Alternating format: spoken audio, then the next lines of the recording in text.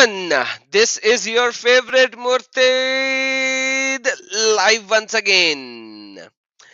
And this is the part 2 of our religion of Muhammad. You guys have already watched part 1. If you have not watched part 1, you gotta go and watch part 1. Every Friday, we are going to do this, and we are probably going to make approximately 5 parts of this video. For that, we have Brother Lloyd with us. And if you look at the title of my video, Brother Lloyd's channel is with @ which means you can simply click that Brother Lloyd. As soon as you click it, you will be able to see his channel. That's the beauty of @. So that is why I put Brother Lloyd with @. And let me just show you. This is Brother Lloyd's channel as it is on the screen. Lloyd Dijon. I can't even pronounce his name right, so please excuse me for that. And one thing that I would like to tell each and every subscriber of ours, no matter whether it is my channel or Brother Lloyd's channel, I have intentionally clicked the bell icon in a different way to show you. When you click on this bell icon after you subscribe, it is by default is on personalized. So you do not want it to be on personalized. Our channels are usually shadow banned, which means you will not get the notification. So you have to click it to all. If you click it to all, your bell icon will become black. All means that YouTube should ideally send you a, a notification every time Brother Lloyd's goes live. So if you go back, you'll be able to see this, the part 2, and you click on Lloyd Dijon, click here, and you will be on his channel. Once you are on his channel, after subscribing, click this icon and click on all. So by this, every time Brother Lloyd go live or he post a video, you will get a notification. I'm showing this to you especially so that you guys could subscribe to Brother Lloyd's channel and appreciate his work because he has done a marvelous work. At the same time, I saw a few comments where certain people did not want to hear what I say or add on. And that's fine. It's absolutely fine. Certain people likes to get a particular relevant information without any interruption. And that is perfectly fine with me. I have no issues with these guys. That is why they need to go and subscribe to Brother Lloyd's channel as well. Because when Brother Lloyd goes live, he goes live all alone, solo, and I am not there to disturb him in any way or form. But when Brother Lloyd is here, if I see some relevant information, I will definitely go to the Sunnah or the Sirah or the Hadiths to connect the dots, right? But this major information is what brought up by Brother Lloyd, and that is why his link is there. And I am saying with Brother Lloyd, and he is the one who's speaking. So I welcome all of you. Thank you so very much for being here. Welcome. Please do not forget to share and like the video. Share is very important because the amount of time you share it, the better it is. Part 1 has been watched for over 4,500 times, which is nothing, which is nothing. This videos needs to go viral, viral. So please share the video and like the video. And after the video ends, please do not forget to comment on it. Whether you like the video or you do not like the video, you must comment on it. With that being said, let me invite our brother Lloyd. Welcome, brother. How are you?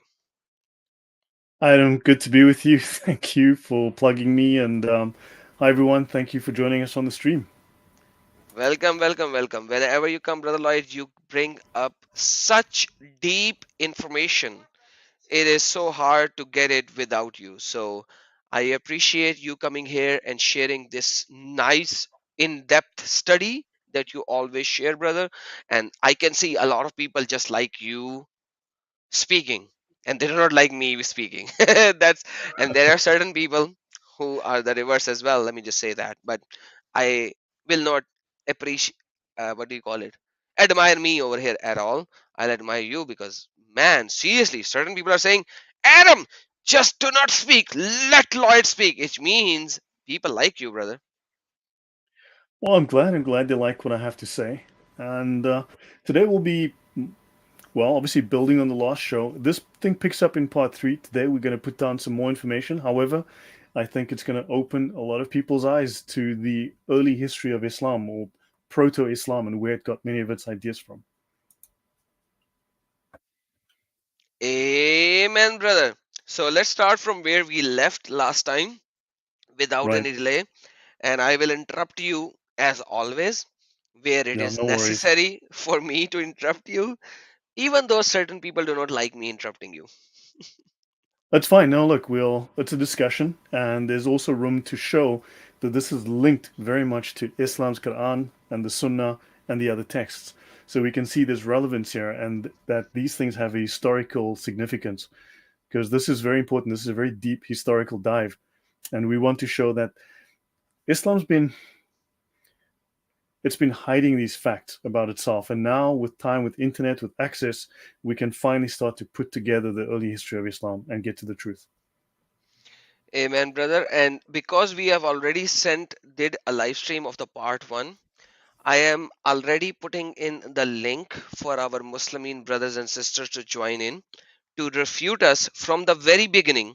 Because if they have seen the part one, they can very well come in and try to refute us on anything that we have shown on our part one. So the link of the live stream to join for the Muslims only. I will not add anyone other than a Muslim in the live stream, but for the Muslimin, it's already in the live chat. I see.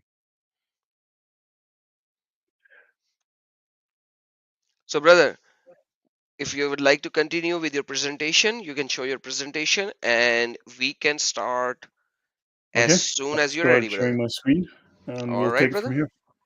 There you go. The mic is yours, brother. Hey everyone, thanks for being here. So, today we're going to talk about Islamic monotheism. Islam claims to be monotheism. However, we're going to learn that Islam is actually monotheism. I know it's long been that people have claimed that Islam is derived from moon worship and that Allah was a moon god. We're going to take a very deep dive, far beyond what has been done before, to show the links to Babylonian paganism that are the roots of Islam. So, this is called Islamic monotheism and the moon gods of Babylon. Why do I say that? It's because the Babylonian moon gods are the early gods, the early pagan gods, and the gods of Arabia were the same as the gods of Babylon. And of course, Muhammad, as we learn from the Islamic scriptures, from the Islamic Sunnah, Muhammad was consecrated to Hubal. Muhammad was worshipping Alat, Manat, and Al Uzza. Muhammad was a pagan worshipper. All right, so briefly, what we have, oh, by the way, so we're going to learn about Yemen, Ethiopia, Abraham, and Al Makkah. Most of our focus will be towards Yemen. Ethiopia will come later. But today we're going to learn a little bit of Abraham and, of course, the origin of the word Makkah. Right. So, briefly, to run through what it is we will be covering today. So, we're going to learn about archaeology, history, language, and we'll be looking at the Islamic sources in the light of these three. We're going to learn about Christianity as an early arrival in Arabia. We're going to look at how proto-Islam can be traced to Yemeni and Ethiopian paganism, which is itself linked to Babylonian Canaanite paganism. Proto-Islam is based on pagan moon god worship. We will go deep into that. We're going to see how the Arabian pagan gods were copies of the Babylonian, the Sumerian, and the Canaanite gods. We will obviously look at Mecca. We will look at Yemen in depth. We will see that there were many Makkahs in Yemen. And of course, the main Arabian pagan god was called Makkah. And today, I think we should be solving the mystery of Makoraba, which is very popular within Islamic circles. Okay, so from here, I'm going to jump forward for a second. And so we will go here. So we'll pick up on the last couple of slides where we left off, just to run through those again briefly. So we'll be talking about the Islamic symbolism and the pagan crescent moon. This symbol is a pagan crescent symbol. It goes back in history All of the pagan moon gods had this symbol. This was part and parcel of that history, and of course, there's one on top of every mosque. And we're supposed to believe that this is somehow not linked to that paganism. We know the cross is linked to Christ's death. The cross is significant historically, spiritually to Christianity, and this crescent moon and the star are historically and spiritually significant to Islam, and their history is in paganism. So this crescent moon is called the Hilal. It is Islam's symbol, and you'll often see it with a star attached. This is on top of a mosque. Hilal also happens to be the name of a pagan Arabian moon god. Now, of course, we can see here multiple of these crescent symbols, crescent symbol with star, crescent symbol with star, star. You'll see star, crescent and star, star, and here we have an actual pentagram, right? This is the flag of Morocco. All of these are traceable to Babylonian paganism, to the moon god Sin or Shin. The pentagram, as you see here, is Babylonian. It is a pagan symbol of the gods Ishtar and Marduk. Now, of course, it belongs to other gods as well, but historically it started there. And the red in this flag is from the Imams of Yemen. Yemen features heavily in Islam, so does Ethiopia, but our focus will mostly be on Yemen. And the pentagram is also supposedly the seal of Solomon. And of course, this is exactly the same as the satanic pentagram, which is very interesting that they have exactly the same symbol as the Satanists would use, or the Wiccans would use, or any of these pagan worshippers would use. Right, so the Hilal, right? So the Egyptian hieroglyph for month features a crescent above a star. It is a remnant of a lunar calendar. Islam has a lunar calendar, right? And now we have the crescent and the star. So when you go back in history, you'll find Egypt crops up. I'm not going to touch heavily on Egypt, but I have mentioned it briefly. What you have is that Egyptian paganism, the Egyptian pantheon of gods, featured in Sumeria, Mesopotamia, Canaan, and eventually made its way into Arabia as well. So in the future, I should be digging more into the Egyptian connections, but this is the word month, crescent above a star, part of a lunar calendar. Guess which religion has a lunar calendar? That would be Islam. Now this symbol, the crescent and the star, has a spiritual significance in ancient Mesopotamia. The Babylonian cuneiform word shiptu, or incantation, this is when you make magical spells, took a form very similar to the modern Islamic star and crescent, and it was used to ward off evil. It was like the evil eye. You can see here from these cuneiform inscriptions. This is early hieroglyphs, 1500 before BC, and so on, and 600 BC. So this has changed a little bit, but it goes back to Babylon. Notice over here in this image, right, we've got the crescent and the star. This is the boundary stone of King Nebuchadnezzar the first from Babylon, and it contains a star within a crescent. So this very same symbol that we've just seen on top of a mosque is a pagan symbol that goes back to the time of Nebuchadnezzar into Babylon. Now these symbols were associated with the deities Shin, the moon, and also Ishtar, Venus. Venus is known as the morning star, right? See, Adam, if you have any comments or questions, do jump in and let me check in the comments if there's anything that was said. All right. No, brother, Let's talk a little bit more about the Hilal, Islam symbol, and the star. Now, have a look here. These are some very old coins. You'll see here, crescent and star. You'll notice here the crescent and the disc often referred to Venus, the morning star.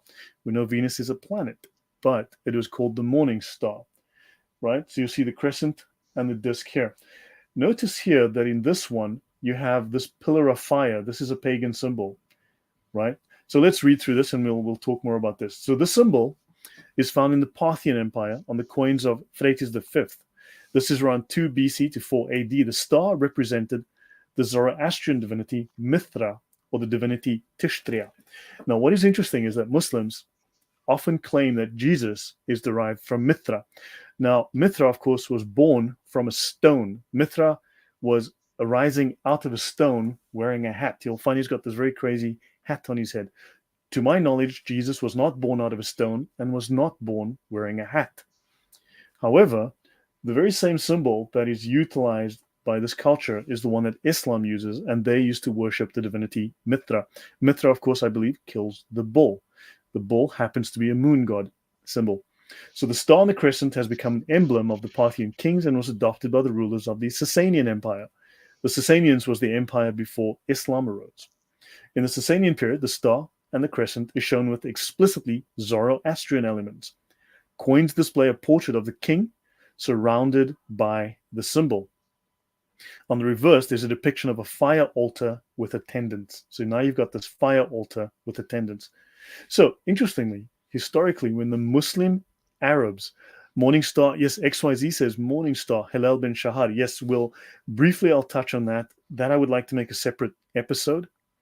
Reasoned Answers, welcome. Good to see you. So when Muslim Arabs conquered Persia in the 7th century, Sasanian coin designs were preserved originally.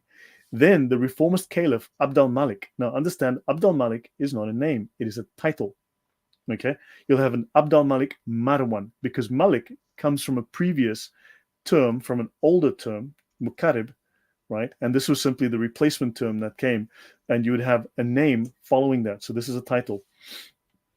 So what he did was in his coins, he retained the crescent and the star. Notice the crescent.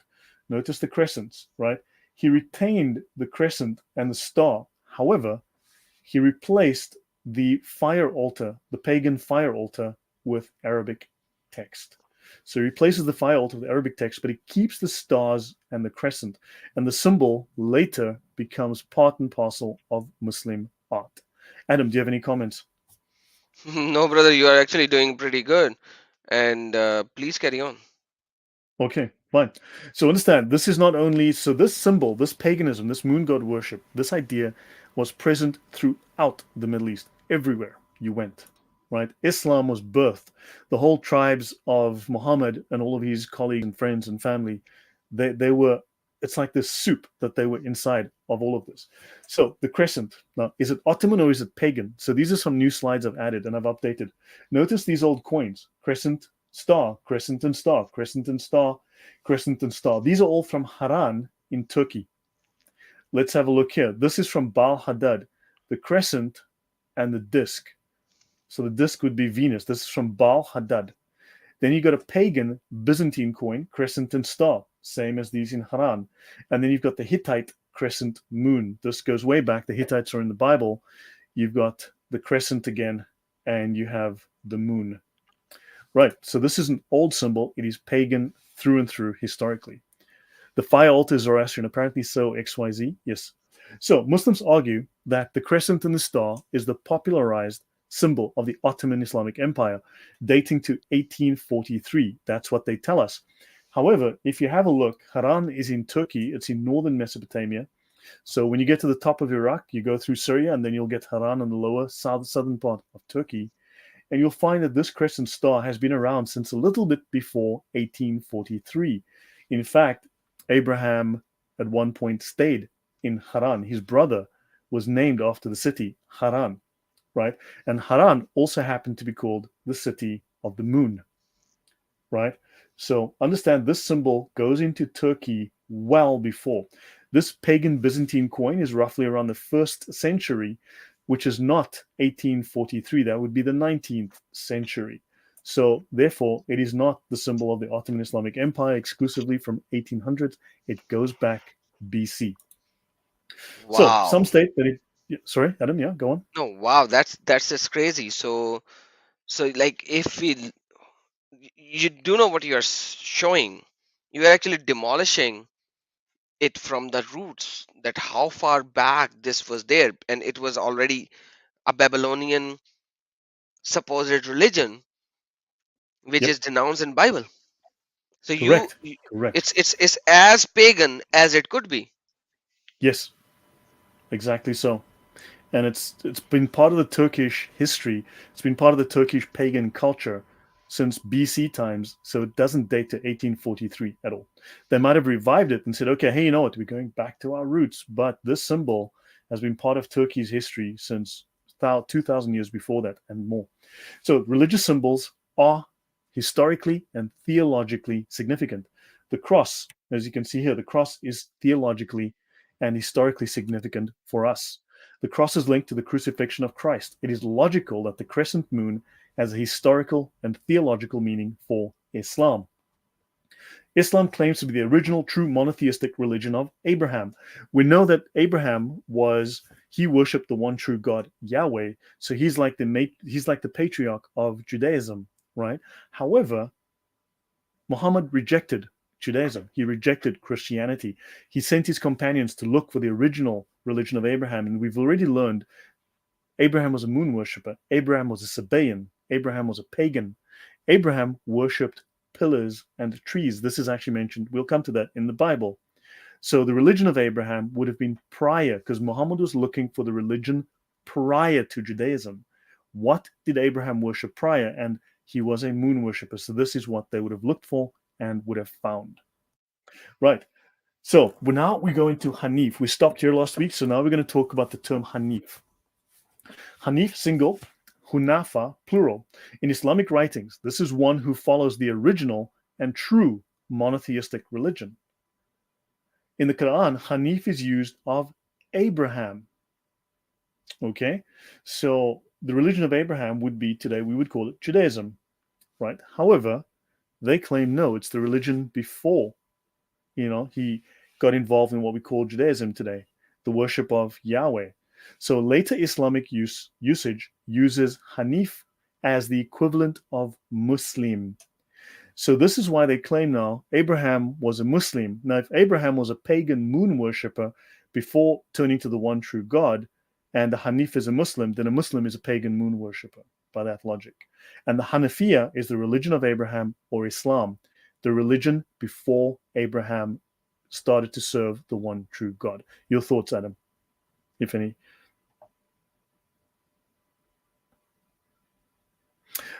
Reasoned answers. I got to my rescue diver, and then I started doing my first level diving instructor, but then I left. Then I left the Middle East, so I never finished my qualification. But I So was a dive master. I was certified as a dive master.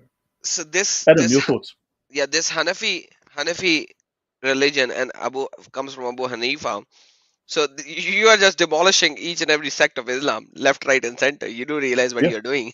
because they reject the biblical account of Abraham, who, remember, he destroyed the idols, he started to serve God, Yahweh, and they say, no, no, no, no, no. We need to go back before that, before this religion was corrupted. So let's continue. Yeah, Hanif in the Arabic and in the Hebrew. It's an Arabic masculine name meaning righteous person or true believer. It is generally agreed that Hanif is derived from the Syriac word Hanpe, meaning heathen or pagan. So Hanifs was used by Christians and by Jews to define a pagan, someone who did not worship God. Well, let's stick with the Christians for now. So the Christians were calling people who did not worship God heathens or pagans. And the Muslims took on the term, well, that's us then. We're the heathens, we're the pagans. Good one. Yeah. Good one. So Muslims claim that Muhammad's religion goes back before Judaism and Christianity, before we went astray. However, we know from the Bible that before the law of Moses, there were the 7 laws of Noah, the precursor of the 10 commandments. However, interestingly, Muslims do refer to these laws of Noah within the Sirah. However, they ignore them, and then they claim, of course, that Abraham was worshipping the true religion. And we know that Abraham's prior religion was this it's not Mandaism, the Sabaeanism. Right, let's continue. So Hanif, the triliteral root, HNF, it's pagan. So in non-Islamic sources, now I will go through this another time in more detail, but for now, in Jewish Midrashic literature, the Hebrew root HNF or Hanif is associated with heretics, who they called Menim. Brother, And hold in on over Syriac, here. sorry, Let's talk about Hanif. sure. Okay. So if you look at Quran chapter number 10, verse number 105, which is on the screen, it says, and direct your face towards the religion, inclining to the truth. Now they are trying to translate the word Hanifan. Hanifan. So Hanifan is actually comes from the derived, it's a verb form of Hanif. Okay. Hanif is the base word. Hanifan is a verb. So what it says is, in akim wajhaka lazina hanifan, what I'm trying to show over here, even though some people might not like it, that we are actually talking about the word that is described in the Quran itself. That Allah is saying, go to the religion of the deen of Hanifan. So why do you translate the word Hanifan? Don't translate it. If you just say it in its essence, that direct your face towards the religion of Hanif, you actually described that Abraham's religion was what? Paganism. Hanif. Hanif, the pagan religion Hanif. Can you please go back to what you were showing as the Hanif first before we go forward? There you go. Yes, can you please describe it one more time so that we could connect it to the verse of the Quran? Right, let me go back one more jump. So, Hanifa is supposed to be a Muslim. Hanifa is Abraham, right? The Quran uses it, Mm-hmm. especially of Abraham. And it's the equivalent of a Muslim, and the Hanafiya is the original religion of Abraham, which they say was Islam. However, we know that it was called paganism. It was not Christian. It was not even Judaism, right? The Jews and the Christians rejected it as paganism. The Muslims embraced it and said this is the original religion of Abraham. And Abraham was originally a pagan moon worshipper. Exactly. And Abraham was Hanif, and Hanif is a pagan religion, and Abraham was Hanif according to Quran. And Allah says, go to the Hanif religion, which is an Abrahamic religion, supposedly.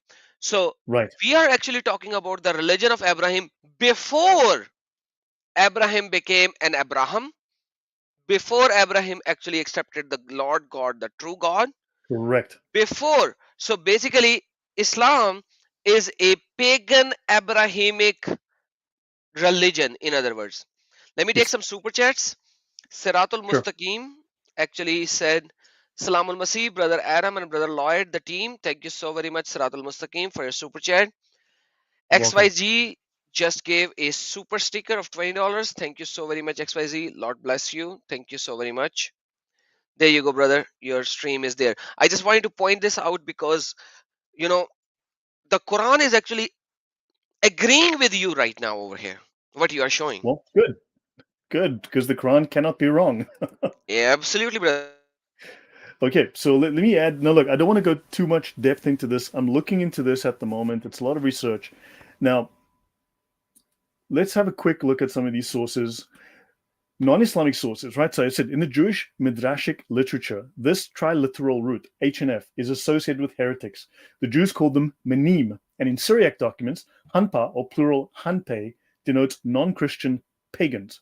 So in the original early Christian documents, they called these worshippers of paganism hanpa or hanpe, meaning pagans, right? Meaning they rejected Christianity, they rejected Yahweh, right? Now, what you have is this complicates the etymology of the Quranic, or the use in the Quran of the word Hanif in the Quran, because it retains the sense of one disassociated from Judaism and Christianity to the pure religion of Abraham. So in the Quran it says, no, no, no, no, no, no, no. Of course we're Hanif, because we don't believe in Christianity. We don't believe in Judaism. We don't believe in the Bible. We are in the pure religion of Abraham. So, well, this unfortunately leads us to only one conclusion. So Christian apologists of the early Abbasid period retained the pagan sense of the term, and they applied it to Muslims in an attempt to demonstrate the derogatory aspect of the title Hanif that Muslims used for themselves. They try to show, look, if you're a Hanif, then you're a pagan. According to the Bible, you reject God. You are a pagan. You're a heathen, right? And unfortunately, so the Muslims have retained the pagan sense of it, and they claim that yes, it's the religion prior to Abraham embracing Yahweh, and we reject what the Christians and the Jews believe. We reject that God and that interpretation. So unfortunately, this leaves us in only one place. I want to bring up one little thing before I go on. I will discuss this much later on, again, in a later show. The term in the Hebrew was the hamenim, and of course, we mentioned the believers earlier, the true believers, which was the mu'minin, right? And in the Hebrew, it was the ha'menim.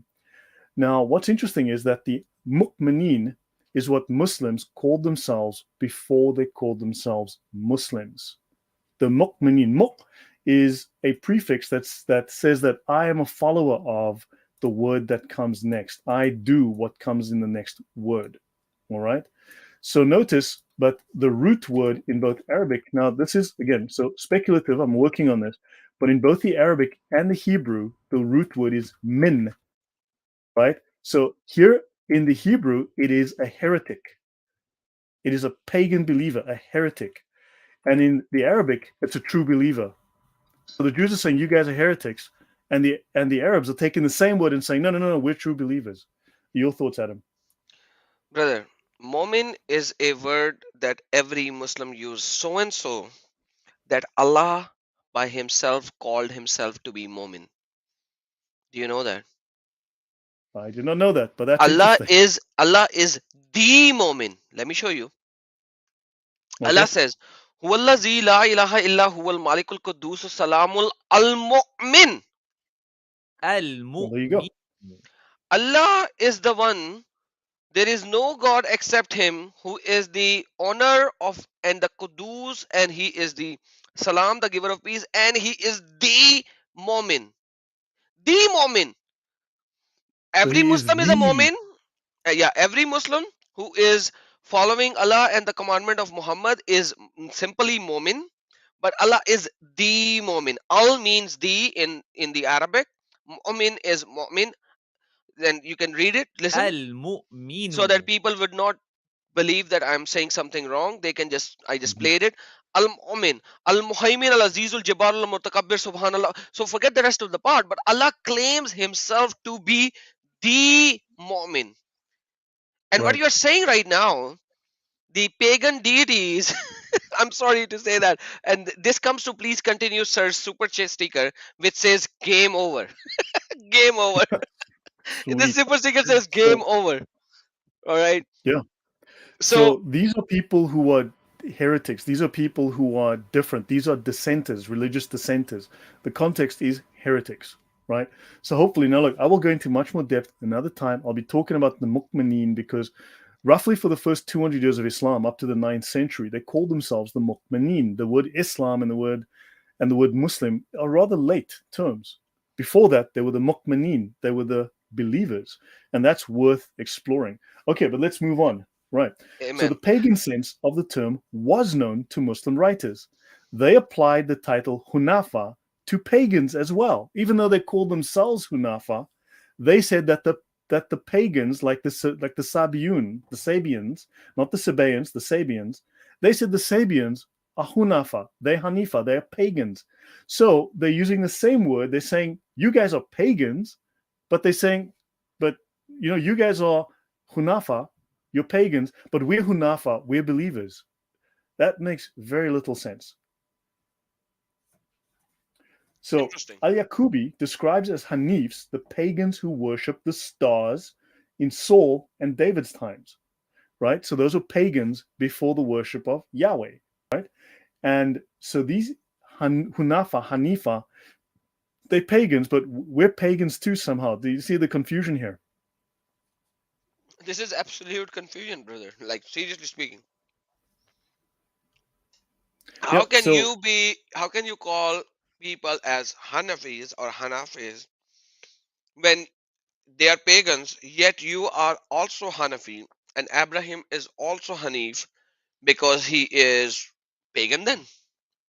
yes, I understand. It's just so we have to think about this. Now, look, guys, there's room for you to research further. There's a lot of room. I'm going to dive into this Hanafi thing. I need to dive deeper into this. I've got a plan for that as well. It'll probably be at the end of this series. Once I finish Ethiopia, I will dive into that because it's actually quite fascinating, the rise of Islam from a new perspective. Let's continue.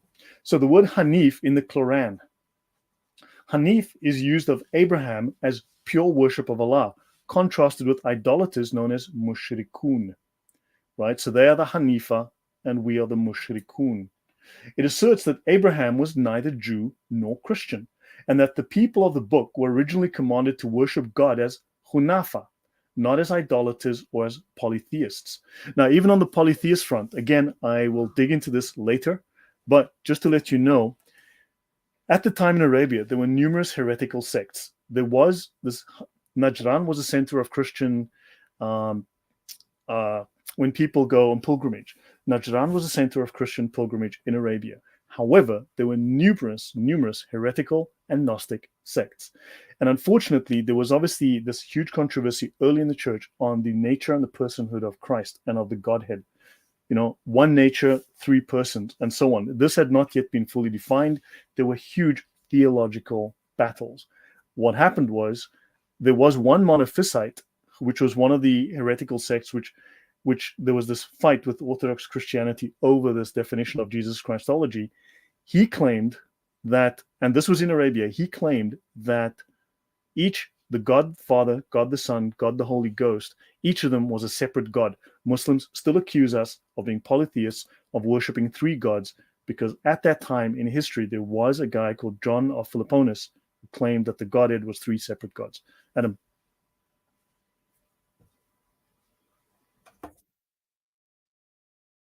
Okay, well, cool. Adam, Okay, you are sorry, sharing your sorry. screen? I was speaking on mute. To bring this to your attention, when you said that Abraham was neither a Jew nor a Christian, this is actually Quranic once again.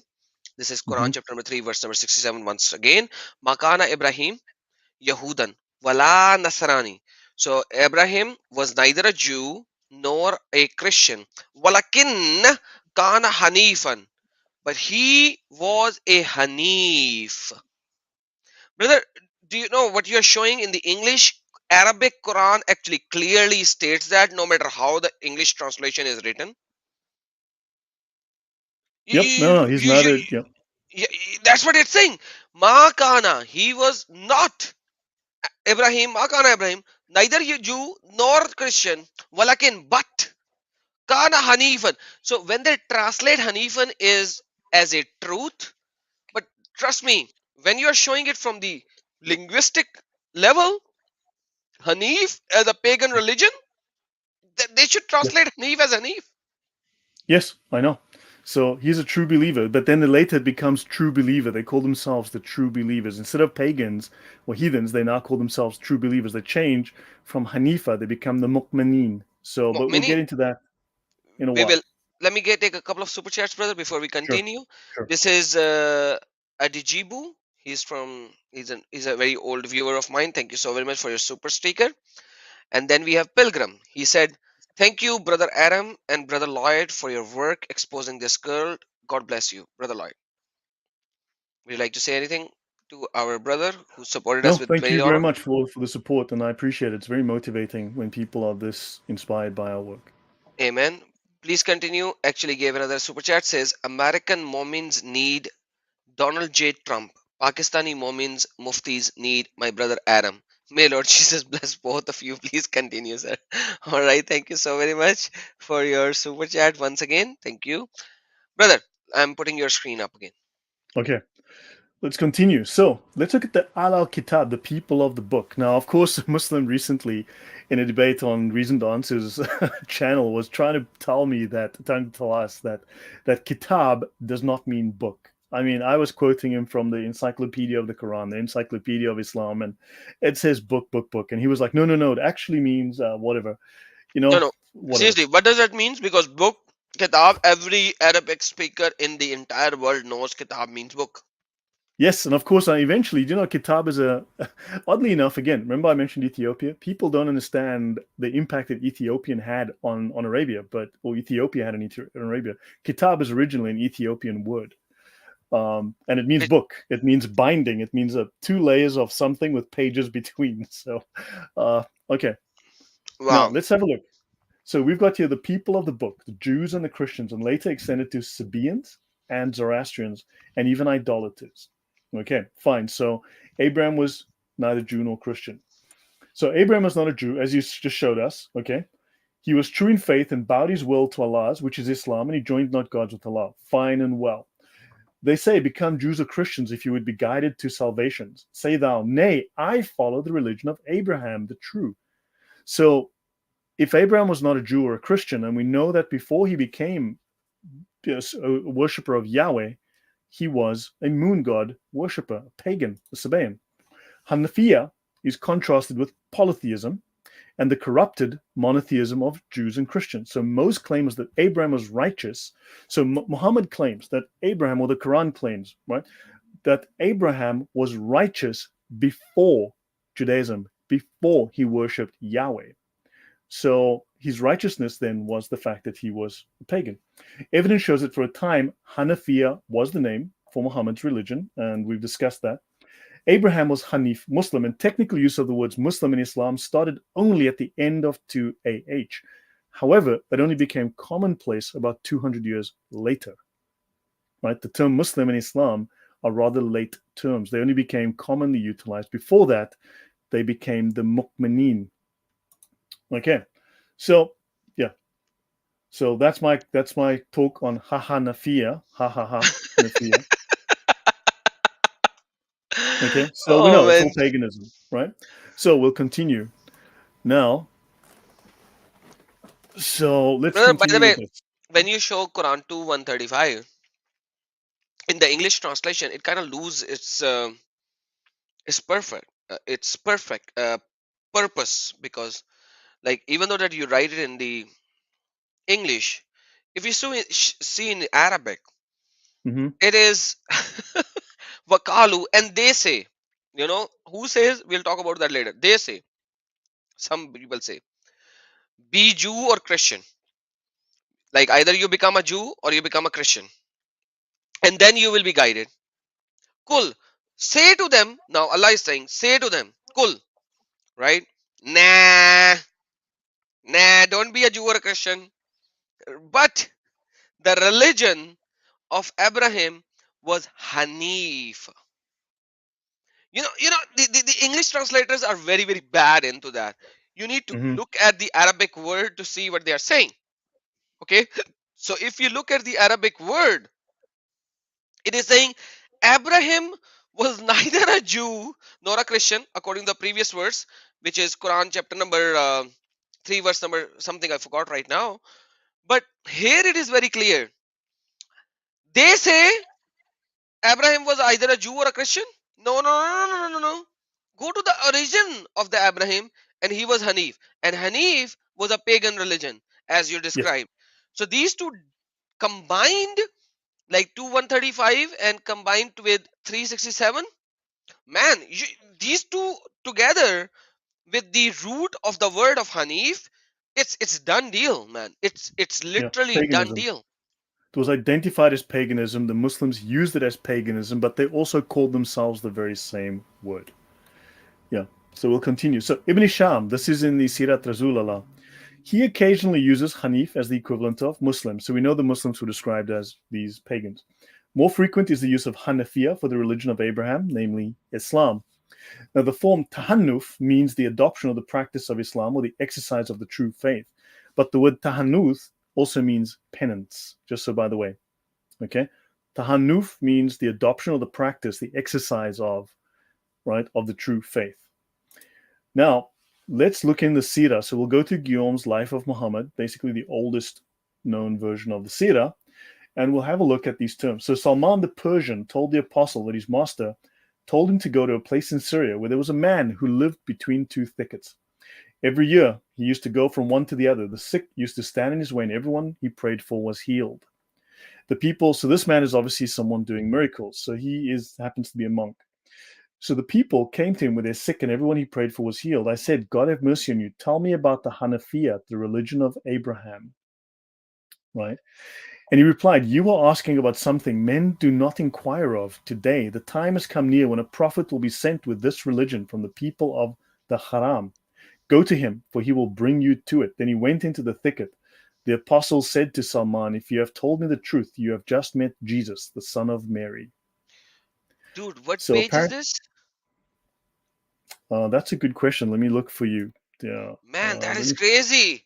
You Yes. know what you are doing? Like I don't know why I read the whole 600 pages of Siyat Nabi by Ibn Kathir, like, but I never thought of it reading it this deep. Then when you show this, sometimes it's just unbelievably crazy. You do realize what you're just showing. Yeah. Let me see if I can find that reference. But like this is Sirat Nabi by Ibn Ishaq. I'll find that as well later on. If you can't find it, Yeah, that's I can get okay. it for you. I mean, it shouldn't be that hard. Life of Muhammad, Sirat Rasulullah. Let me see. It should come up. Let it come up on its own for now. I'll continue. We'll come back to that. So understand. So now they've already got this propaganda going that now you've met Jesus, and Jesus himself tells the companion of Muhammad that a man is going to come who's going to bring you the true religion, right? So Jesus himself rejects Christianity and says, "Hold on, this pagan nonsense. That's where you got to go. Muhammad's going to bring you that." Now you've got the story of the four men who broke with polytheism. So let me see if I can find Amuria for you. Here we go. So, Adam, if we look here, it's page 98, section 142. Wow, page 98, section 142. All right, Yeah, guys, remember that. 98, section 142. page 98, section 142. It's down here, just so you can see the reference. Wow, man, that is crazy. Yeah, so in your PDF, it's going to be page 72. Okay, so I'll just take this away now. Okay, so now we're going to learn about the four men who broke with polytheism. Right.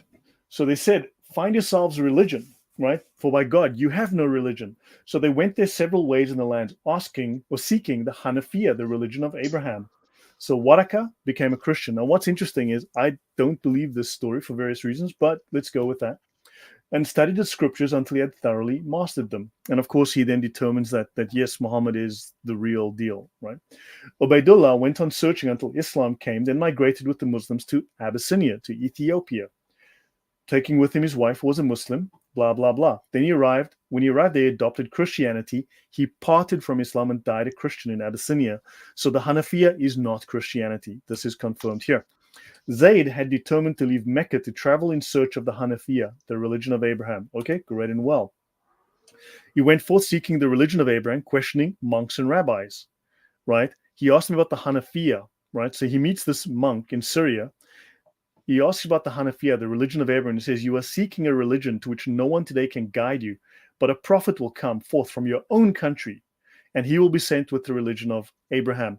Now, Zayd had sampled Judaism and Christianity and was not satisfied. So they're saying that clearly it is not Christianity or Judaism. So now they're insulting Abraham. Okay, so let's have a quick look at these two very similar words in the Arabic and the Hebrew, because the Arabic borrowed a lot from the Hebrew. So Abraham was known as Abram the Ivri, right? Abram the Ivri, before his name was changed. Ivri comes from, and Ivrit means the Hebrew. It also means to cross over or from the other side of the river, right? And the original word is Ever, meaning a descendant, right? So Abraham received news, for instance, that his cousin Lot had been taken away as a prisoner of war, and a fugitive brought the news to Abram the Hebrew, or Avram HaIvri. So in Genesis 14:13, there came one that had escaped and told Avram the Hebrew, or Avram HaIvri, right? So we can have a look if you want at Strong's H5680. So now, biblical scholar Nahum Sadna concludes that the Hebrew was really an ethnic designation akin to Canaanite and Moabite. At that time, it was not a religious designation, it was an ethnic designation. So theories do abound. However, by the time of King David, roughly 3,000 years ago, the term Hebrew had largely disappeared. For most of recorded history, the descendants of Abraham the Hebrew were just known as Jews, right? So now we need to learn about the word Chthonian, which is of or relating to the deities, spirits, and beings dwelling under the earth, evil beings like the jinn. In Greek mythology, Chthonian refers to beings that inhabit the underworld, so demons of death in the underworld, considered to be the dark, shadowy counterparts of the main gods, the Olympians. So let's have a look. So Abraham is the Ivri, the Hebrew. Let's look at the word for Ifrit. The same word in Arabic is an epithet expressing power, cunning, and insubordination.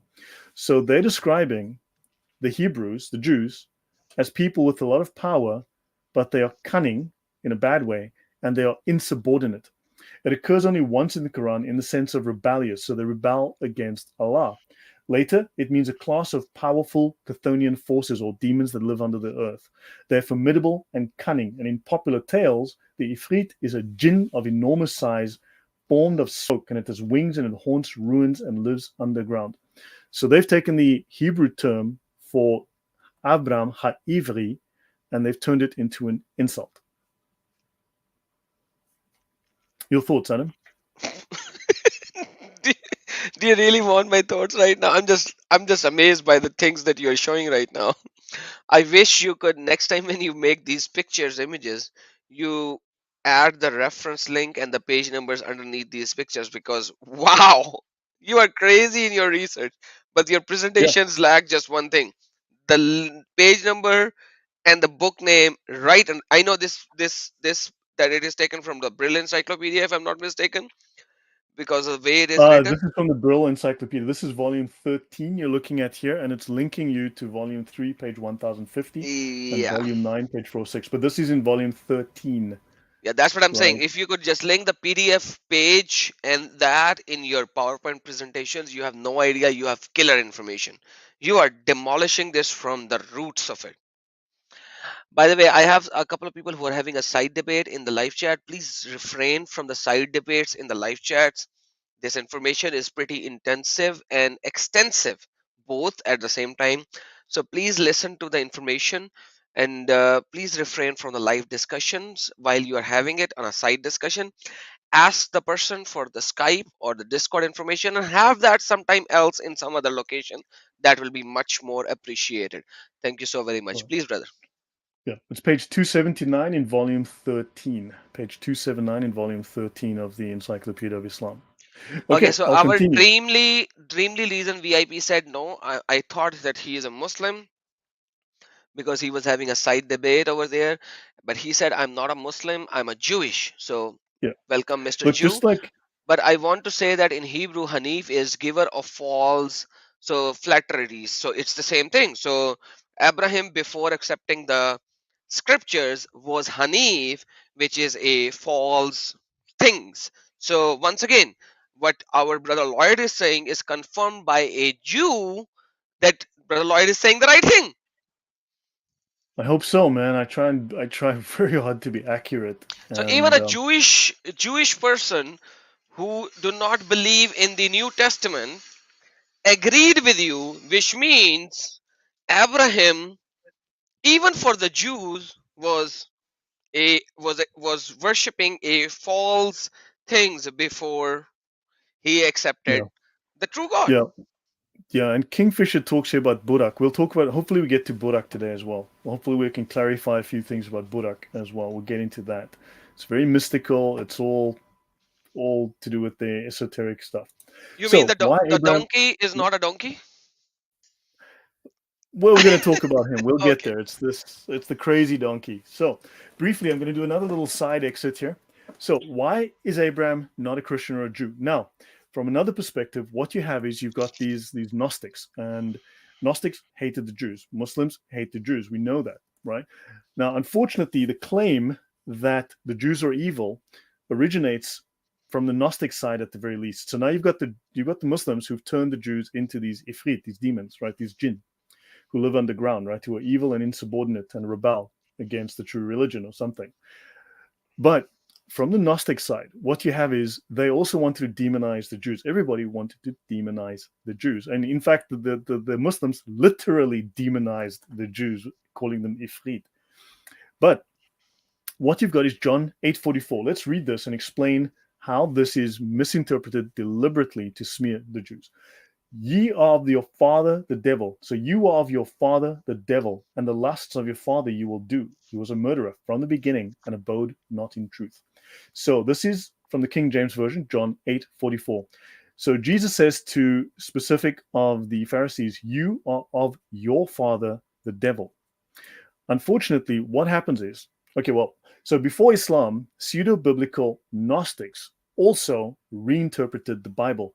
Islam unfortunately borrowed a lot of these Gnostic ideas because, as you know, many of the stories and the Christology in the Quran and in the Sirah and in the Sunnah are very much Gnostic, right? And within the Islamic law, within the Sharia, it claims directly that Islam is a Gnostic religion. Now, amongst other things, but Islam is a Gnostic religion. So John 8:44 has been a source of this Gnostic and ongoing hostility to Jews and Christianity because they claim it is a pro-Gnostic verse, with Jesus affirming that the Jews serve the Gnostic Satan called Iyal Debaoth. Okay? Now, anti-Semites make the same claims, while they are very much ignorant of its original historical source. So what they do is they try to undermine John 8:44 and legitimize their stance by reinterpreting John 8:44. So where it says you are of your father, the devil, they claim it says you are of your father, right? You are of the father of the devil. So basically they say that the proper, correct interpretation of this verse from the Greek is you are of the father of the devil, not you are of your father, the devil. You are of the father of the devil.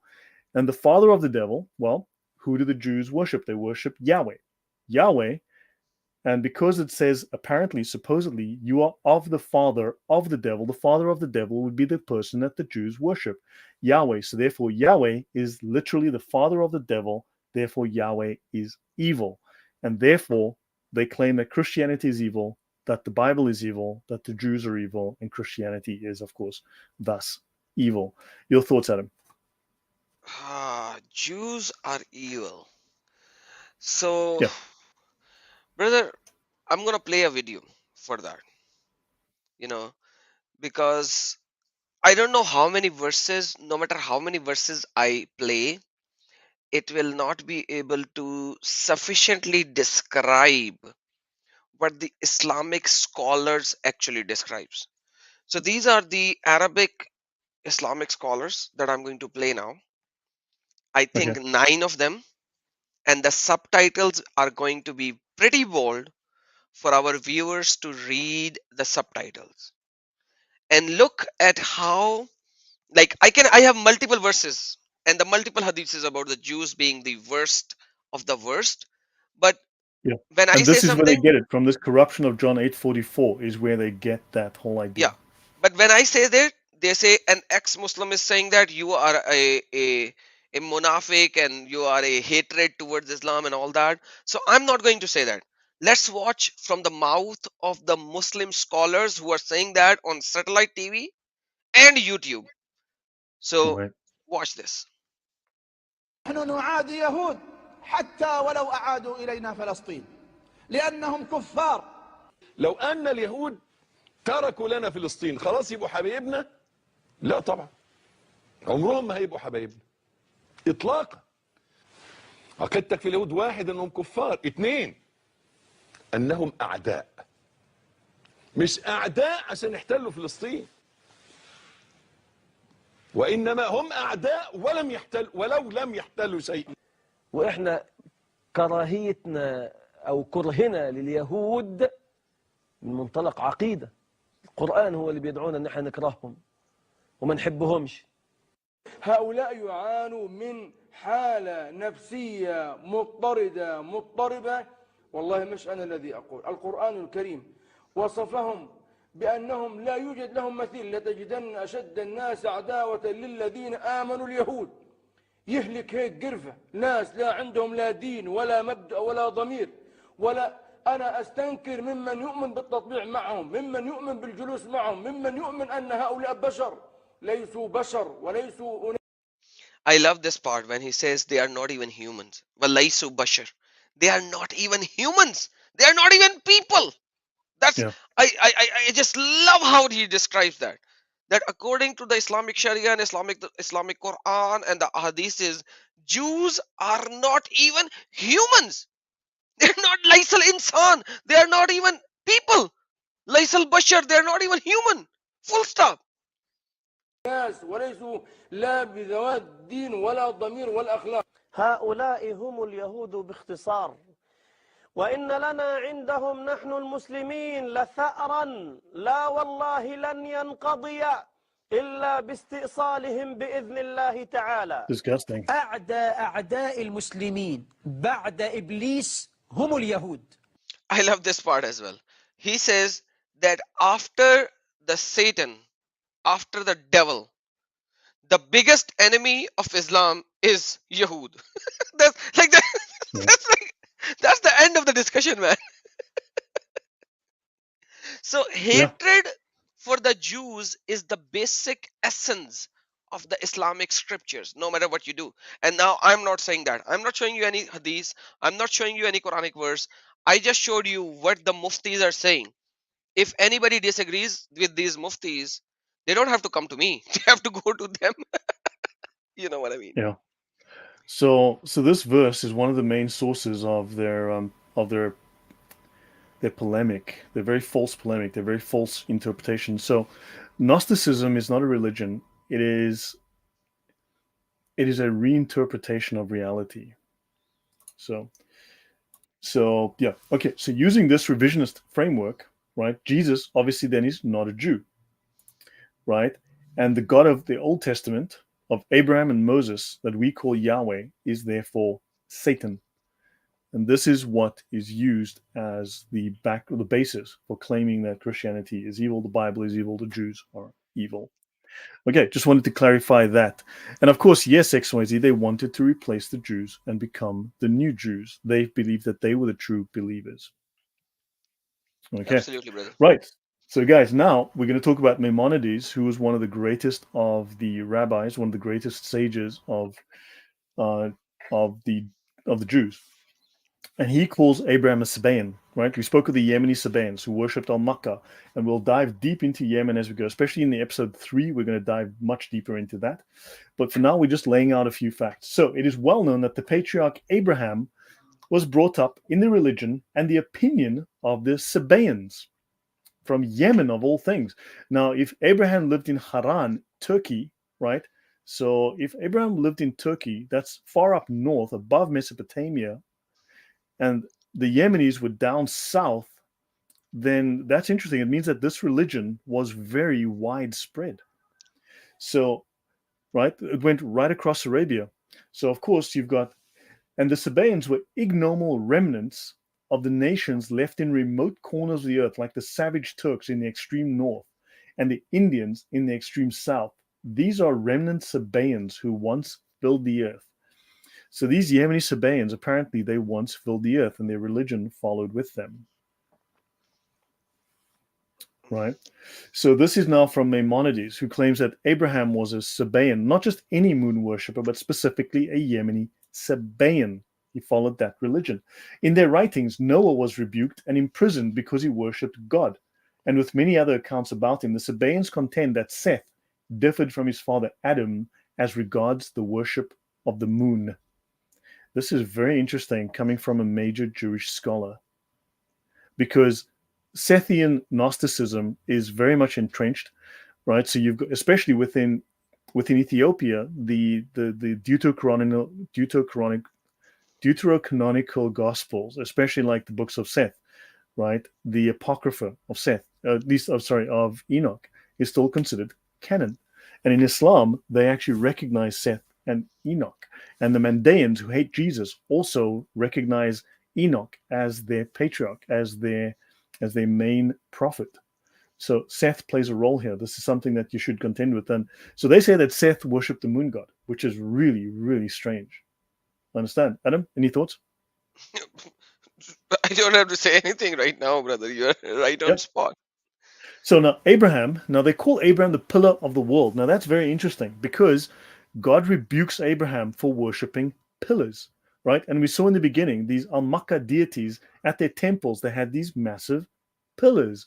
And so we'll get to that. When Abraham, the pillar of the world, appeared, he became convinced that there's a spiritual divine being, which is not a body nor force residing in a body. The great book on this subject is the book on Nabatean agriculture, translated by Ibn Washiyah. In a succeeding chapter, I shall explain why the Sabaeans had their religious doctrines written in a work on agriculture, because the moon god was also a god of agriculture. The book is full of the absurdities of idolatrous people, and with those things to which the minds of the multitude easily turn and adhere perseveringly. It speaks of talismans, the means of directing the influence of the stars. Remember, within Islam, they believe that the stars direct the course of human behavior, of human fate. And the Muslims believe that stars are higher beings that have souls. This is a pagan belief because the stars are the offspring, the children of the sun god and the moon god. They speak of witchcraft, spirits, and demons that dwell in the wilderness. Now, which religion has demons that dwell in the wilderness called jinn? Adam, do you know of one? In Islam, Yeah. Oh, why didn't I think of that first? I don't know why I never thought of that. Muhammad actually They spoke also to the jinn, and a lot of jinn were actually doing the ding dong with. Sorry, no, I will not say ding dong. yeah, They there were occur also in riding. this book. Yeah, So, they were riding Muhammad all night long, and they were long, naked. well, you just ruined a good song for me, you know? You just ruined the memory of a good song. They occur also in the book great absurdities which are ridiculous in the eyes of intelligent people. Thaddeus, that term should jump right out at you. So that's for reasoned answers. So, okay, now let's continue. Abraham and the pillars that Yahweh hates. In Genesis, Abraham and his descendants worship in a manner that includes mention of trees and pillars. This is in the book Israelite Religions, an Archaeological and Biblical Survey by Richard S. Hess. I must have used about, 50 different manuals or scientific papers, right? Books or scientific papers to derive all of this, right? In Deuteronomy 16, deuteroscopy. Ever since the boom boom room, I can't see Deuteronomy and not think deuteroscopy. Deuteroscopy 16, 21 to 22. You shall not plant for yourself any tree as a wooden image near the altar which you build for yourself to the Lord your God. You shall not set up a sacred pillar which the Lord your God hates. In a different translation, do not set up holy stone pillars. The Lord your God hates them. Now, let's go back here quickly. Let me just get rid of that. Oops. Let me just go back here to. Let's just go back here to. Remember when I showed you these pillars in Yemen? Yeah.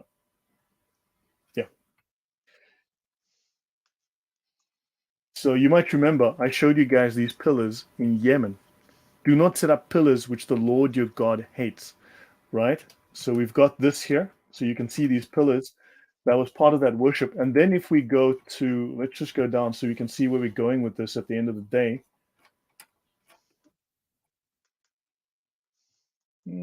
And when we go here, let's go here. Notice, you see something in here? Adam, what do you see here? Pillars, Stone wooden. pillars. These are the stone pillars inside the Kaaba,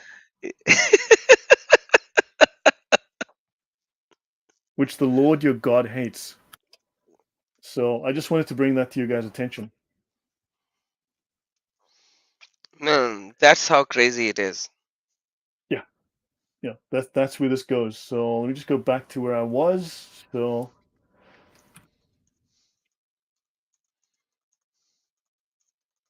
okay, so back to the story. So hopefully you guys have a sense of where this is going and how Islam has taken all of these pagan ideas, it has inverted everything that is biblical.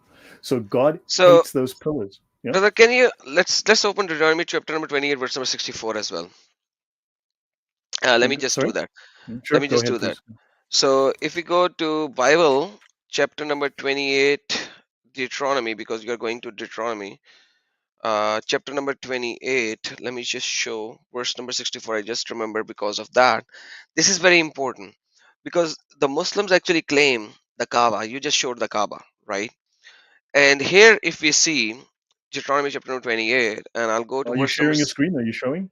Yeah, I'm showing. Oh, there you go. We will go to verse number 63 onward, but 64 is the one to see. Just as it is pleased the Lord to make you prosper and increase in number, so it will please him to ruin and destroy you as well. You will be uprooted from the land you are entering to possess. Now, there's a history behind this, and Moses is speaking on the mount when he cannot go into the land that the God has promised, but he is allowing them to go in. But he's saying, if you go to the history of this particular chapter as well before we reach here, so if you do not be careful to follow the word of this law which are written in the book, and do not revive the glorious answer name the Lord your God Yahweh. So the thing is, if you do not follow the God and this word, what is going to happen? The Lord who is loving who is giving you everything, he's also going to love you, see you ruined if you won't follow. And then he says, then the Lord will scatter you among all nations. Among all nations. Now we have this nation as well. From one end to the other end, there you will worship other gods. Other gods, Elohim, other Elohim. Elohim of wood and stone, which neither you nor your ancestors have known. Brother, had anybody known of these gods that Muhammad just proclaimed? And he mixed all of them, and he had a corner with a stone of Hajra Aswad, the black stone, the three pillars in it, and he kind of combined these left, right, and center and made a particular dwelling place of the Allah, which is like the house of Allah, the house of Allah, the Baitullah. The Khana Kaaba is actually called Baitullah as well. Baitullah means the house, But Bait also, means house. Abraham also lived in Beth El, which means the house of God.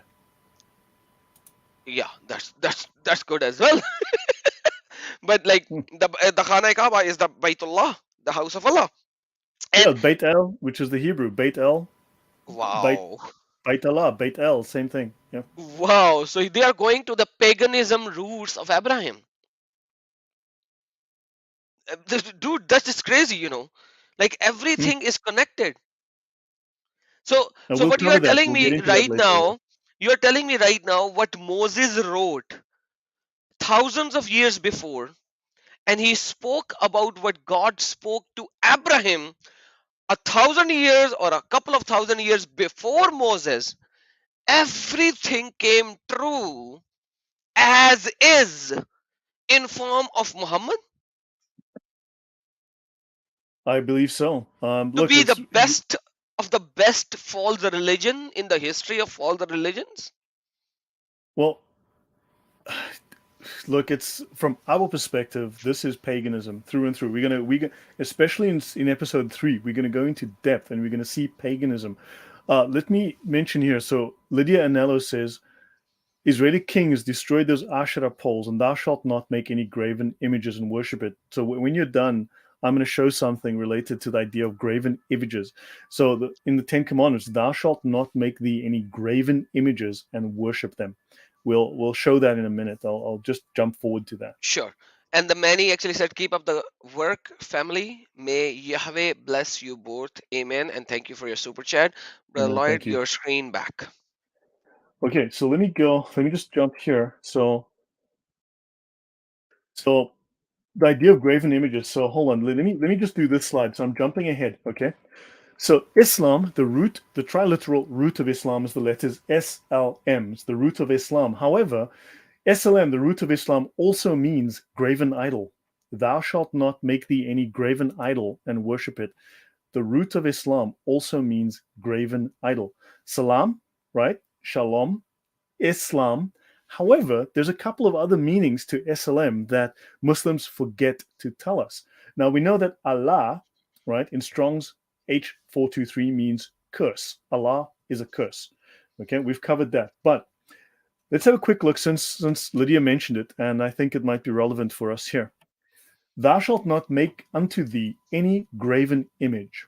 This is what God commands, right? So let's have a look. We are often told that the Arabic root SLM means salam, and it means Islam. Muslims love to tell us this. They forget to tell us that it is a common Semitic word. And in the Strong's dictionary, it means image, and it means heathen gods. Holy moly. So, And we can find references in 2 Kings, Amos, and in Daniel. Acha, by the way, for that, we need to tell our audience one more thing as well. When we talk about the Arabic, you need to understand that Arabic is not a language at that particular time.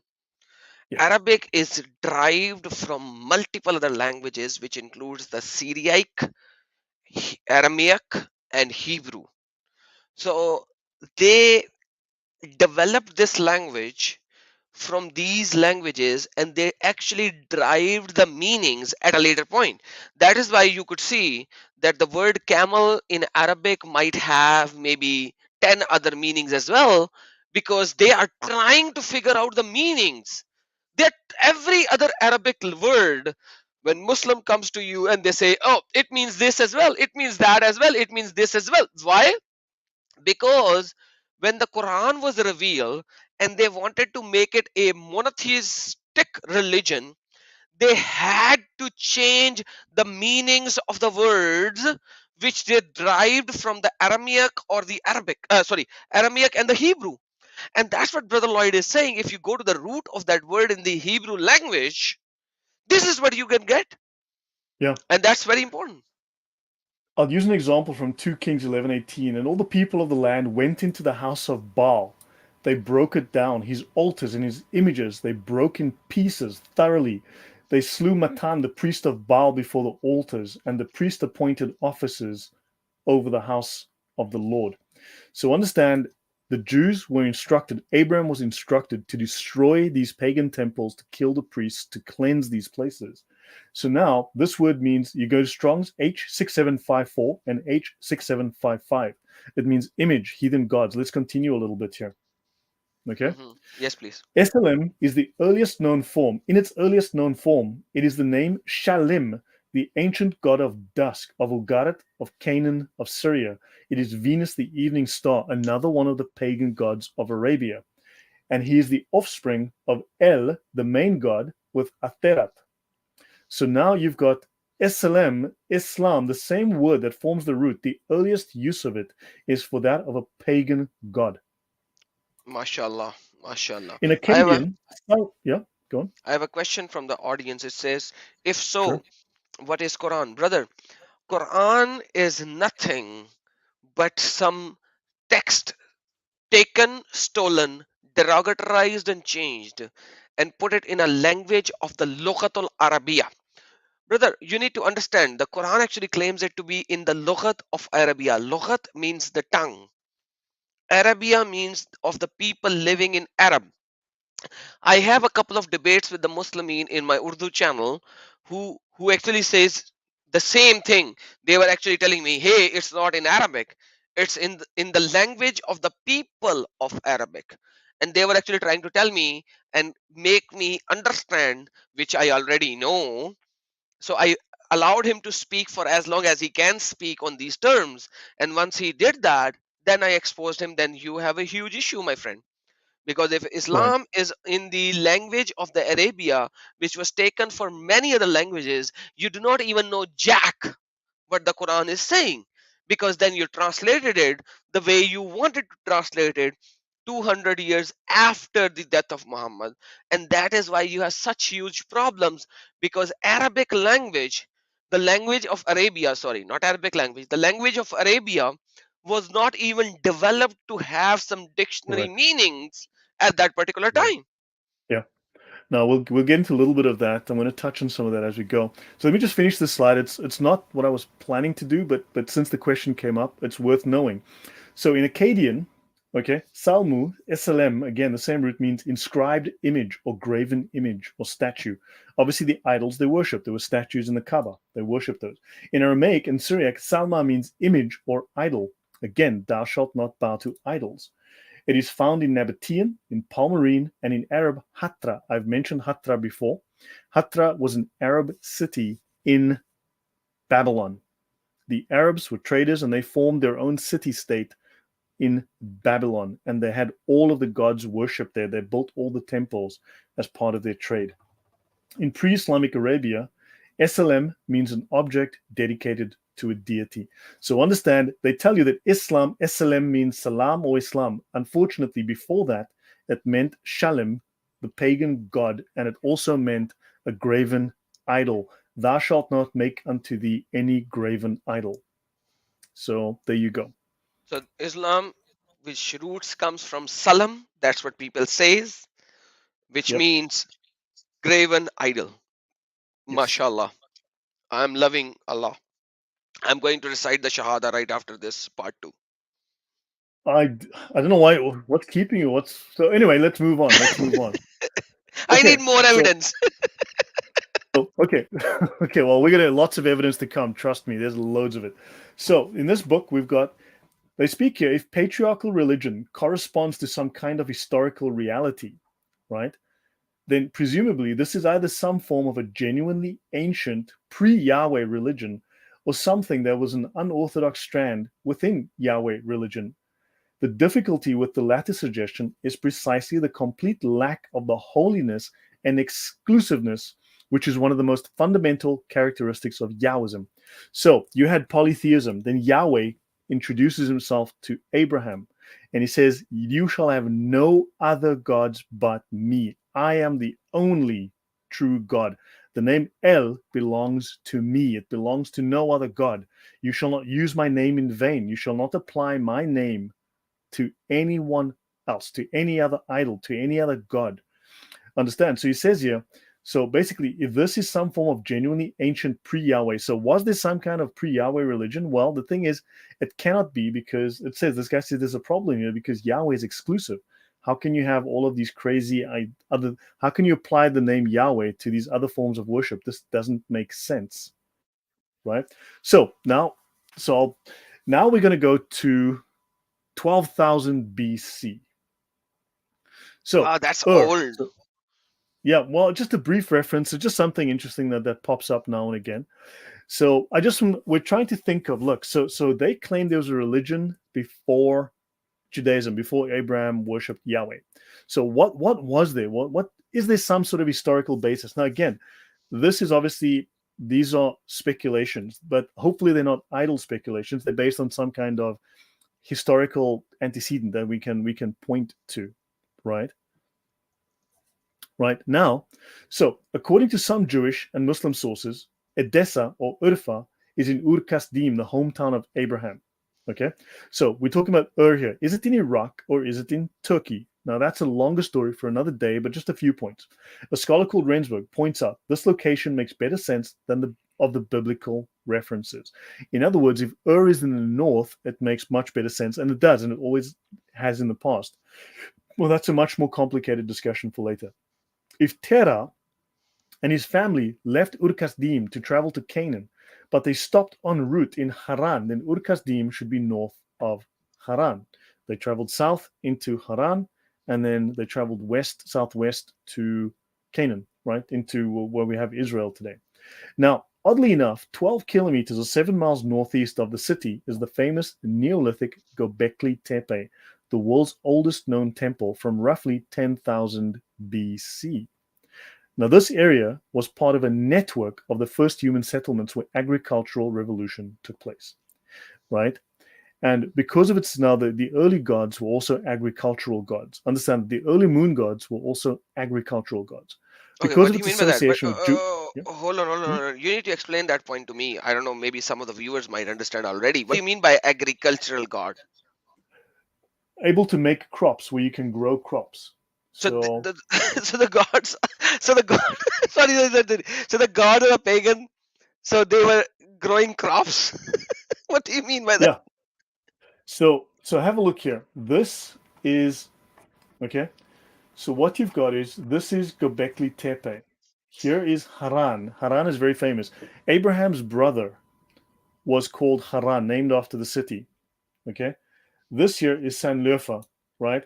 And right here, about 12 k's away, is Göbekli Tepe, right? So very close to it, you have Göbekli Tepe. However, what people are not aware of is that Göbekli Tepe is one of many. There's at least 19. And when I've read through some of the sources, they say there are dozens of these temples. But I'll explain why. Because they were looking for a religion before Abraham. The oldest religion known is that found at Göbekli Tepe. The oldest religious temples is Göbekli Tepe. In fact, it's been shown now that Göbekli Tepe is no longer the oldest temple. There's one that seems to be even 2,000 years older. And we'll get into that in a moment. So it's possible that there was this memory of an older religion, a previous, because Abraham's from Haran, right? Abraham lived in Haran. His brother is called Haran, right? So anyway, so we'll get to that in a moment. The area was part of a network of the first human settlements where the farming revolution took place. Because of its association with Jewish, Christian, and Islamic history, and the legend according to which it was the hometown of Abraham, Urfa is nicknamed the City of Prophets. Before it was called the City of Prophets, it was called the City of the Moon God. Okay. Wow, no kidding. Yep. Do Now we have we'll a get into it. historical evidence for that? Yeah, I will get into. Don't worry, it's coming in the presentation, so not to Man, worry. you're crazy. You do know you're crazy. So now there was more than one There were numerous places called Okay, places named or something linguistically close enough to be a candidate for Abrahamic such as Ura, have turned up in numerous ancient inscriptions. At Ugarit on the Mediterranean coast in Syria, at Nuzi in northeastern Iraq, at Alalak in Turkey, about 100 miles north of Ugarit, and most recently in the Extraordinary Archive, which is an archaeological archive with thousands of tablets from Ebla in northern Syria, east of Ugarit. So this is all Syria. The Ebla tablets include references to places called Ura, and Urao. Unfortunately, we cannot find these places with any precision now, but the find spots of the tablets indicate the cities were likely somewhere in central or northern Syria or southeastern Turkey, all near Haran. So all of the archaeology today we're finding shows that was definitely north. Okay, all the evidence tends to point north, not south. Haran is where Abraham, as he was then called, went with his father Terah after they left and there is no dispute regarding the location of Haran. That's in Turkey. Of course, later on, we'll look at the name Terah, his father's name, and his brother's name, okay, and so on. The Turkish government has denied excavation in Haran by archaeologists, okay, just so by the way. The southern lies on the west bank. Now, this is just a very brief discussion of the current as described in the south of Mesopotamia, of Iraq, and in the north. The southern lies on the west bank of the Euphrates. Why does this matter? So when Abraham was an old man, he sent his servant back to the land of my birth, to find a wife for his son Isaac. Abraham's servant went back to the land of Abraham's birth, and there he finds Rebekah, Laban's sister. Laban is the first person to greet Abraham's servant. A generation later, Abraham's son Jacob went back, presumably to to work for Laban.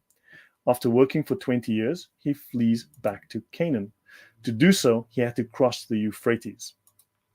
If was on the west bank of the Euphrates, as the southern is, it would not be necessary to cross the Euphrates to travel to Canaan.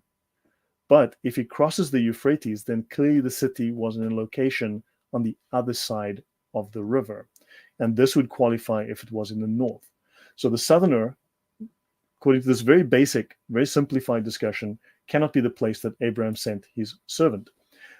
So now, briefly, let's say that for argument's sake for now, is north, near Haran, near this area.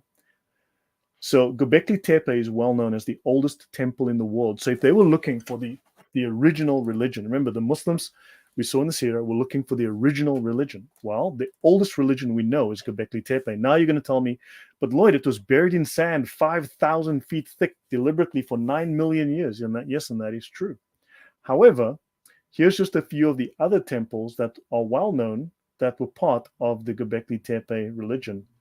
And in fact, if we have another look, you'll find that there's 19 of them that we know of. And in fact, apparently there are dozens in the area. So what you have is this religion was very widespread. So it's possible, I'm not saying it is, that when they were looking for the religion of Abraham, Abraham lived right here. Abraham lived right next to Göbekli Tepe. And they might have thought, this pagan thing, this is Abraham's religion, because this religion is everywhere. The temples are everywhere.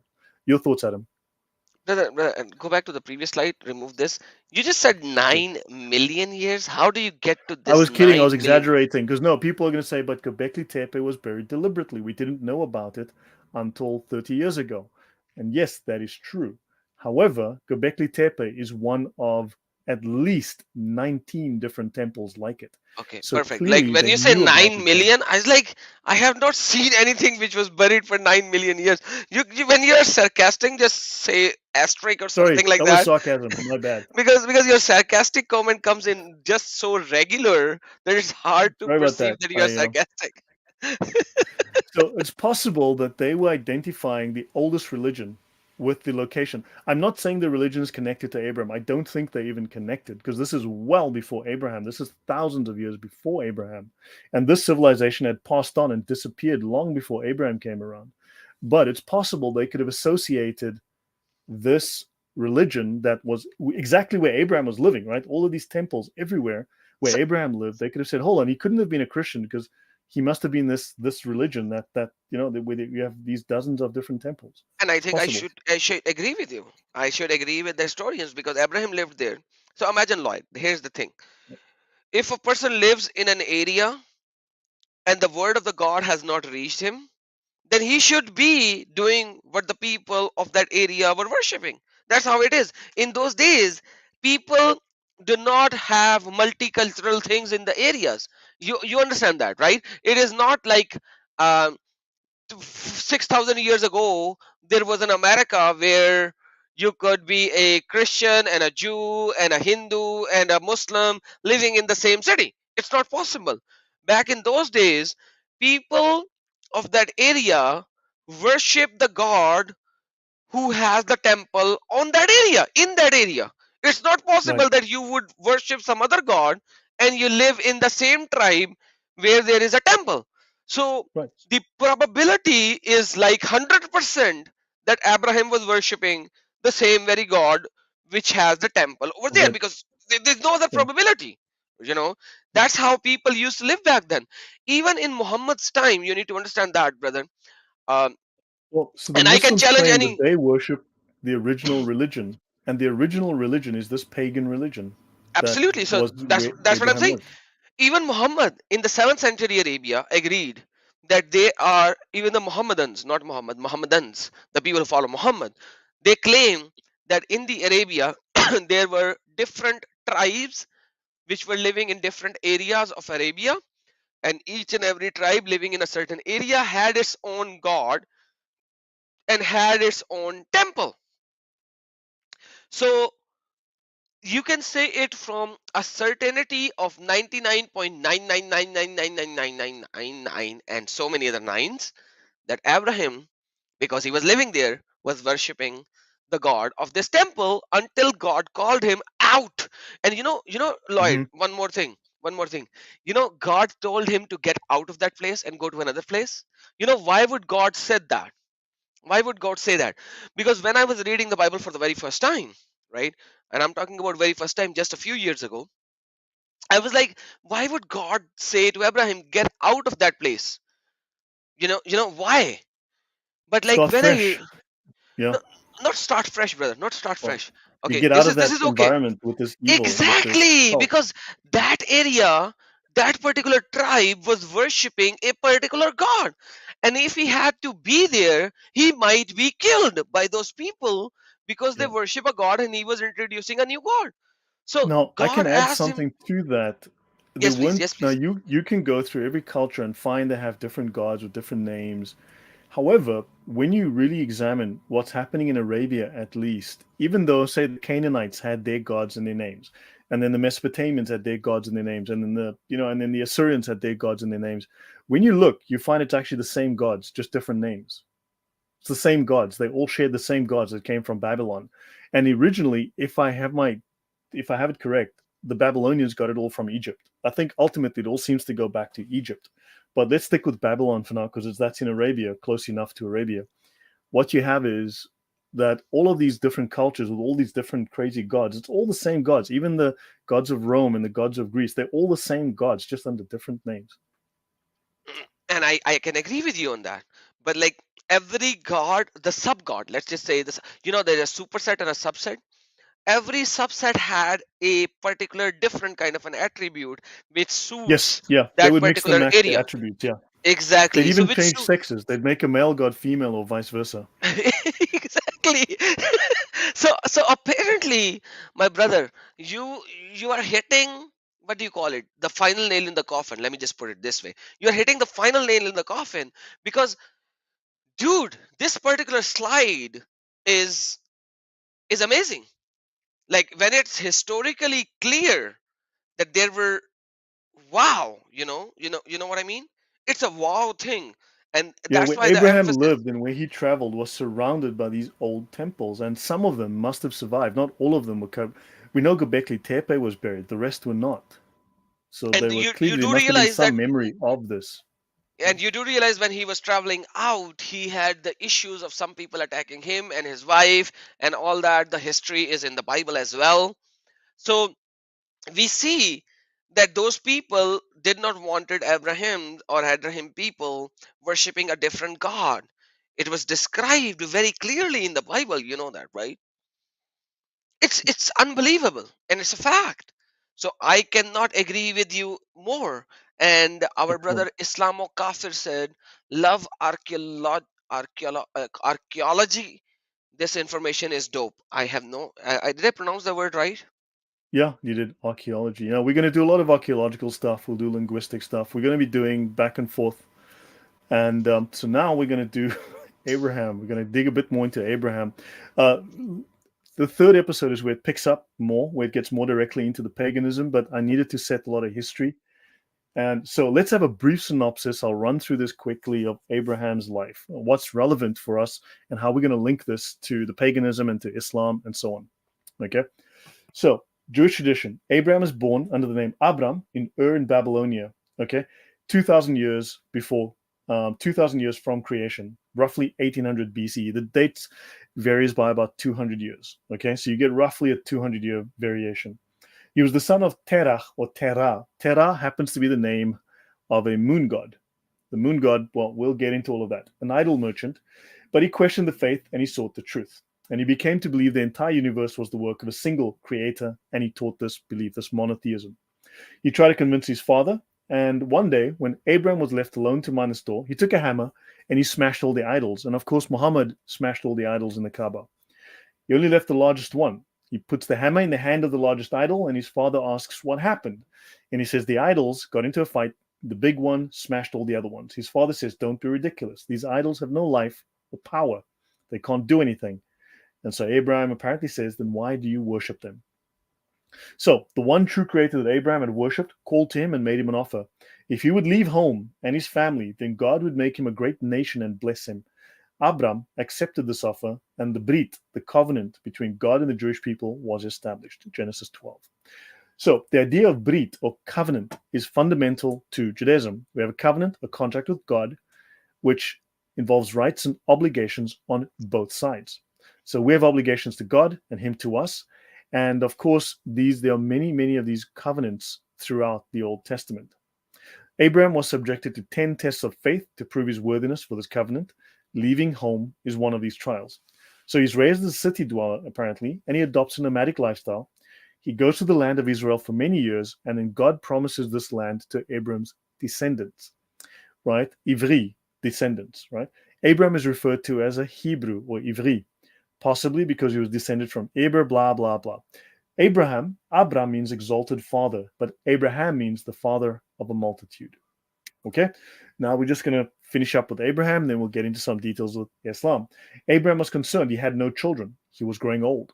So his wife Sarai, she becomes Sarah later, Sarai, knew that she was past childbearing years. So she offers her maidservant Hagar or Hagar as a wife to Abram. This was a common practice at the time.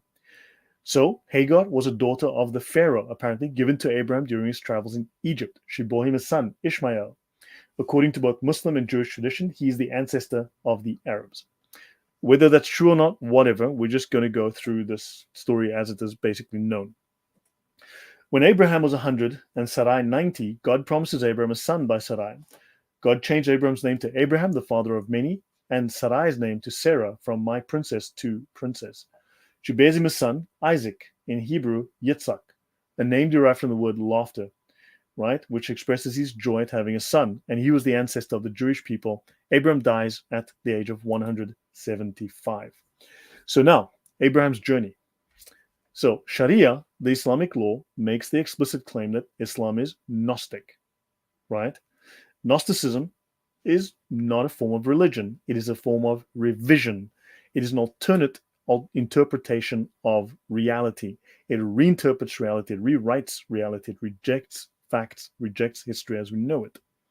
Islam is revisionist, just like Gnosticism. They share this in common. Now, a reasoned answer says, noticed how the idol smashing story was adapted and projected onto Muhammadan Islam. Exactly. Gnosticism is known to steal ideas from the Bible, from Christianity and so on, and it's revisionist. And Islam does exactly the same thing. It shares those attributes. It alters biblical figures and events that stem from earlier traditions. Now, the sources of Islam predate it by hundreds of years at a very minimum. Archaeological discoveries validate the biblical narrative, and this is not so with Islam and the Quran.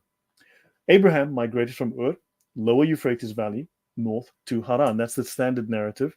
I believe it was south, but Haran is also the name of Abraham's deceased brother. So Abraham's brother was called Haran, named after the city. Now, if Abraham's brother was born at the same time as he was, they couldn't have been in the south because Haran is in the north in Turkey, not in Iraq in the south, right? So if he's named after the city, then the city had to be known to them, and therefore they lived up north. He then traveled to Canaan, later renamed to Israel, and Babylon worshipped numerous gods. And in Haran, there was the moon god called Shin, or Sin, among other names. Okay, a few facts I needed to throw that out there. So now, this is the standard story, Ur. Now remember, his brother is named Haran. Now, if his brother was born and named Haran, then clearly his brother wasn't born down here. And he's, right? So moving on. So this is the standard story. He goes up here and then he goes down here. Okay, he travels through Syria and so on. That's the standard story. This is 200 kilometers, whatever. So that's, he goes like 600 Ks, another 800 Ks, goes to Egypt, comes back. All fine and well. Now let's talk about Hagar. So Abraham was 100 years old when his son Isaac was born. Now, you know that there's this whole... Okay, so hold on. So God said to Abraham, so blah, blah, blah. Okay. Sarah saw the son of Hagar the Egyptian, which had born unto Abraham, mocking Isaac. So she tells Abraham, hey, this kid is mocking my son. I don't want him. Cast him out. And for the son of the bondwoman shall not be heir with my son. Okay, so she wants her son to be the heir, not Ishmael. Okay, so Abraham didn't like this, but God says, look, let it not be grievous in thy sight. Okay, so in Isaac shall thy seed be called, right?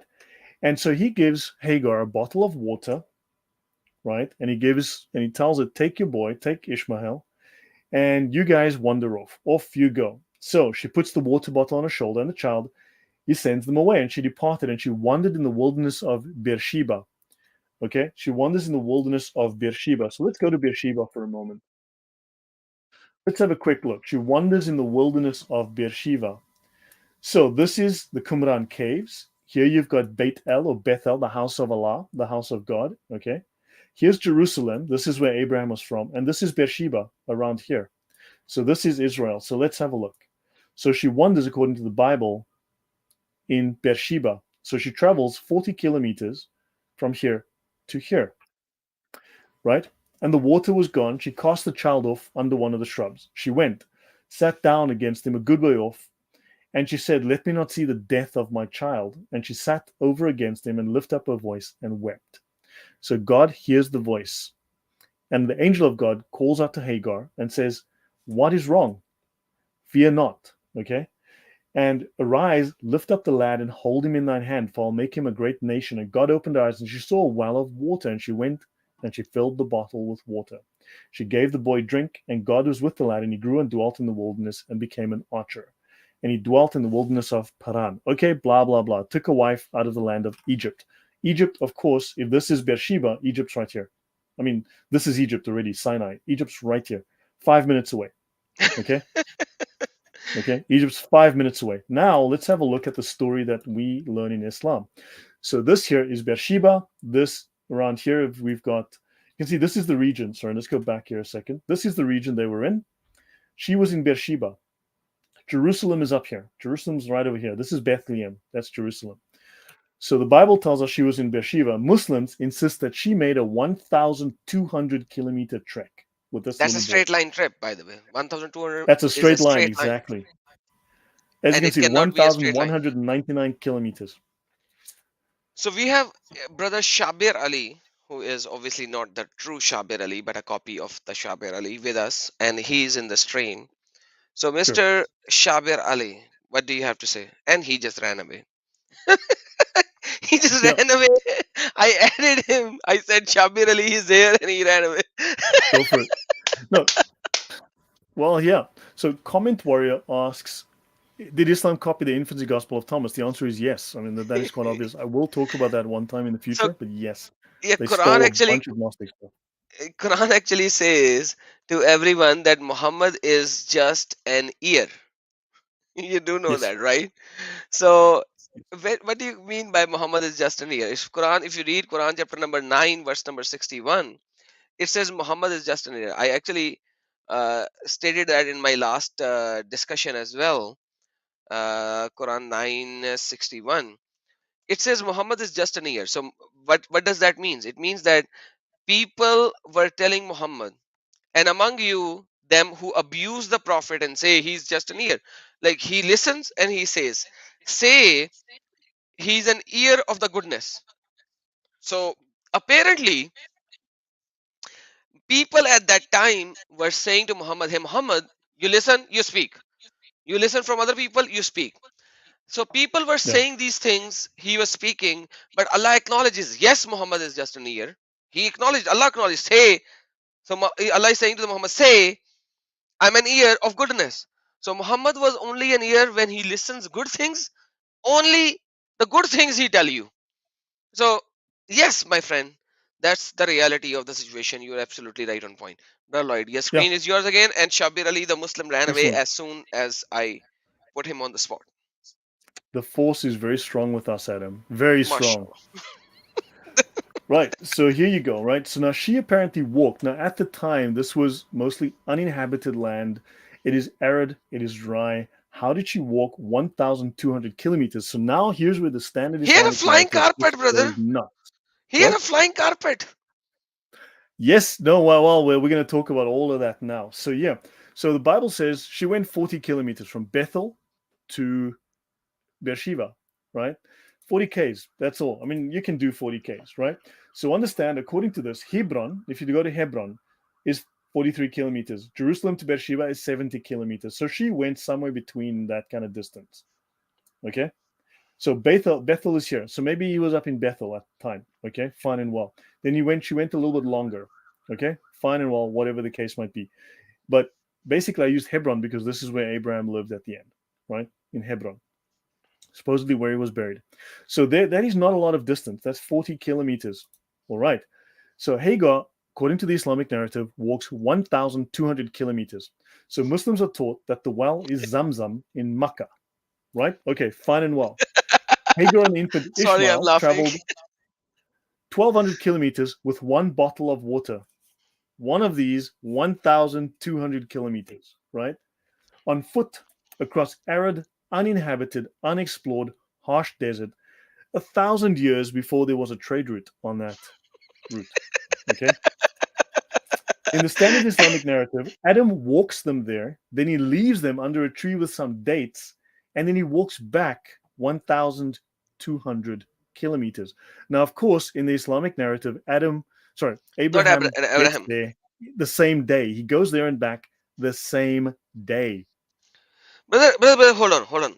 Solomon, according to Islamic scripture, had a wooden carpet which could fly. Wooden carpet. Let me just say, wooden carpet. So don't nobody has to say I did not say the exact words of the Quran.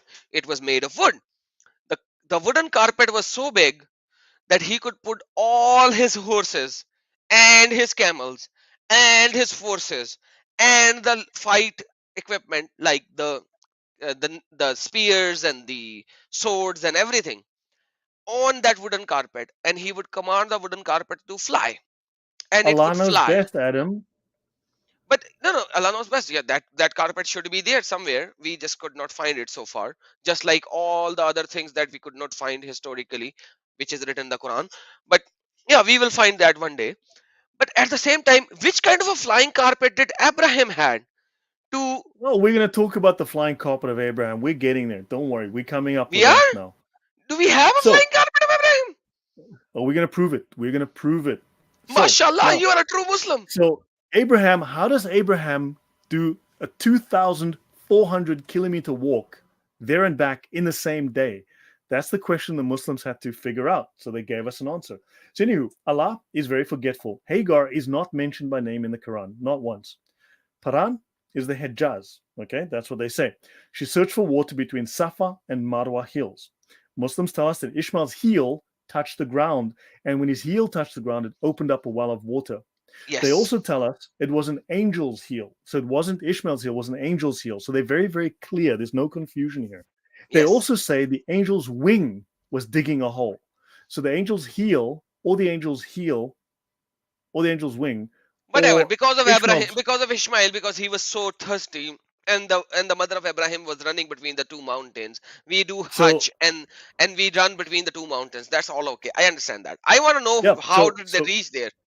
we'll get this. So the angel's wing dug the well, or Mhm. Ishmael's heel, or the angel's heel. We're not sure, but they tell us Mm. it's so that they need to pick a story. Pick one, let us know. So in the Quran it says, I've settled part of my descendants, Abraham says, in a barren valley by your sacred house, the Kaaba, that they may maintain the prayer. So now this Islamic story is dated at the very earliest to 827 AD. This is Mhm. 200 years after Muhammad died, when this story can be traced historically. It is very old. Mhm. Yeah. Yeah. So this story is not new. This story does not come from the time of the Quran. This story was made up 200 years after Mo died. Okay. No. Dude. Hello. Flip. Yeah. Flip to the point. How he reached there. I want to know that. I know all that already. That No, Ishmael so was we're going to rubbing get to his that. knees. I just know people just need to know that this story was made up well after the story of Abraham and Hagar was made up in Islam well after Mo died. They Which stuck it in 200 years later. brother? Which story was not made up in Islam? That's also true. So now let's look at some ancient towns in Saudi Arabia.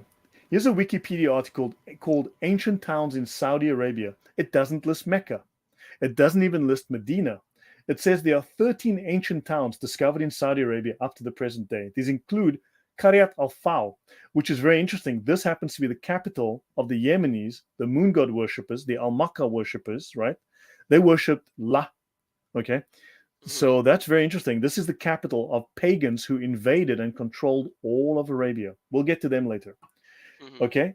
And they speak of Makkah, the mother of all cities, is absent from this list. Yet these places are all well attested historically, except there is zero Makkah. That's a very, very strange oversight that they forgot Makkah, the world's oldest city. They So hated Islam. running. So again, They hated Islam. That's why I'm they did not not hating mention Islam, Makkah. dude. I'm just reading archaeology and stuff. So Hagar, let's talk about Abraham's how he gets there. 2,400 kilometers in one day. Yes. Running and funerals. So Hagar walks 1,200 kilometers to Egypt to get Ishmael a wife. So think about it. Hagar then walks from Mecca all the way back up here, then all the way over here to Egypt to go find Ishmael a wife. So she walks more than 1,200 kilometers. I mean, now think about it. Egypt's here. They were there. It's right across here. Just like that. But somehow she supposedly walks all of this way to get. And his sons Isaac and Ishmael buried him in the cave of Machpelah in the field of Ephron, blah, blah. So Abraham dies and he's buried in Hebron. Okay? So Abraham dies in Hebron. Ishmael walks 1,200 kilometers for the funeral and back. Okay? Ibn Kathir says that Abraham often rode upon the Burak to Mecca. What? Oh, yeah. Coming suddenly to his son and then returning, and Allah knows best. No, but what verse is this? Abraham rode Burak, Quran chapter 37, verse number 1 and 2. Man, why did I never read that? Man, I need to go and Abraham rode the Burak. no Yeah. kidding.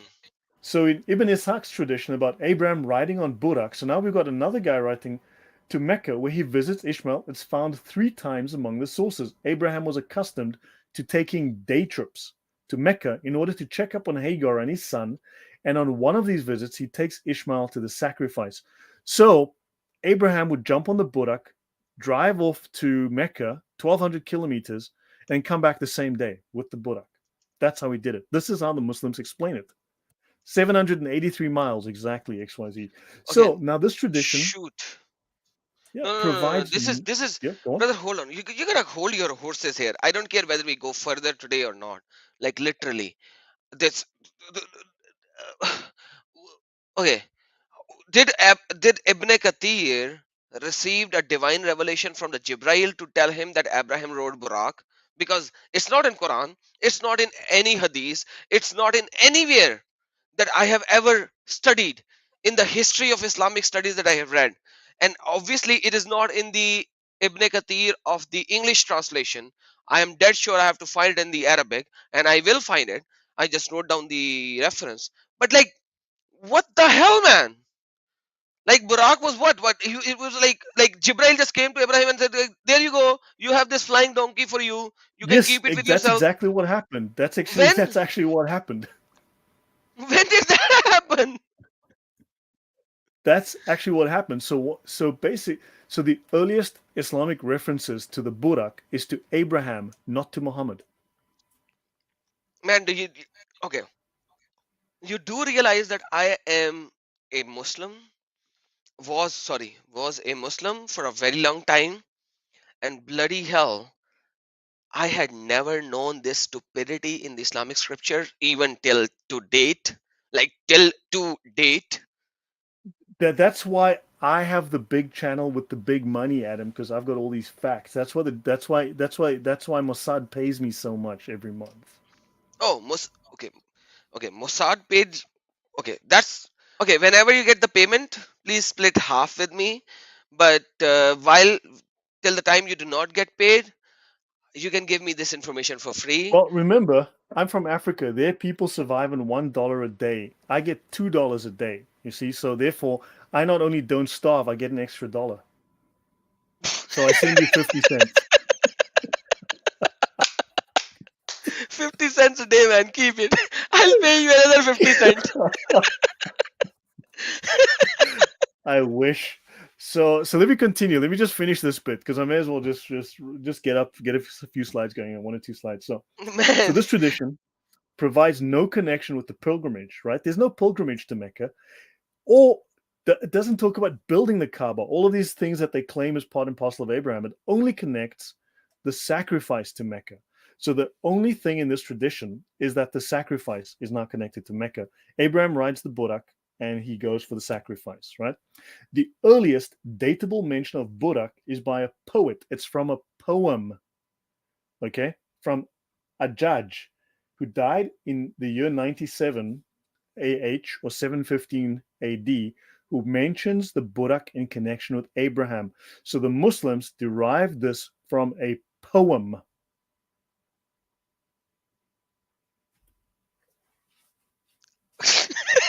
I'm sorry. Can you please repeat the last sentence? Where did they derive it from? From a poem.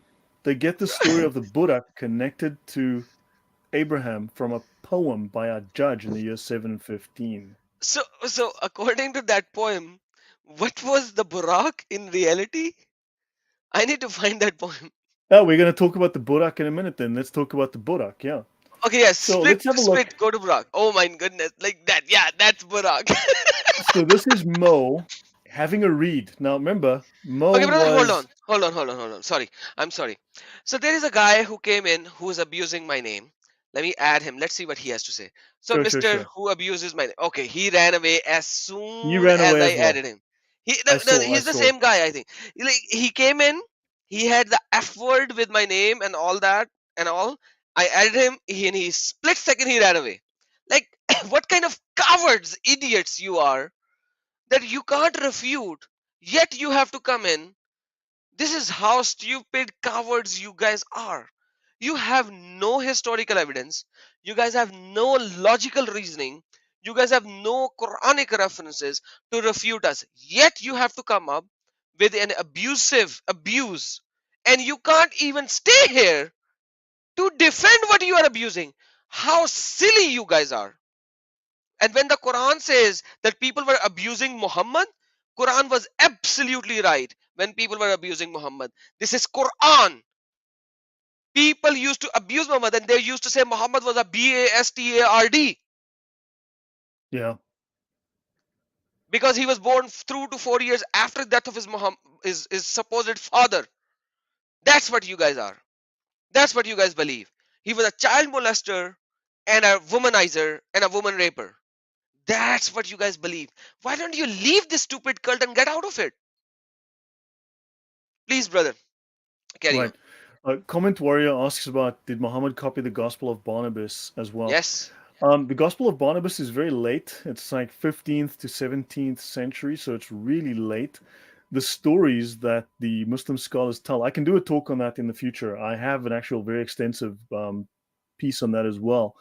There are numerous. There's at least 7 stories that I've collected that Muslim scholars tell that are supposedly orthodoxy of the crucifixion, and they all are different. All of them contradict each other. The stories that the Muslims tell come from the Gnostics. So really, they all kind of they all come from the Gnostics, and then they have their own variations on it between the different scholars who Yeah, I'm contradict each sorry other. I said yes to begin with, brother. Let me just say something Sure. else. Gospel of Mm. Barnabas, if I'm not mistaken, is coming from the Brazil, right? The It was archaeological found in evidence is Italy, coming, wasn't it? It's very late though, so it's yeah, 14th to 15th century, right?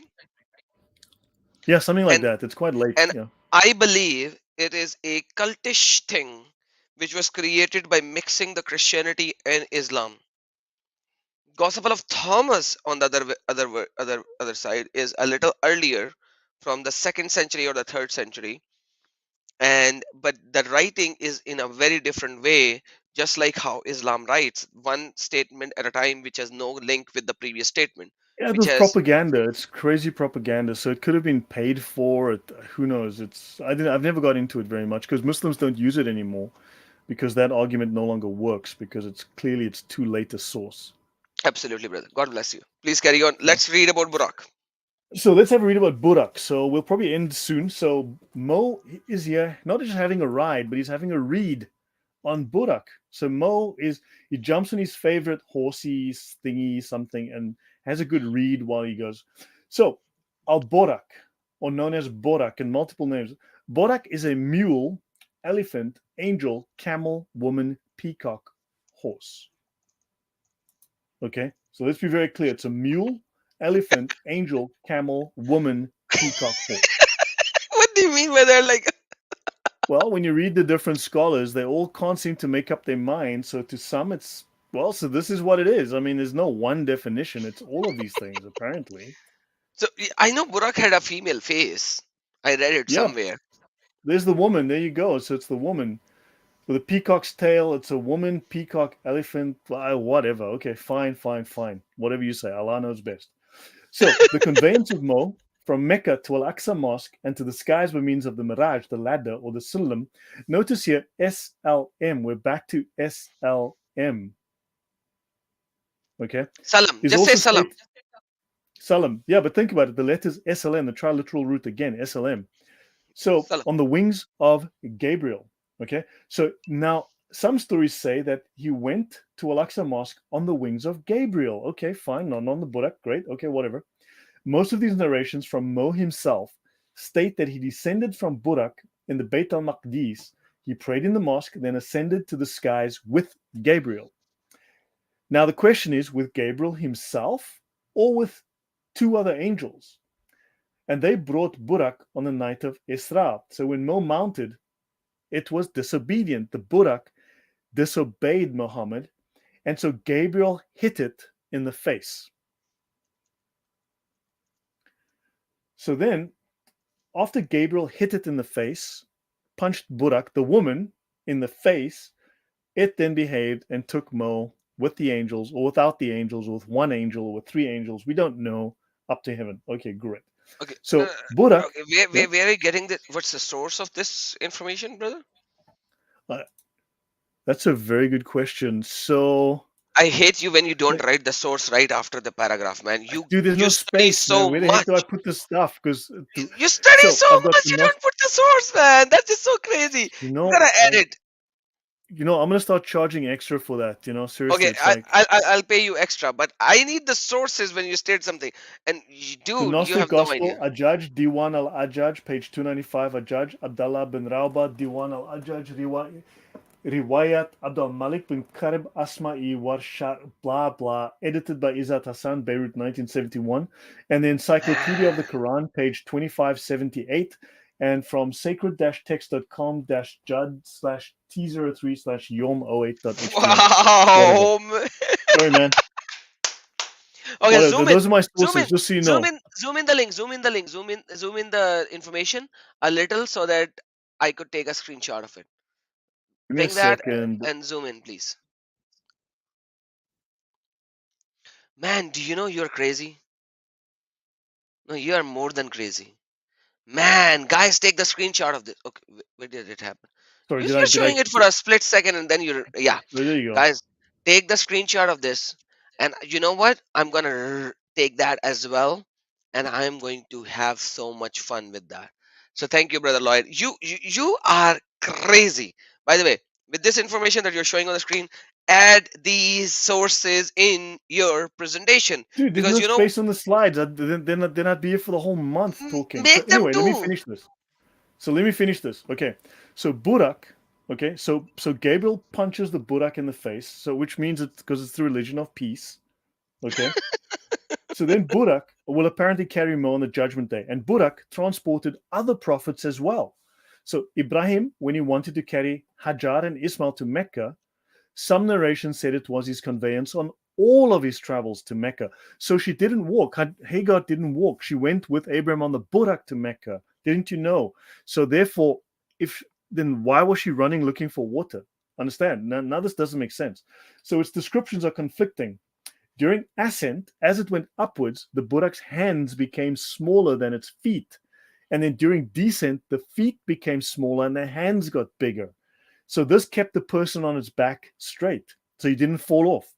It is described as a huge mount with a furry mane and with white skin. It's very, very white because Muhammad likes white skin. It has a skin with the best color amongst all the animals. Keep that in mind, the best color, okay? Its face was similar to a human's and it could hear and understand like a human. So there you go, all the details you ever wanted to know about the Burak. So yeah, maybe they were taking mushrooms. I don't know.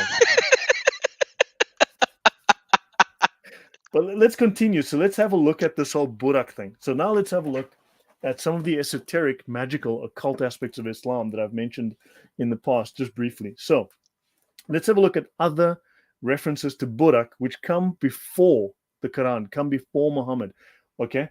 And so on and so on and so on, or whatever, come before these stories from Ajaj and whatnot, okay, this poem.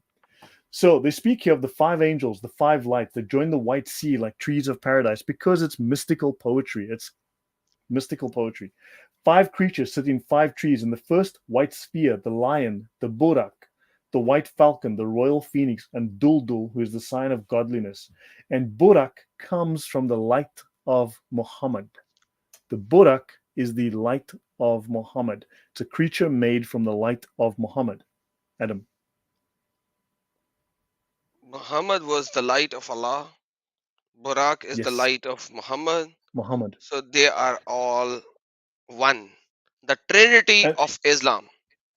and this is taken from Manichaean literature, from Manichaeism, from Mani. It's also taken from the Gospel of Thomas.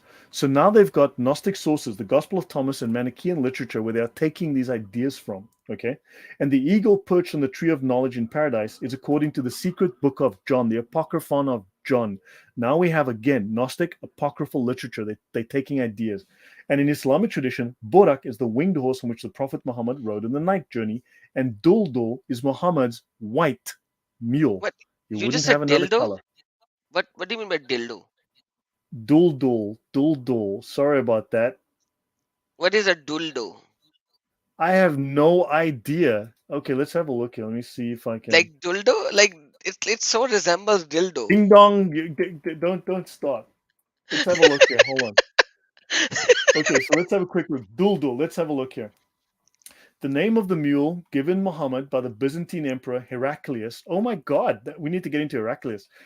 Arabic Mukaukis, and which was the Prophet's mount in the Battle of Hunain. It's also reported that But, Ali ibn Abi but Talib that's rode this that's mule in the Battle of. Yafur. I think that's Yafur.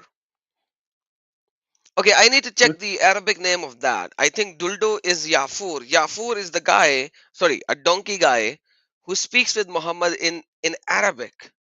And Yafur does not like females. He does not like females. And when Muhammad said something, hey, go bring Abu Bakr or Umar, and Yafur would go No, and bang his head on the wall of on the door of Abu Bakr. And Abu Bakr would open the door and he will see Yafur and he'll say, oh, Yafur Yeah. banging his head on my door. Okay, it means Muhammad called me. So he will run towards Muhammad. Keep this in mind, though. You see your belongings of. You have Duldul right here in Encyclopedia of Islam, volume 13, but it's right next to Al Burak. But notice it's also next to Athar. Athar is the name of the star god, Venus. It's one of the pagan gods. Okay. You know what? Let's have a look at I'm volume 1. confused. I'm confused. Who is Duldu? Yeah. Duldul is the mule. Okay, well, hold on. Let me go back here. So let me go back here. Duldul is. There we go. You see that? Yeah. So it's a mule, the white mule, owned by Muhammad, given to him by the emperor Heraclius. I doubt that's true. But let me just have a look at another reference, just see what it shows me here. Let's just have a little minute. What is the Arabic name of Duldu? I have no idea. Let's have a look. I'm just having a look now in the Encyclopedia of Islam. As soon as this decides, okay, there we go. Muhammad himself possessed mules, notably Duldul, which lived up to the time of Muawiyah. So that although the hadith forbidding the consumption of the flesh of the mule, okay, so it's got something to do with all of that. Maybe and how authentic. did Duldu die? By throwing himself in the well? I have no idea, dude. I have no idea. But I just wanted to bring that up. Okay. Let me continue here. We'll come next. We can do research next week. We can dive deep into that. Okay, guys, So, we're going to talk about Duldu next week. We have to talk about Duldu next week, and I will bring you So some let me finish sources about Burak. Let me finish Yafur. the Burak. Okay, so yeah, JP says hitting the Burak in the face was okay because Burak had a female face. That's all right. So Duldul. Okay, so now let's have a look at Burak. So among the other Arabic names for Sirius, okay, the brightest star in the sky, are Alabur, the crosser of the galaxy, and Barak-ish, the one of many colors.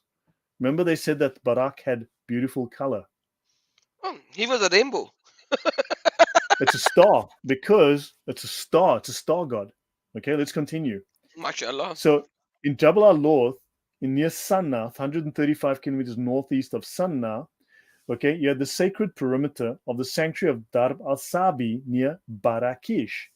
Okay, so this comes from from Yemen. Okay, so Barak-ish. So basically, this place is named after Sirius, the star god. Don't forget, these people worship pagan gods. Okay, so Barakish is Sirius, the brightest star in the sky. Barakish is in Yemen, and it's just like the Meccan Haram. So this place had a temple just like Kaaba. Okay, let's continue. Then you had in the Hebrew the Barak El, the Barak of God, the horse of God. Okay, the Barak. Barak means lightning. The name is appropriate for the one whose appearance is like that of lightning. See 1 Enoch. Now, when you go to the Ethiopians, they have Enoch is considered canon. It's not deuterocanonical. It's not secondary canon. It's considered canon. Okay, and the Ethiopians had a huge influence on Islam, especially from the Christian aspect, right? Then, of course, you've got the Qumran Book of Giants, which is, I believe, Manichaeism. So the same Barak El, the horse of God or whatever, the mule of God, appears in the Manichaean, right? And then you've got Jewish law in Manichaean cosmogony, studies in the Book of Giants. So in other words, this idea of Barak, the horse of God, is taken from these apocryphal accounts, from these Gnostic and apocryphal accounts. Let's continue. Now you've got the 7 heavens, okay, and the princes of the 7 heavens, the angels of the 7 heavens, Michael, Gabriel, Satkiel, Sahkiel, Baradil, and Barak-el, okay?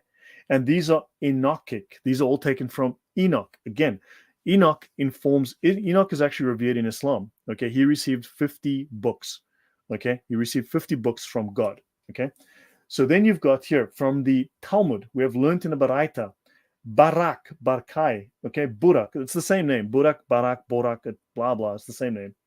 And it says, Allah Barkai, the light has risen. This is what it means in the Hebrew. It's taken from the Hebrew, the light has risen. So Enoch is a corruption of what's in the Hebrew, and it has become light even at Hebron. This is where Abraham lived and died. The whole east is bright as far as Hebron. And it says here, should we imitate Abraham and the Tana? These are the wise people, the learned people, learn from Abraham. Why shall we not imitate Abraham? Well, because they say here, he said, Barak Barkai, the light has risen, right? And Abraham rose up early in the morning. So understand, it's all about Barak means the light that is rising, the rising light related to Abraham, right? So does that make any sense? Or these connections, these little. So Burak comes from the Talmud. It was then adopted by the Gnostics, and it all has to do with the lightning, but it comes from these esoteric occult aspects, and it comes from the Talmud related to Abraham. It just means the light has risen. Can you tell me anything that has not been copy pasted and derogatorized in Islam, Nothing, dude. Nothing. except for having sex with the slaves, female slaves? I think that you can Abdul-duls. also. That's why they're Abdul-duls. So you can You actually can you heard derive it it here from the first. Romans You as well. heard it here first. Sorry. Oh, darn it! I Abdullah. typed wrong. There Yeah, you go. You heard it here first. Okay. yeah. Yeah. Abdul. So Barak. So I wanted to just do a brief overview, but the term Barak, okay, goes back to Gnostic literature. It goes back. So basically, this story comes 200 years too late, right? So Yatur Siddiq wonder, where's Lloyd from? I am South African. So just so you know. So now Abraham built the Kaaba. So now let's finish off here, okay? So Abraham built the Kaaba. So narrated Abu Dar, Allah's messenger, which mosque was built first? And he says, the Masjid al-Haram. I asked which was built next. And he says, the Masjid al-Aqsa in Jerusalem. And what is the period between them? And Muhammad says, 40 years. This is in Da'if Bukhari, volume 4, book 55, hadith 636. So You just let's have a changed look. Sahih Bukhari to Daif Bukhari, man. Dude, anytime I tell a Muslim, but it says so Nadi, they say that's Da'if, brother. So I'm Okay. assuming it. I used to call it Sahih, but apparently all the Muslims tell me it's Da'if, so I'm just taking their word for it. So now this is where the Christian era begins. Okay, you have Jesus, right? So now Muhammad himself tells us that. Okay, so here he tells us that the Temple of Jerusalem was built here. Okay, but we know historically the Temple of Jerusalem is built in 957 BC, more or less, give or take a couple of years. According to the 7th century Muhammad, who was here, okay, the Kaaba is 40 years older than the Temple of Jerusalem, okay, built in 997 BC. So that means the Kaaba is here, okay? So now, unfortunately, they also tell us that Abraham built the Kaaba, but Abraham lived 600 years before the Kaaba was supposedly built, according to Muhammad. So Abraham was born here and died here, 1625 BC. So according to Muhammad himself in the Sahih, Abraham died long before the Kaaba was built, because Muhammad tells us that the Kaaba was built 40 years before the temple in Jerusalem. So this is Taqiyya mathematics, as far as I can tell.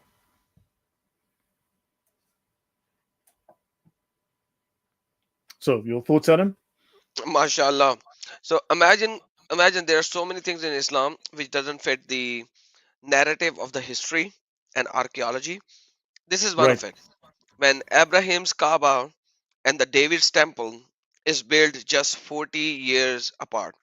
By the way, there are certain people who are asking if you have a YouTube channel. So, brother, I'm sorry, I'm gonna switch a little bit. Guys, Sure. that is why I do it this way. I used to write Brother Lloyd's channel in the description. Now I am not even doing that. If you look at the video, the title, it says The Religion of Muhammad Part 2. You have the Part 1 which was done last week. Just click on @Lloyd. It's a clickable. You just click on it and you will go to his channel. And here you can subscribe to his channel and click the bell icon. I showed it in the early part of the stream as well, but people do not like to go into the description and then click the link. Hence I am putting Lloyd's channel in the title. So it's clickable. You can just click on it and you will go to his channel. So this is how easy it is to reach to his channel, because I made the title clickable now. So I hope you will go and reach to his videos. He is doing an awesome job. Quite frankly, I invite him to come to my channel to show his in-depth knowledge and study about the historical events and Islam and the Sharia and the fiqh.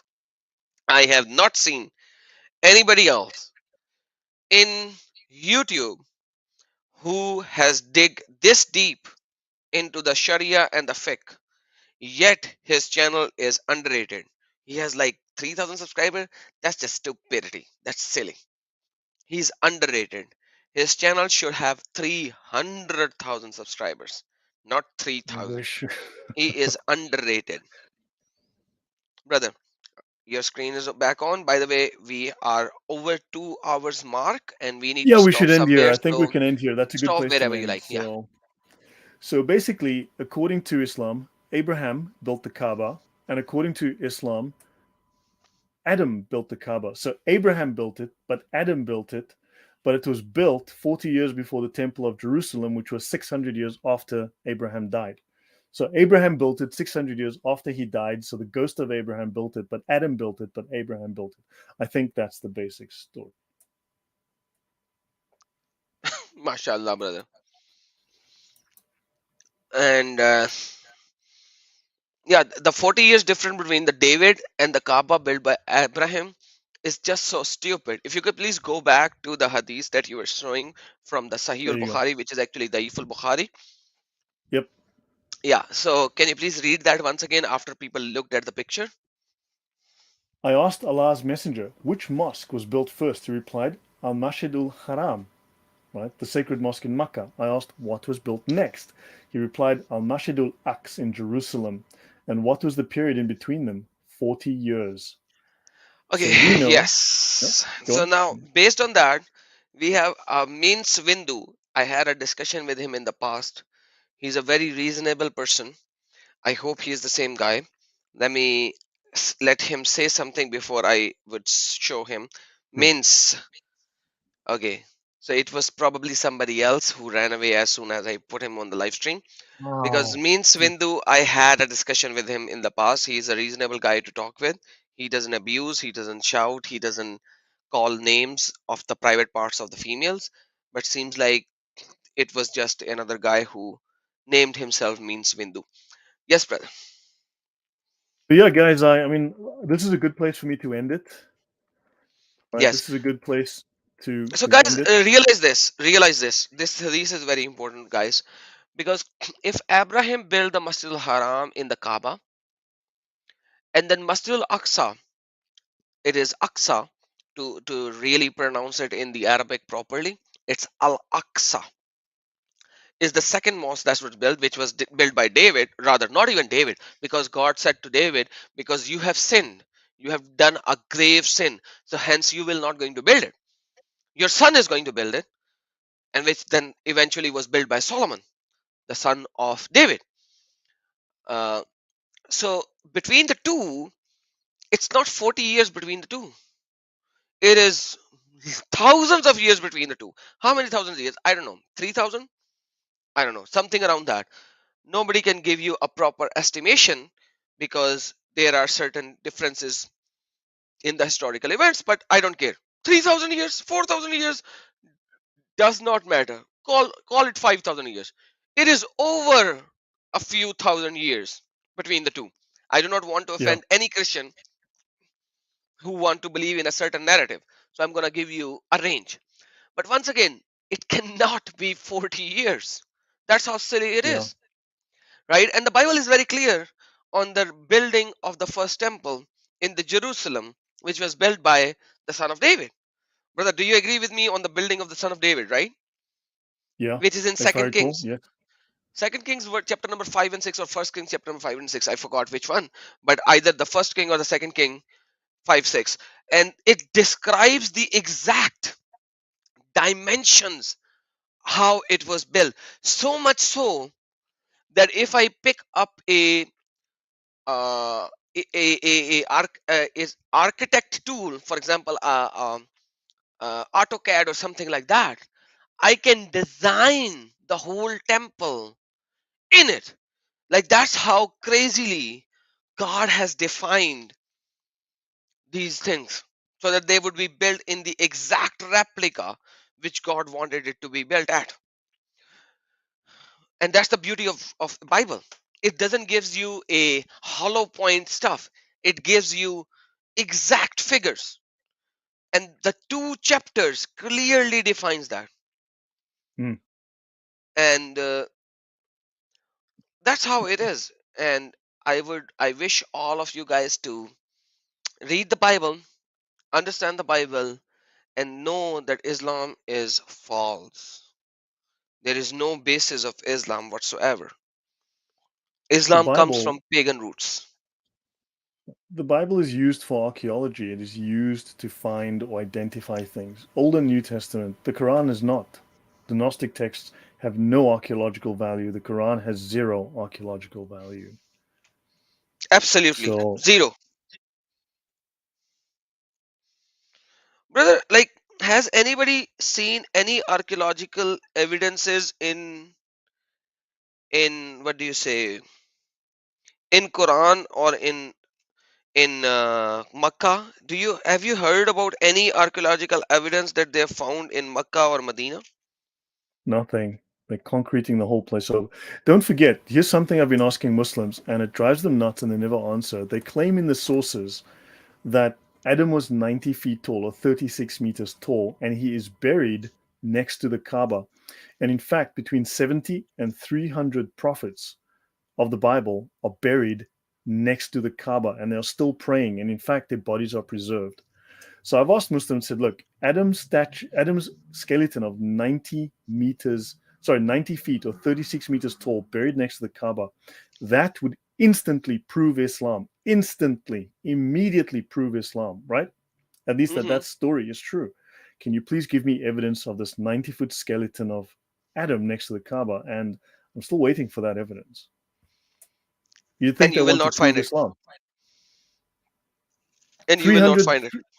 300 prophets buried next to the Kaaba. Where are the bodies? Show us the scan. Don't have to dig it up. Just do a radar scan. You know? Exactly. Exactly. And by the way, that's in First King chapter number 7 and 8, which describes each and every building where the curie has been used, what they did, how they hammered it, what tools did they use, what is the length and the width of each and everything. Like everything. Everything is described so and so that you can actually make a picture out of it. Like a picture, a 3D picture out of it. That's how easy it is to make the picture of the temple in First King chapter number 7, chapter number 8.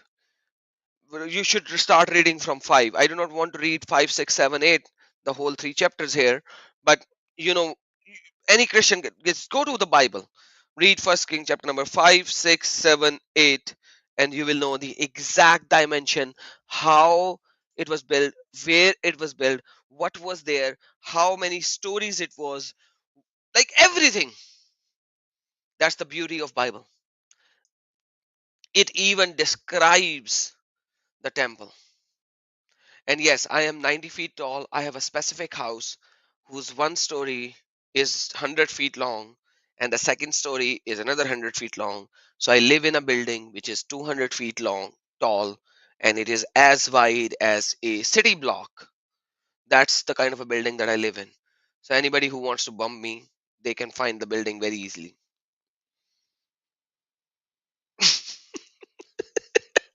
Yeah. Yeah. So, yeah. So, guys, that's the story. um, Yeah, besides, everyone apparently grew shorter from Adam's time. Everybody was 90 feet tall and everybody grew shorter. Where are these proportional skeletons? Love to see one. But yeah.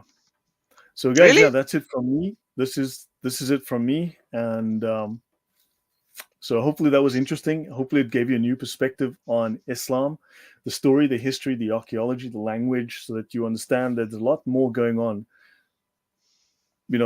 that made Islam. It comes from a lot of different pagan sources and Gnostic sources, heretical sources. Okay, I have Mints back again. Let me just Oh, do and something. why would a 36-meter tall man build a building 12 to 15 meters high that he couldn't Yeah. fit into? So Mr. Means is back.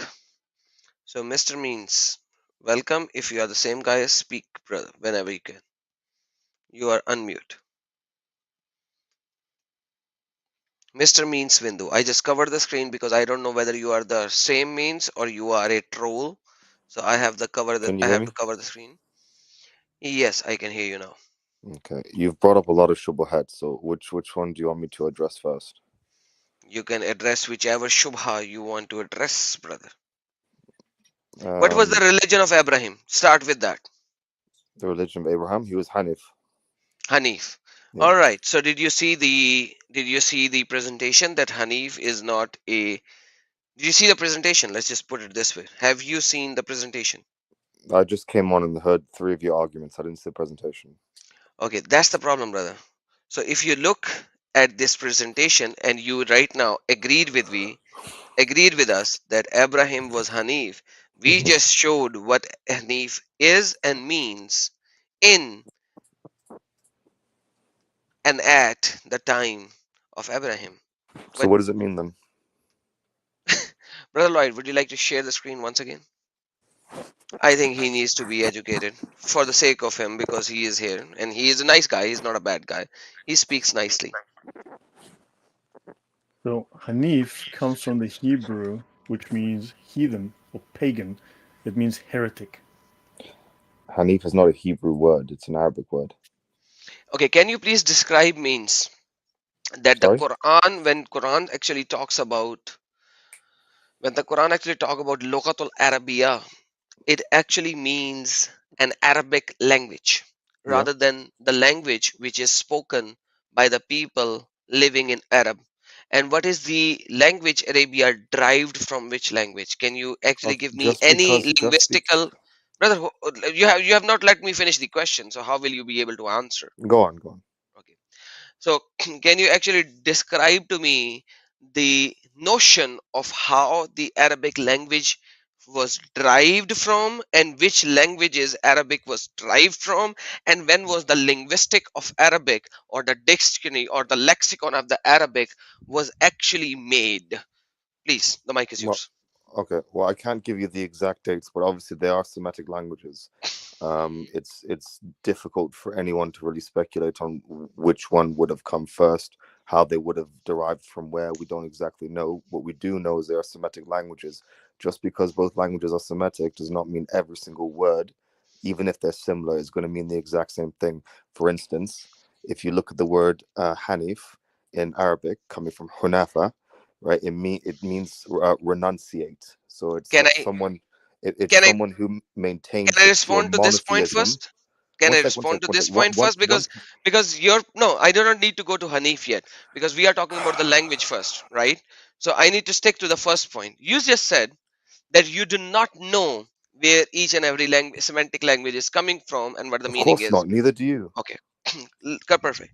So the Arabic is known to be the last of the last semantic language Known by because who? Hebrew. By who? Okay, no worries. By the linguistics, I can Which give you linguistics? We can't just say the linguistics. What do you mean? Which linguistics? Who's making that all of assertion? them. Listen, hold All on, of them. relax, take a chill pill. You will have all the answers over here. Don't worry, I'll give you. Don't worry.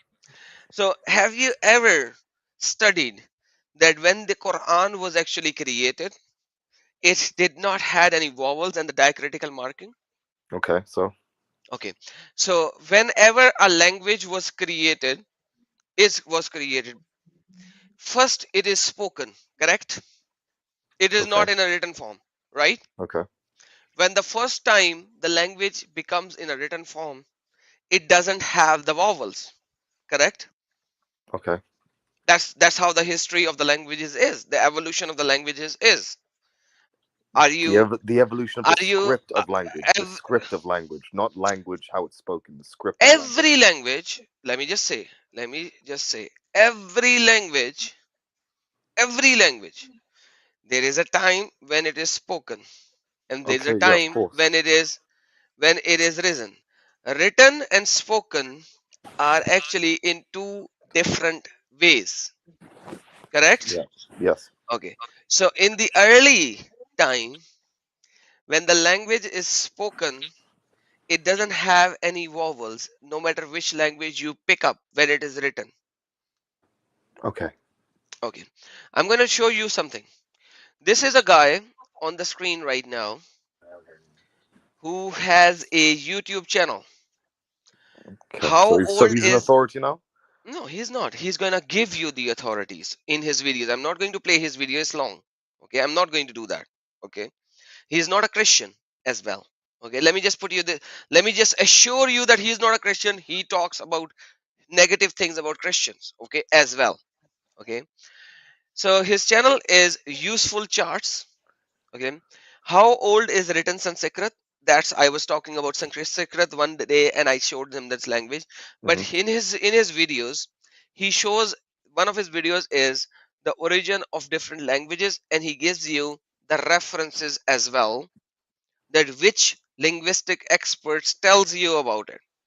Okay, the Uh-huh. easy part is that you do not have to read boring articles. You can see the article references in a chart form, and the references, the videos that he makes, very good videos that he makes. I'm not promoting him, but I'm just telling you what it is. Sounds like a promotion. Okay, yeah, okay, I'm not even his subscriber. Okay, Okay. I'm not even his subscriber. You can see that I haven't even subscribed to his channel. But anyhow, he has 1.02 million subscribers. So seriously speaking, even if I promote on my 10,000 subscriber channel, it doesn't mean nothing to him. It's a chip change for him. The guy has a 1.02 million subscribers. So can you imagine, my promotion doesn't mean anything to him? Okay. Okay, perfect. So why do he has so many subscribers? Obviously, dude, he has some knowledge, and he has some authority, and is giving you these kind of things. Yes, And the he amount of gives... subscribers is not indicative of how knowledgeable someone is. People will literally listen to absolute garbage. You know that. Exactly. When that is why when Muslim scholars have 3 or 2 million subscribers, There you they are go. actually Exactly. So telling that's you've garbage and made your all that. point. And I Yeah, you've understand that. made your No point. worries. Yeah, of No course, of worries. But course. right now over Same with here, David he Wood, gives... 500,000, complete idiot. So there you go. yeah, there are 3 million subscribers of certain muftis in YouTube, which actually speaks just garbage, and Mufti Muink is one of them. So no worries, I have no issues with what you are saying. But Mm. he actually gives you the quotation and the references of the archaeologists and the linguistics experts, and he describes you all of these things. Now this I is the don't. Okay, what do references. they say? What do they say? Now that's what I'm saying. Okay. You need to go and watch them and realize that Arabic was one of the latest languages, I latest, I understand which what the was standard derived... narrative is. let me just say, which was derived from the Hebrew and the Aramaic majorly. Adam, can you Okay. Now, play?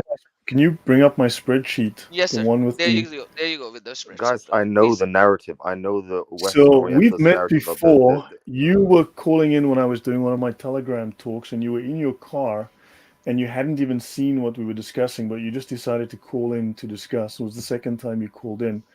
But these are the languages that make up the constituents of Arabic within the Quran. And according to this list, there's about 55 languages. So this is a fairly older list, 1938. But you have Syriac, Aramaic, Hebrew, Greek, Ethiopic, and a number of other languages, as you can see down here, that make up Quranic Arabic. Arabic is one of the later of these Semitic languages. And in fact, it's derived from earlier languages, right? And then also you mentioned that Hanifa, you were saying that Hanifa means something. This is from the Encyclopedia of Islam. This is volume 13 with a very basic definition. So what did you say that Hanifa meant? to renunciate.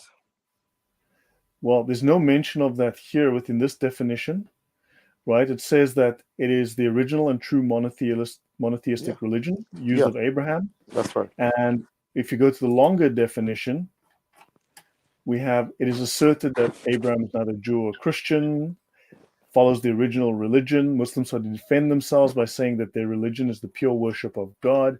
Mm-hmm. And it says Hanafi is contrasted with polytheism and with the corrupted. There's nothing about renunciation, that it means renunciation. It's the name of the religion. Yeah. So what was the religion of Abraham before he accepted supposed Allah? We believe he was Hanif. No, that's what I'm saying. Well, we So, believe he was a Muslim okay, anyway. yes, exactly. So, no, hold on. Quran actually clearly says that he was Hanifan, right? Yeah. He But was that's a neither a Muslim. That's a Jew, Muslim anyway. he was neither a Jew nor a Christian, but he was a Hanif, correct? Yeah. Judaism Okay, didn't exist anyway, so. okay. No, that's okay. Well, Islam did not exist then either. No, I Exactly, didn't but say. Well, Islam did exist in its definition, in its brother, definitive form. Yeah, hold it on. did. Brother, hold on. We will go one by one. Okay, we'll go one by one. So So facts. back in those days, Jews and Christians were not existing, right? No. Okay. And so basically, Ma kana Ibrahim Yahudan wala Nasraniyan walakin la kana Hanifan, correct? He was not of the politics. Yes, yeah. Hanifan. Okay. So if we have to look at what the Hanif is, because after Hanif it says Muslim, okay, Yeah. not before Hanif, and Hanif is there. So if Hanif means Muslims, because he was Hanifan Musliman, right? So we have to look at the historical evidence of what Hanifan means, right? Not what the Quran is saying, not what anything else is saying, what the But it's an history Arabic tells word. us. It's an What the Arabic word. No, it's not an Arabic word. It is It is. not They're an two different Arabic word. languages. Arabic actually is taken from 20 different languages we just showed you. That's aside from the fact meanings So will change with language Hanif, anyway. you cannot prove that. Prove me that this word is an Arabic word and it was a new word created in Arabic while Muhammad was writing the Quran. Can you please Prove that prove it that? wasn't. You have to prove that it wasn't. Okay, let me just prove that.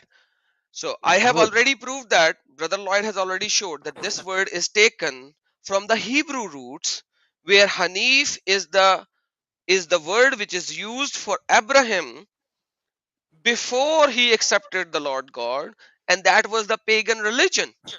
And we had a Jewish person over here who actually made a comment, who said the same thing, and he agreed with us. So we have a Hebrew word which clearly claims that Abraham was not following the true God but somebody else until God calls him. And that's where it comes from. Brother Lloyd, can you please show him the same presentation file, the same point where Yeah, the I've got it Hanif up. is? You just need to share it back again. Okay, there you go. So this is the Hebrew origin or the root where we are So taking it from. Hanif, yeah, as soon as you're showing it. So Hanif comes from the Jewish Midrashic literature, from the Talmud, basically, from the material that makes up the Talmud. And the root Hanif is associated with heretics. Yeah.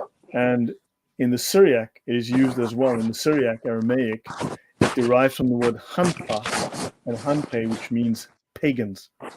So once again, Syriac these or are the Hebrew? heretics. So what? Was that the Syriac or the Hebrew?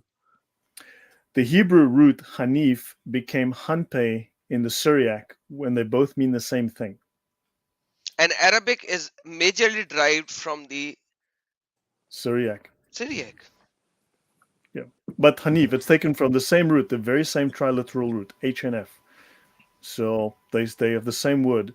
Arabic derives a lot of its vocabulary from the Hebrew, from the Ethiopic, from the Syriac, from the Greek. It takes words from other languages because it's a very late language. That's not a problem. So it has borrowed words from all of these languages. As you can see, there's quite a lengthy list here of languages that Arabic borrows from, especially in the Quran. It takes numbers of words. Yes, because so my brother means, language. I have a simple question for you before you go any further, because you are a very nice guy. Last time I had a very nice discussion with you, so I hold you to have the same kind of a nice discussion. I have a simple question. Okay, if Abraham was Muslim, why did Allah put Hanif before the Muslim? Can you please tell me that? Because obviously Muslim, obviously how we understand it today, how it sort of, how it's directed to us, is obviously not the same Muslim that you would have before that. A Muslim is just supposed to indicate that someone submits to God, right? No, what does Muslim means? It means someone who submits to God. Okay, then same submitted thing. to God. So submission. Mu Islam. Okay, Mu once just again. means someone who does the action. Okay, once again, if he is just submitting to God, Why did Allah add Hanifan in there when it was not required to be in there? That's an easy answer. The easy answer to that is that it's because he wanted to differentiate the fact that obviously he's not going to be the same type of Muslim that obviously we are, because it was before the No, Prophet ﷺ came. It is. That's the answer. that is It just is. silly, brother. Just That like the is same. just No, silly. it's not silly, because Let me just like answer how you that. Isa bin Maryam. One second. Sorry. Just like how No, no, Isa let me bin answer Maryam you that. is Let me Muslim, answer you that. but he's not Muslim like how we're Muslim. He's Nasara, but he's still Muslim. Muslim. So hold on, Adam. Before they look, mu is a prefix. It means one who does what is done, followed by the next word, right? And we know that Silim, the triliteral root Silim, SLM, before it meant Islam, because this came much later, it meant graven idol. It meant heathen image. It meant pagan image. And in fact, its original usage is related to the pagan god Shalim. So now you've got a pagan god and you've got heathen idols, idol worship, paganism. This is the original use of Salim, and Mu'salim is one who does Salim, right? And the Yes, original meaning is worshipping graven idols. absolutely. But I have another question. So, brother, if you are saying that Hanifan could only be used for Abraham or anybody before Muhammad, is that what you are saying? Okay, the one that you have with you, can you please invite him on the chat as well, rather than having a side chat with him? Because then you are not even listening to us. You are having a chat with that guy. Means I can't hear you if you are talking to somebody else. Brother Mains, I can't hear you. Your microphone is either too far away. I think you are talking to somebody else. I Can don't you know. hear me now? Yes, I can hear you now. Okay, Yes, so brother. it was a bit too far from me. Sorry. Okay. Can you please repeat what you just said? If you heard my question. Say it one more time, because now I forgot. Okay. So right now you are saying that Hanifan over here is because Abraham was not a Muslim as in a form of a Muslims right now after Muhammad or Yeah, during Muhammad. obviously. Okay. So after Muhammad or during Muhammad, Hanifan Muslim should not be there, correct? Well, no, obviously, because now, well, there were some, because obviously the Prophet ﷺ was also Hanif as well, and there were others like him, but they were a rarity at that point. It was either There pagan cannot be any Christians, rarity. Jewish, or just plain pagan. No, there cannot be any rarity because I have another live stream where I showed that Muhammad's mother was a pagan, worshipping pagans. No, I said Muhammad's the father, Hanifs. The Hanifs were a rarity. The Muhammad Hanifs. himself worshipped Muhammad, Alat and Al yes, Uzza. Muhammad and Muhammad, No, he Khadija did not, worshipped the bro. pagans. Prove that. Muhammad even You can't brother, prove sacrificed that. brother, Prove camels that hold, from any to. source. You can't. He was brother, Hanif. There's no source you brother, could ever hold possibly on, draw that would give any indication brother, of that. hold on, brother, hold on, brother, hold on, one by This guy one. doesn't know what he's talking about, bro. I, so yeah, Give the that's, evidence, man. Don't just spew I will, hold on, brother, shit hold on, online, bro. brother, hold on, don't worry, just relax. I know Brother Lloyd jumps 10 steps in a single time, and I will work with you slowly. So, are you claiming that Muhammad never had idols with him, and his mother never worshipped idols, and his father I never said worshipped idols? he never intentionally worshipped idols. He No, was okay, always a Hanif. He okay. always Now, contemplated about when the you put oneness of God. intentional, okay, hold on, brother. When you put intentional, it means that he did worship idols, but it was not intentional. Am I correct? No, I'm saying if there's a situation where maybe he was holding an idol or an idol was around him, it does not indicate him worshipping that thing. It's because it was so prevalent at the time that there would just How be something about, around it. no, no, no, no. Okay. How about He if he never had, worshipped how idols. about if he had idols in his own home? That that wouldn't be, obviously, if it might not have been his home. Maybe he was living with someone. Maybe it was when he was with No, his milk mother. Maybe it was when he was with his let mother. me prove, okay. How about I prove you that it was his home? Show me. That's what I'm asking for, the No, I'm evidence. Show me asking the you. What are evidence. his sources? Well, what are your sources? Well, what are your references? I mean, you're I making haven't given assertions. any references. I'm waiting for your references. You're the one making the claim. Brother, no worries. I will going to give you the references. But can you please agree with me for once that Muhammad was an idol worshipper? Because I No, I don't actually, agree with that. okay. I don't agree. No worries, no worries, no worries, no worries. No worries, brother. No worries. So the whole situation is, even though that you have not provided us with any evidence that The Muhammad, Quran says that he was Hanif. The Quran says it. yeah, we know Hanif is an idol worshipper, so we already know that.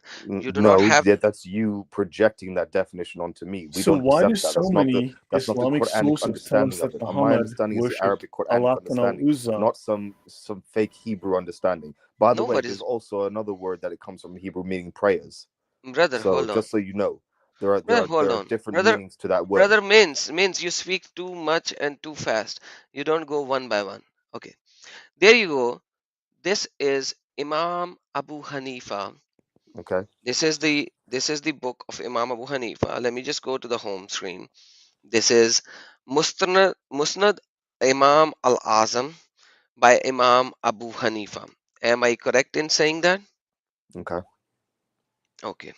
Now, if we go to page number 473 of this book, can you please read in the Arabic what it says, or would you like I me can't to read that help you? script. That script is very difficult for me to read. No worries. I'll help you. I'll Plus, help it's you. way too small. No worries. I'll zoom in. I'll zoom in. I'll zoom in. Can you now read it? Can you read Arabic? Because I I know you can. can read Arabic. I'm probably better at speaking it. My Fusha isn't great. Okay. Abu Hanifa and Abi So it عن says, ابن so yes, please read it.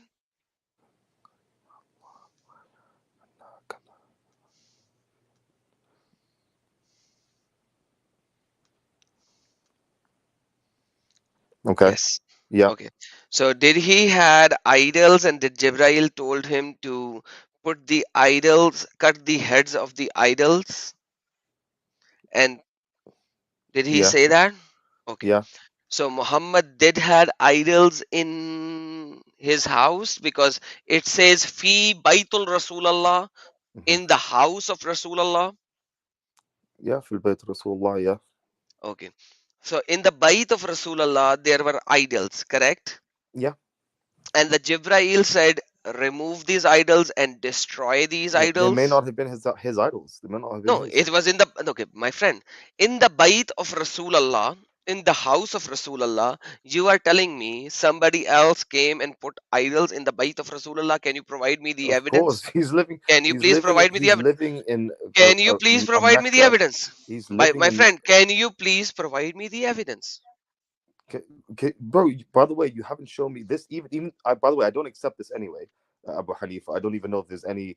We have anything extant from Abu Hanifa anyway. We have these things extant from Imam Malik's Okay. Muwatta. Maybe you could show me No, something from no that. worries, no This worries. isn't found in any of the 6 books. Listen. I have This so is not many. found in any of the 6 books. My The 6 friend, books. I have so many references. This is just a beginning. Give me from the 6 books. No, forget the 6 books. I will give you from the Okay, well Quran. there you go. Because you don't My have it. friend, I will give you from the Quran. You speak too much. You listen too less. I'll give you from the Quran. You gave me what from the Quran? This is not the Quran. This I is the will give words you of Abu from the Hanifa. Quran. If I give you from the Quran, what will you say? You're gonna show me this in the Quran, yeah? Yes. There Okay, you go. show me. Sure, go show Who is me. Mudassir? Is Excuse this me? Mudassir a title of Muhammad? Mudassir, I believe it is, yeah. Okay. So can you read Quran chapter number 74, verse number 1 to 5? Okay. Okay, can you please read? What does it says, brother? O you who covers himself with a garment, arise and mourn. I can't read the rest. You've blocked it all. Arise and mourn, and your Lord glorify and purify your clothes, and uncleanliness avoid. I don't know what uncleanliness. Specifically idols, or generally bad conduct and more. Specifically idols. So this translation, I don't know who did this translation, but in fact, when you say arrajas, Yeah. It comes from Najis, yani. which according to many of your scholars, even Qurtubi, Ibn Kathir and all that, and the Ibn Kathir is in English, let me put English. Arrajas means idols. So It's one of the meanings of it, yeah. Allah in the Quran in chapter number 74, which by revelation is how many chapters away? Can you please tell me that according to the revelation of Quran, chapter number 74 is which chapter? 4th chapter by revelation, correct? Is that what the Asbab Nuzul says? It's the 4th chapter. I'm just telling you that the 1st chapter is Alaq, the 2nd chapter is Al Kalam, the 3rd chapter is Al Muzammil, the 4th chapter by revelation is Al Mudassir. You Okay, can so are disagree with me, okay? So okay. so Allah has already revealed 3 chapters of the Quran, and on the 4th chapter Allah is telling his prophet Muhammad to remove idols from his house. He's not telling him that. He's just making it clear what to avoid. Okay, so I just showed you a tafsir. Yeah, I the just showed tafsir you just says that it just says arujas means idols. So exactly, and I remember, just showed but one you. second, I'll tell you the explanation. I can explain that to you. Mhm, So the explanation is it's very simple. Obviously, he is a messenger. He's conveying a message to mhm, the people. He's obviously conveying a message to idol worshippers, right? So mhm, this is now being made clear to them that you need to avoid these things, right? Just mhm, because it's being directed to the Prophet Muhammad SAW does not then not also mean that it's not being directed to everyone else in Mecca, which it mhm. is being done. So it's not just for him; it's for everyone else, right? Because he's the Right. one who's supposed to go and convey that message, obviously. Perfect. So now I can see how you are making a very sound, illogical argument, which Nothing actually illogical about it, shows. mate. Yeah, I'm just showing it. Don't worry, brother. I am with you. I'm running with you. I'm just showing that we are coming from Hanif, and while coming from Hanif, we just showed you each and everything, and I and everyone else is seeing how you are running and making a particular deviation without knowing what you are thinking. By the way, the mother of Muhammad is not in heaven. Muhammad was crying according to the Kitab Sitta on the grave of his mother. Correct, brother? Okay. Yes or no? Yes, yes. Okay, so if we see Tabakate Ibn Sa'd, can you tell me in the Tabakate Ibn Sa'd, the mother of Muhammad put Muhammad in an idol under the feet of an idol? Do you agree with me? When he was born? Tabaqat ibn Sa'd. Mm-hmm. I'm not too familiar with Ibn Sa'd, to be fair, or his Okay, Tabaqat. no worries. I'll make you familiarize with it now But while it's we not are one of the here. 6 books, so It doesn't matter. well, Six it books does. doesn't clear Islam. So it says that the mother of Muhammad, when Muhammad was born, right? He said, "Auzu bil wahidus samad min kulli sharri hasad." So Muhammad was put under the feet of a samad, of the feet of what? Samad.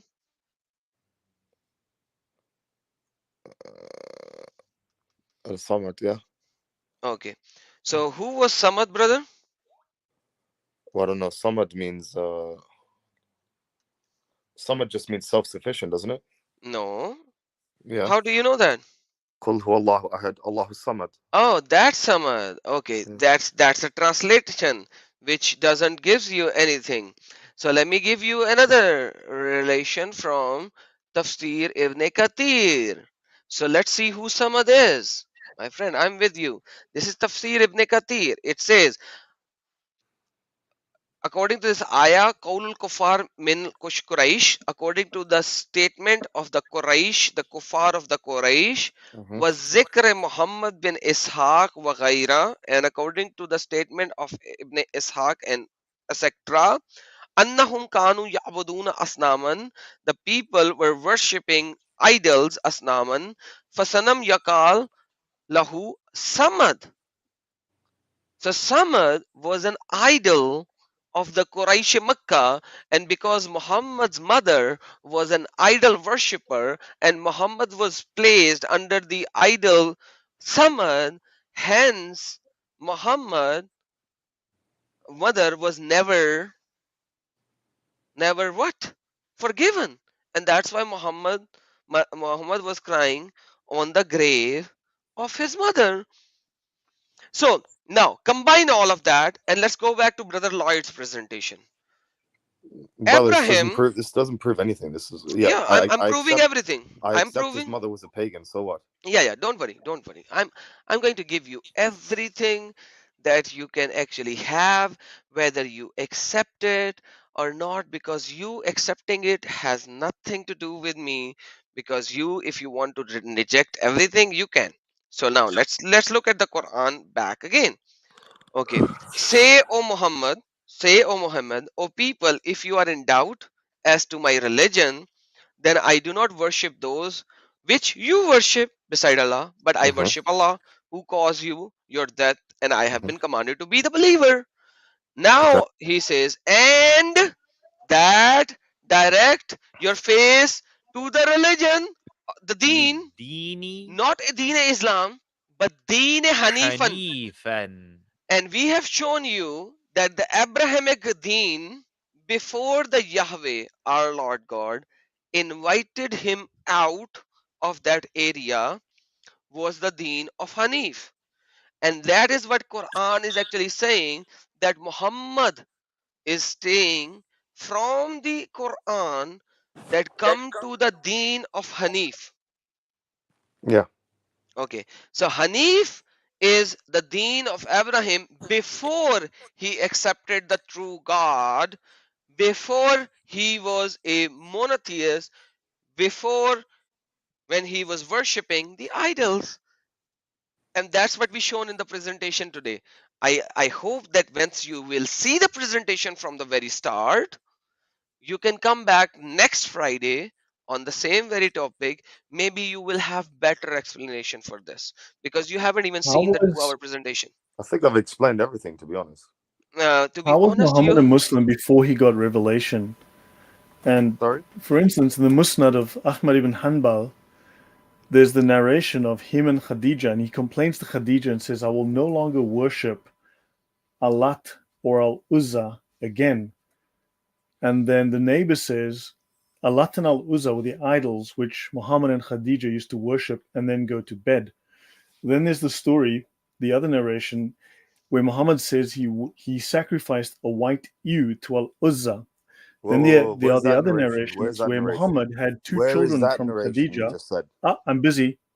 Muhammad had two children from Khadija named Abd al-Manaf and Abd al-Uzza, the slave of al-Uzza and the slave of Manaf. Both of these are pagan Arabic deities, pagan gods of Arabia. You know al-Uzza already. Abd Manaf was another one.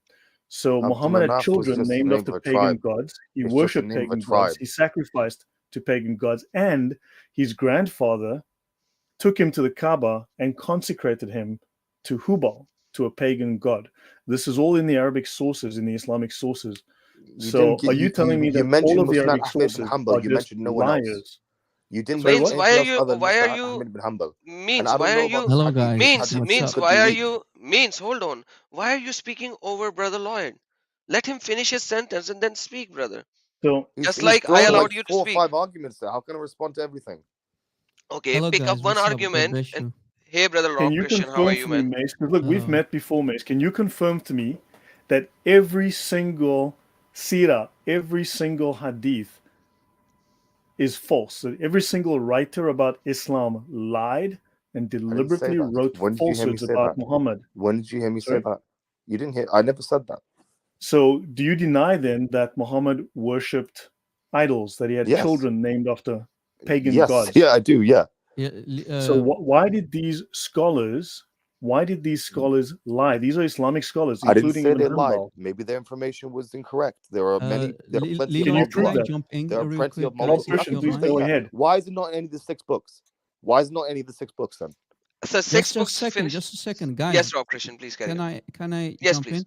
Yes, please. Guys, he's asking over and over. Hello, by the way, guys. Sorry, I'm not trying to take over, but he's asking specifically from the 6 books, right? Yes, sir.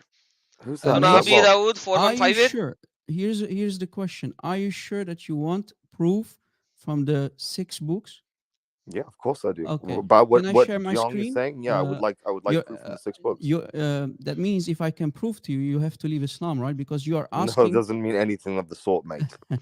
Leave it for what? A pagan, false man, God religion? Listen, I don't think so. Mace, just a second. I know when I jump in, you Muslims get scared, but easy here.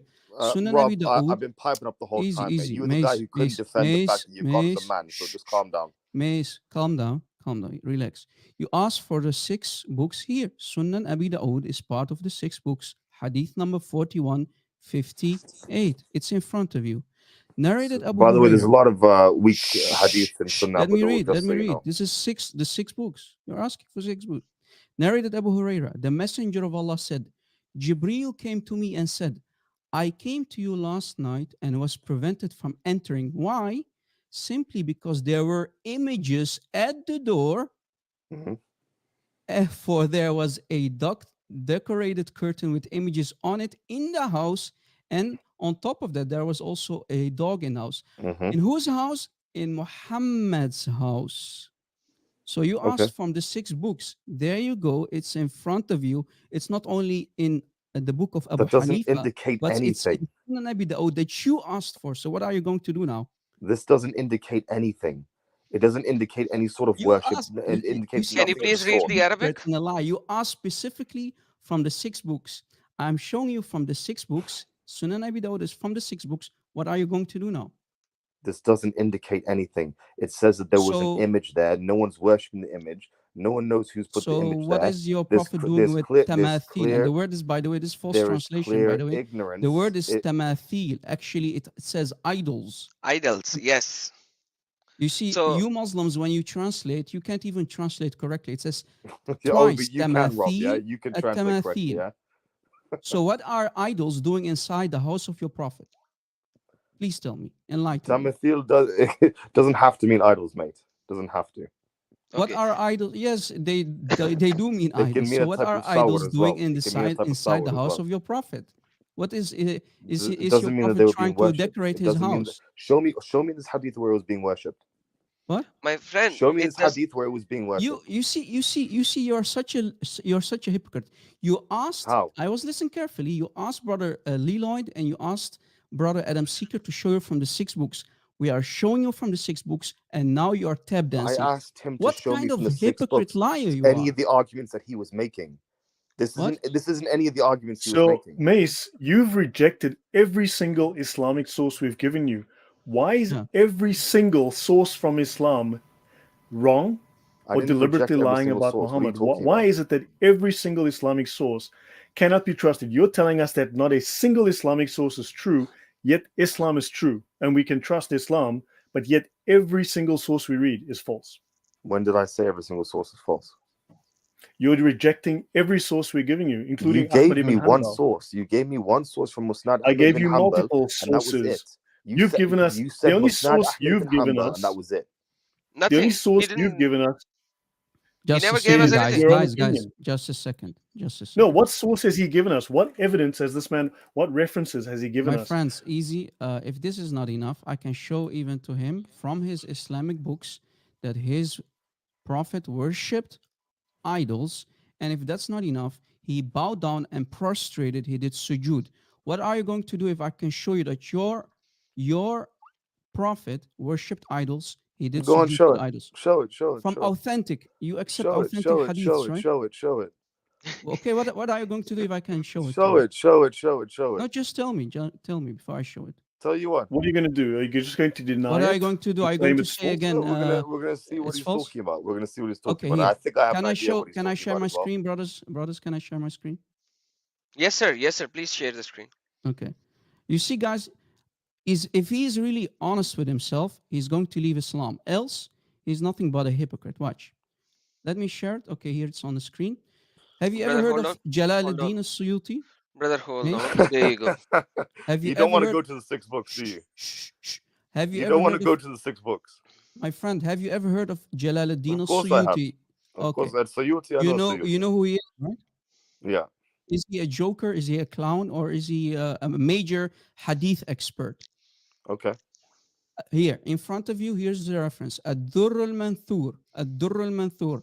Pages 525 to 526. Volume 10, Jalaluddin al-Suyuti. And here's the page. Let me put I think the you mean page. 27, but okay.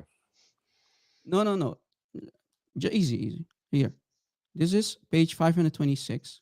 I know what I'm talking about. Look, it says he bi sanadin sahih. I think you can read a little bit Arabic, Sanad right? Sahih. Okay, so what? So the isnad is what? Sahih, authentic, as clear as the sun. Okay, we According scroll to down. Suyuti, yeah. Okay, now we scroll down. Look what it says here. When Muhammad was in Mecca and he was reading what? قرأ رسول الله صلى الله عليه وسلم بمكة سورة النجم. فلما بلغ, when he reached the ayah, chapter what? 53, ayahs 19 and Surah 20. An-Najm, yeah. أفرأيتم اللات والعزى ومناة الثالثة الأخرى. Have you seen مناة العزى and the last one, العزى? Then it says ألقى الشيطان على لسانه. What does that mean? Satan starts to cast down on the tongue of Muhammad the satanic verses. تلك الغرانيق العلا وإن شفاعتهن لترتجى. These are the exalted cranes and their intercession is hoped for. And then what does it say here? The Quraysh started to rejoice. They started to be happy with Muhammad. This is the first time. This is the first day ever. Today, Muhammad started to say beautiful stuff about our idols, the Quraysh is saying. And This then is he weak. comes, just a second, just let me finish. Then it says here, Muhammad did what? فَسَجَّدَ, and the Quraysh وَسَجَدُوا. So your prophet did sujood, my friend, and we know, all of us know, I'm an Arabic speaker. You should understand what the meaning of sujood is. It's an act of worship. So since Muhammad gave the satanic verses to the Quraysh and he did sujood to the three idols, Allat, Al-Uzza, Wal-Manat, Muhammad that day became a mushrik. So what are It's you know never about it? happened. It's so. It never happened. This is weak. You see, This is guys, weak. didn't I warn you This that is he's weak. going to reject This is weak. Sahih Hadith? This is weak. This is weak. The most authentic of this story is in Sahih Bukhari. Read what it says in Sahih Bukhari. My friend, Read what it wait. says in Sahih Bukhari. Is Read the this sunnah, story in Sahih Bukhari. is the sunnah that you take, is it only from Sahih Bukhari? Read this story in Sahih Do you? Bukhari. Okay, See no. what it says. Hold on. Do you take Sahih Bukhari only? No. Okay, so So- why are you I lying? take the 6 books. Why I? No, you don't only take the 6 book. You take all the books that are I take authentic. 6 books. All the books that contain hadiths. Don't lie, Abdul. We are Arabic speak. I'm an Arabic speaker. You can't use that taqiyya with me, my friend. All the books that contain authentic Taqiyya like, hadiths, bolus, even huh? Bolus, not Hassan taqiyya. hadith, you accept it because the sunnah is not only in Bukhari. It's not only in Sahih Muslim. It's not only in Sunan Abi Dawood. If this is not enough, guys, let me show him more. Guys, watch. please. This is not the Yes, only please. reference. Yes, Look, please. This is a have weak. you ever this is heard weak. of? Everyone This knows is not weak. weak hadith. This It's in front of you. Gharanik, It's- the Gharanik is not a hadith, Sahih hadith. I can show you in My so friend, it many says hadiths. it says Sahih. Come on, here and It you doesn't got matter it. if it says it here. None of the 6 books have it. And the Abdul, scholars you are do, unanimous your on this. sunnah The doesn't only scholars are come. unanimous. This is maldua. Shh, your It is sunnah, fabricated. No, your sunnah your does scholars not do not only say come that. from the They 6 do. books. They do say it. The only one who Where? accepted was Ibn Taymiyyah. Shh. Okay, And even he accepted there was deficiency in the sanad. Okay. Well, I just showed you that the sanad is sahih. So That's according to that Suyuti. goes. That's go. no, it's So not Suyuti according to is- Sahih. wait, is It is. Suyuti now a This liar? is from Suyuti. Please, I challenge you. You're being recorded. I challenge you to say Jalaluddin al-Suyuti is a filthy liar in the series. Say it. He's wrong in this aspect. He's wrong. So he's a According to liar. No, I According didn't to say who? he's a According to liar. you? I said he's wrong. So he's he's not incorrect. a liar, and you are simply lying about the Suyuti. Forget about it. Let us show a second source here. Majma' al-Zawad wa Manba' al-Fawad, page 115 from volume 7 by another giant Sunni scholar, Imam al-Hafiz al-Haythami. I hope you heard of this book before and the writer of this book. Mhm. Look. Yeah, you heard of him. Huh? Okay. Page 115. Look in the Arabic 115, and I put also for the people who do not know Arabic here 115. Very We helpful. scroll down again. Here in the bottom it says وَرِجَالُهُمَا رِجَالُ الصَّحِيحِ. Everybody here on top in the chain are of a sahih. The men in the chain are of a sahih. People that you can find in the chain in Sahih al-Bukhari and Sahih Muslim hadiths. So So what? very Doesn't mean authentic. anything. You're to be honest with you, you are starting to force me to say about you that you are a hypocrite and you are being or acting at least like a retard. But it's okay. What can we expect from Very Muslims like politically you? correct. Wow. Yeah, but that's you just proved it. Here, An Ibn Abbas. Who is in the chain? Ibn Abbas, brother. Ibn Abbas, Hibrul Ummah. So Again, what? the same story. So what? Okay, guys. So what? He's If the anyone so can say he's that a he's in so the what chain. Muslims. Do you hear it, guys? So what if He's a he's in so the what chain? Muslim. So guys, we showed not one but 2 authentic hadiths, and this It's guy not. keeps It's not saying, authentic. so it's what? not in. It's not in the 6 books, so it Who can't be cares? authentic. Is the Sunnah only from the 6th How book? can it not be in Muslim? Okay, How can it okay. not If be you in have any Bukhari? dignity, How listen, can it Abdul. not be in If you have Tirmidhi? How any can it not be dignity, Sunan Ibn if you Majah, have any Sunan Abi dignity in Dawood, you, listen. If you have any dignity Nasa'i? in Why you, is it not there? please Why? say Ask it yourself that live on question. air. Shh. Say live on air. The Sunnahs are only from the 6 books. Say it. The 6 books are the most authentic books that we have Okay, but in what our about the Sunnah. rest of the books? They What are the about most authentic. If they're in other line with books? those books, then they are correct. So Qurtubi is Look at wrong. this guy, guys. Look Tibri at this is guy. wrong. Ibn Kathir is wrong. Yeah. Everyone the else scholars is you're wrong. mentioning, Ahmad ibn As-Sayyuti is Hanbal is wrong. wrong. all Ibn use the Ahmad 6 Hanbal ibn is books. Hanbal is a wrong. liar. The Guys, scholars you you hear what I use, hear? the scholars you mentioned all use the 6 books. They all refer to No, the 6 books. I'm. That's not what I'm asking. So you What are are you, telling what are you me talking about? all. Okay, hold on. So you are telling me and everyone over here that Tibri This is is wrong, crazy. Qurtubi is wrong, Jalalain is wrong, every Wrong other about what? scholar, Wrong about every what? other muhaddis. Can you please listen before you can answer? How about that? Like obviously, if you're answering me, unless you know what I'm saying, how can you answer me? My friend, can I finish, please? Guys, just a second. Yes, We are please. all over the place. Look, this hadith, as I showed you, it says, وَرِجَالَهُمَا رِجَالُ صَحِيح. All the people in the chain. Ibn Abbas in the chain. I mean, who is a bigger authority than the Ibn Abbas? Here's his name, Ibn Abbas. A lot of people quoted Ibn And Abbas and then, it wasn't Zahir. then it says here that another hadith, and this is what you're talking about. Let me teach you how your science of a rijal work. You are a clueless jahil. Oh, You are an ignorant. yeah. Look what it says here. وَقَدْ تَقَدَّمَ حديث مرسل. Longer than this one, the one here on top. في سورة الحج أطول من هذا ولكنه ضعيف الإسناد. What does that mean, guys? Let me translate because I put black line here underneath. It means that another hadith, which is longer than this one, appeared or was discussed, but that one was a mursal. Yes, right, mursal. But here the muhaddith is not talking about this one. This one seems an authentic sahih al-isnad. So the one that you are saying or talking about that it's da'if, that your scholars are talking about that it's da'if or mursal, those are other hadiths. Let me show you what they are talking about. Guys, let me give him an example to teach him how Islam works here. And I wanted to spare this for the last part, guys. Here on page 527 of the book before that of Suyuti, page 527, here is an example of a mursal sahih al-isnad. Look, mursal sahih al-isnad. So what your scholars are talking about when it comes to the satanic verses, they are talking about such hadiths that they reject because this hadith has a gap in it, meaning a tabi'i skips a sahabi. So the people here in top in the chain, they skipped a sahabi like Ibn Abbas. Do you see it? This is why your scholars say there are mursal hadith about the satanic verses, which we reject. So this hadith that you see here is rejected, but the one that I showed earlier, this one on page 526, is not a mursal or a rejecter or a da'if hadith. This one is a highly authentic sanad sahih bisanadin sahih. So this one is not mursal, this one is not da'if, why your prophet is doing sujood to the idols. So what are you now going to do, my friend? Again, I don't accept the hadith. In the 6 books, there's nothing like this. So, you're in a fact, waste the story of time. the story in the 6 books, the story in the 6 books doesn't mention it.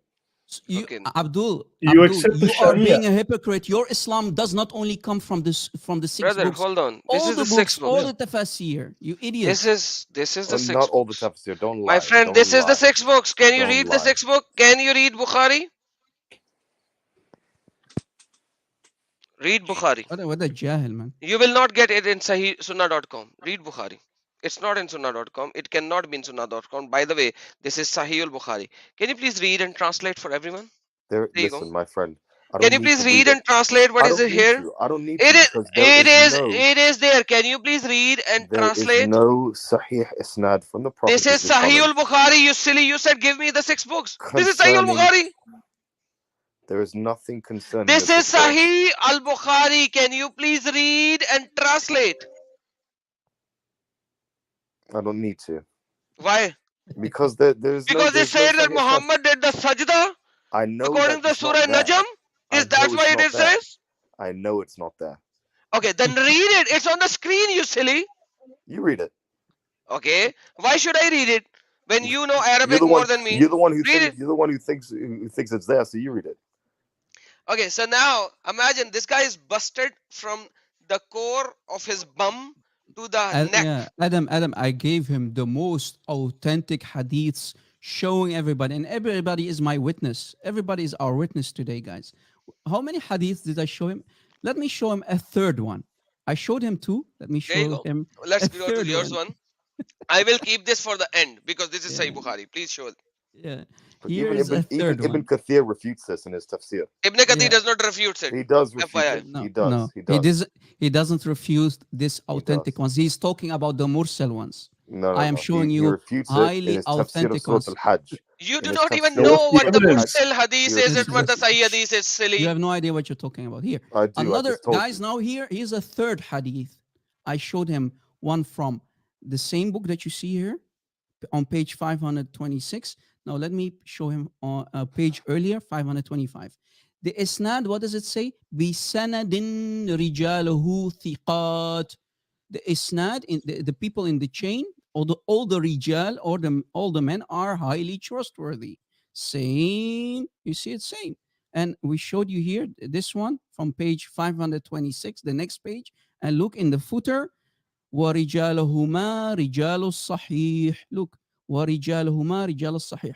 And who are in the chain? عن Ibn Abbas, عن الرسول, عن النبي. So Ibn Abbas is No directly problem. No quoting the problem. Prophet.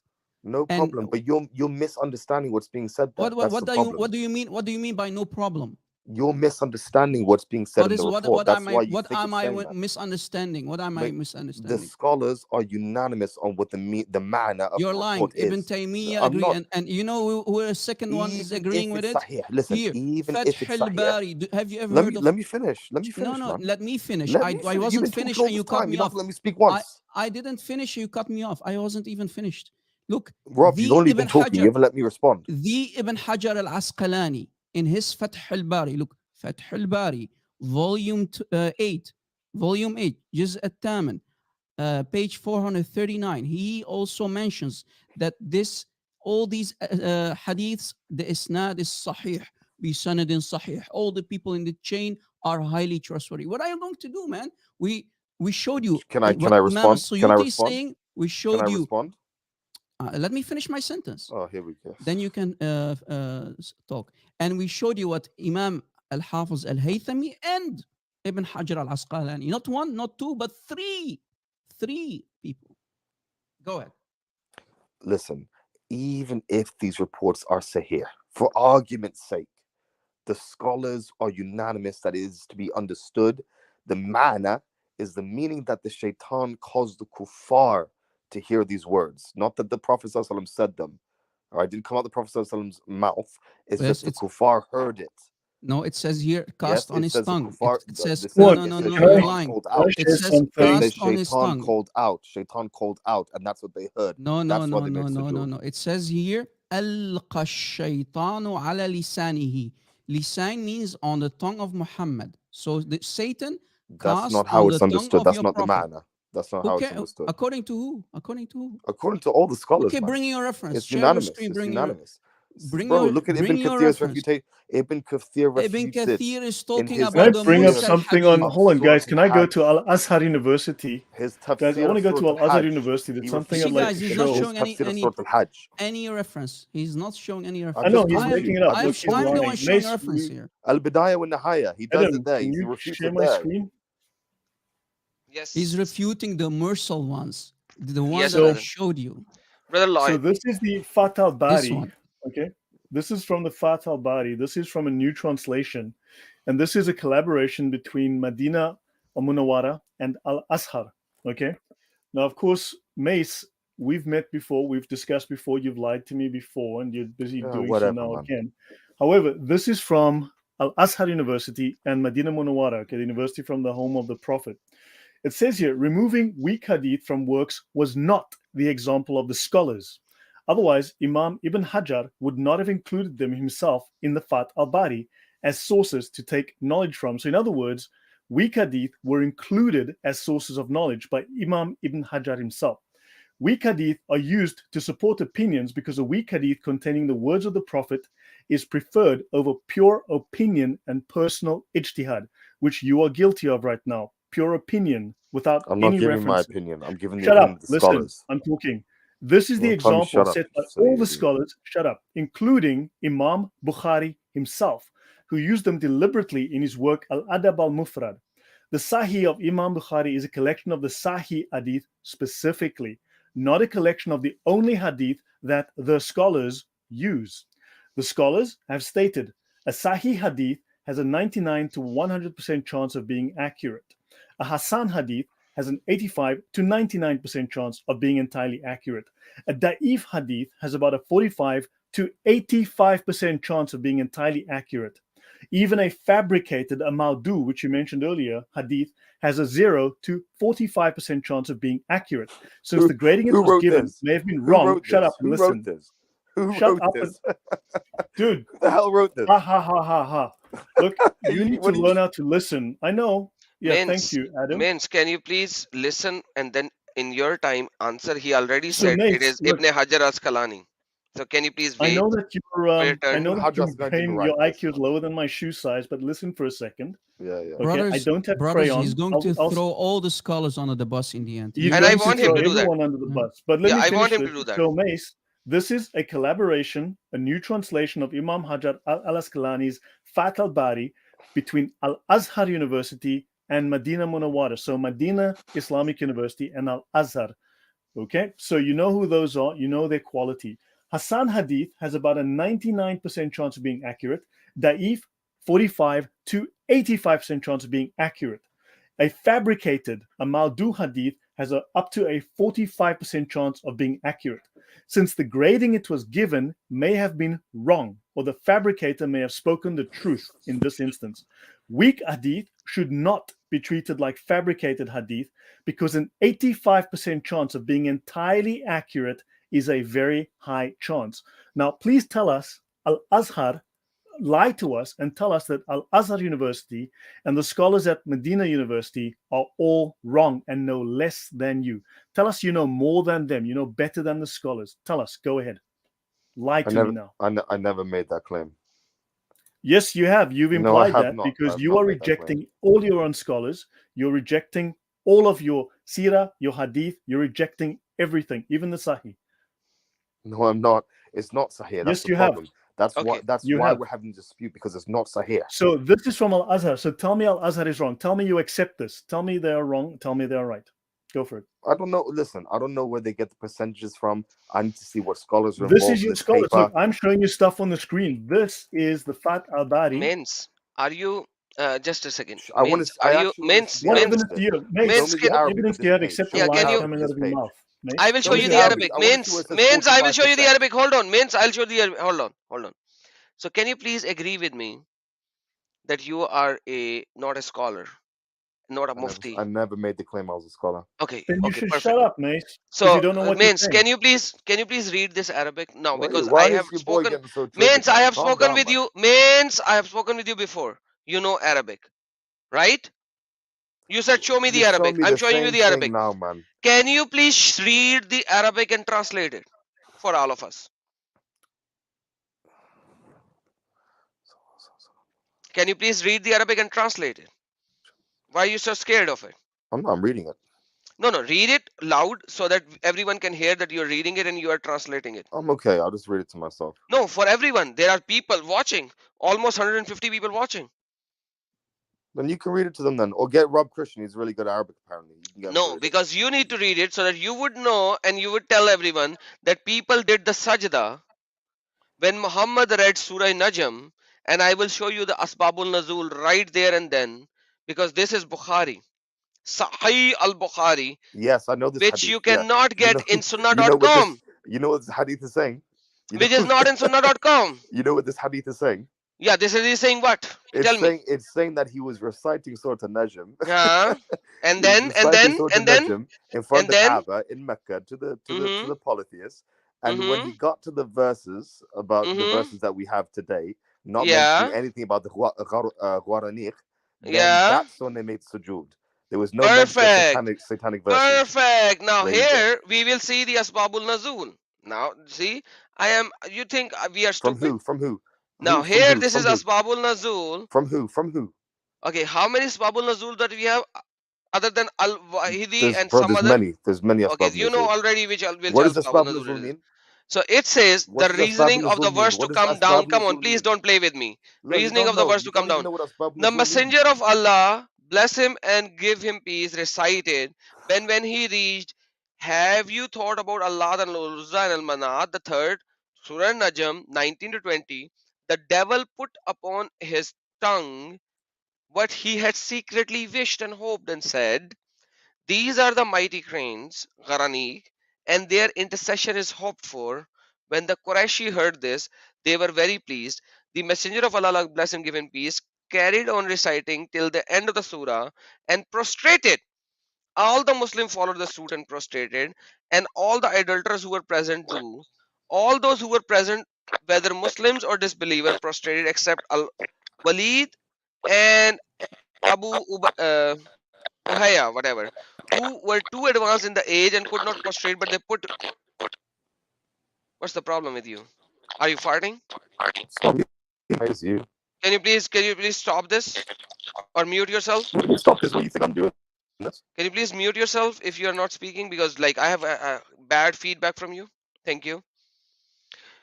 But they both grabbed a handful of dust and put their forehead on it. Same thing is doing over here, right? They did that. Surah Najm. These are the references, and that is why when we are looking at many sources of the Quranic, which are explained in so many references, you do not believe it, but whatsoever, doesn't matter. Now, it is on you. I'm giving you a homework now. Can you take the homework? Take the homework, go back, work on the religion of Abraham before Abraham was called by God, and come back to us. Don't just stick with this. You have already been shown so many references. If a person is kept on repeating itself like a pretzel, there is nothing that can prove him in any way. But the reality is simple. Muhammad was a pagan, not just before Islam, but even after Islam. Yeah. You know, Adam Seeker, Yes, sir. brother, and brother Leloid. Means you have a problem with your microphone right now. Yeah, the thing is with microphone's these been on mute. people. Means you have a. You can been watch on YouTube. mute the whole Trust time. me, your voice is not right. Mute him, mute him. It's your Uh, satanic voice. That's causing it. no, the Okay. satanic voice comes from you because Satan I- peed in your ears and he's Yeah, I have inside to your remove nose. him. Yeah, sorry. I have to remove you means you can go out and come back in, because Yeah. either your internet is bad or your microphone is bad right now. Yeah. So you got to go back and come back in, and I'll add you in. Unfortunately, that's the problem with you. Yes, Yeah. brother Rob, that's your screen.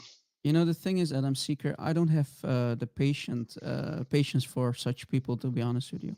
When I'm trying, I show them not once, and people are all our witnesses. I show them not once, not one, but two, but three different ahadith, three that shows us Sahih al-Isnad, or that the people inside the chain, as you see here, inside the chain, be sanad and rijalu thiqat, meaning all the people in the chain are highly trustworthy. And it's even in Fath al-Bari, and brother Leloid also explained, right? He mentioned Fath al-Bari. Look, Fath al-Bari by the Ibn Hajar al-Asqalani, Majma' al-Zawad by the al-Haythami, and we showed you also a Suyuti in the book of Suyuti, right? So that you see here in front of you. So Yes. what do Muslims need more? I mean, don't they always ask for Sahih? Well, here you go. This is Sahih. Doesn't it say bisanadin Sahih? Absolutely, brother, and that is why I showed him the Sahih Bukhari, which And does not yeah, actually says explicitly, but it refers to that particular subject, and it refers to the Muhammad doing sajda based on Surah Najm. Either Muhammad was doing the sajda to the star, because otherwise that hadith has nothing to do with it, Yeah. or And he was doing. and the thing is, brother, also, I mean, we are trying to be very fair, right? I also showed him on page 527, and you saw it too, an example of how such a chain that you see here. Look, this is the chain. People like Abd bin Humayd and Ibn Jarir. Here it says min tariq Yunus. So this is a totally different chain. Ibn Abbas, as you see, is not inside the chain, and this is why it's called. So there is no Sahabi. So the Tabi'i, the successor of a companion, he skips a companion like Ibn Abbas.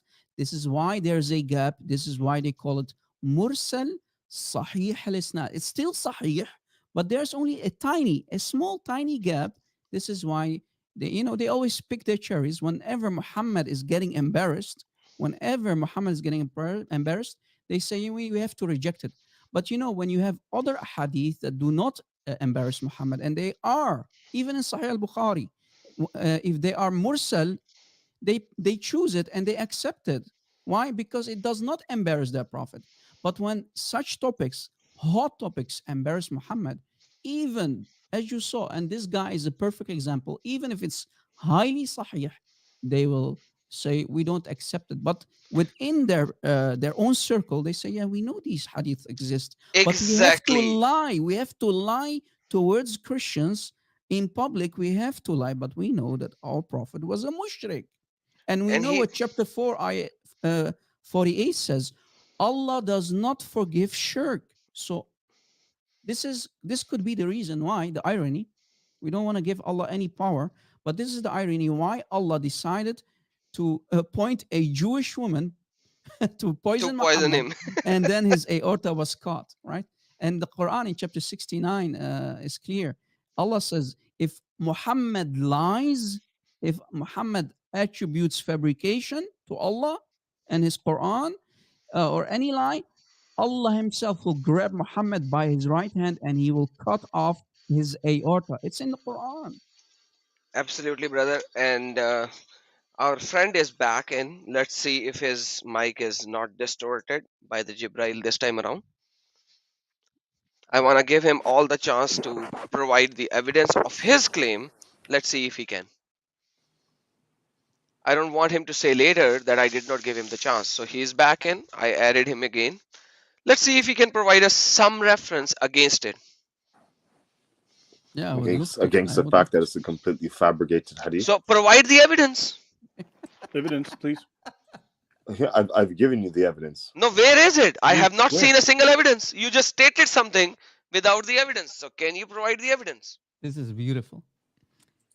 And you see, guys, why I say this is a sahih isnad, because here Ibn Abbas is not skipped by the tabi'i, because Ibn Abbas is mentioned an Ibn Abbas. So here, this is why the scholars have to say that the rijal wa rijaluhuma rijalus sahih. This is why the scholars must say that it's a sahih al-isnad, because people like Ibn Abbas are in the chain, who happens to be one of the best Sahaba out there. And Muhammad called Ibn Abbas Hibr al-Ummah, the ink of the Ummah. And he's in the chain. Look, means you had so many time, Where so did much the story- time let me to ask you a provide question. the. Where did this You had story so first much come time. from? Means I you wanna had ask so Rob much. Christian a question. Means Rob you had. Christian, where does Hold the on. story first come from? Who first Means, records the story? means hold on. Means can you please provide us the reference of your claim now that we have Yeah, given you I'll like tell you 5 now. or 6 I'll tell you now. claims? I'll tell you now. Please. Not Yeah, tell. yeah. Show. Who was the first person to record this story? Show the reference. Ibn Abbas. No, it wasn't. Don't lie. When's the first time we see this come up?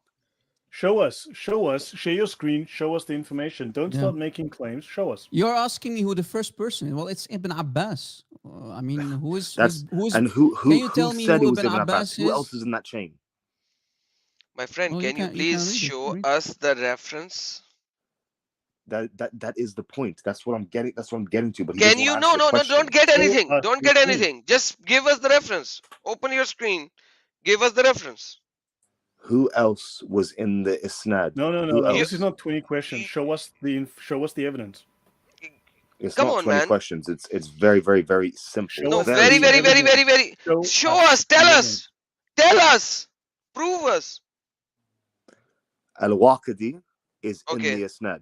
Al-Waqidi. Okay. Okay, I Show will us give where. you. I will give you Is $1,000 if you can If- show me the name of and he's known Al-Waqidi. to make up hadith. Man, Show the man, fuqaha of show- Medina. That's what I'm just saying. a second, Adam, second. Yes. I showed them 3 different chains, right? 3 different Mhm. hadiths. Show me the name Al-Waqidi in all of the 3, and I will give you $1,000. And every time you can show me, Al-Waqidi, this is the the first elements will time we see put this. So In $1,000 his on top of it. Maghazi, he's the one who first mentions this. So show us. No one else Show us. mentions this. Okay, show his name Show in the us. chain. Here are the chains in front of you. Okay, show me the name of Al-Waqidi. Al-Waqidi was known to make up chains. Dude, it and doesn't to lie matter. about Show hadith. us You that it was idiots, you from don't know that? Al-Waqidi. Can you Listen, understand I English? promise you. Just a second, brother Adam. I promise you, I'm going to give you $1,000 if you can show me the name Al-Waqidi inside the chain here. Al-Waqidi is the one that promulgated this idea, Show and us. he was known Show to us make up the hadith. evidence. He was Where do we known. find that? Show us. Bring us the reference. Show us the book. It's Show in it. one of his Maghazi. Show it. Oh Lord.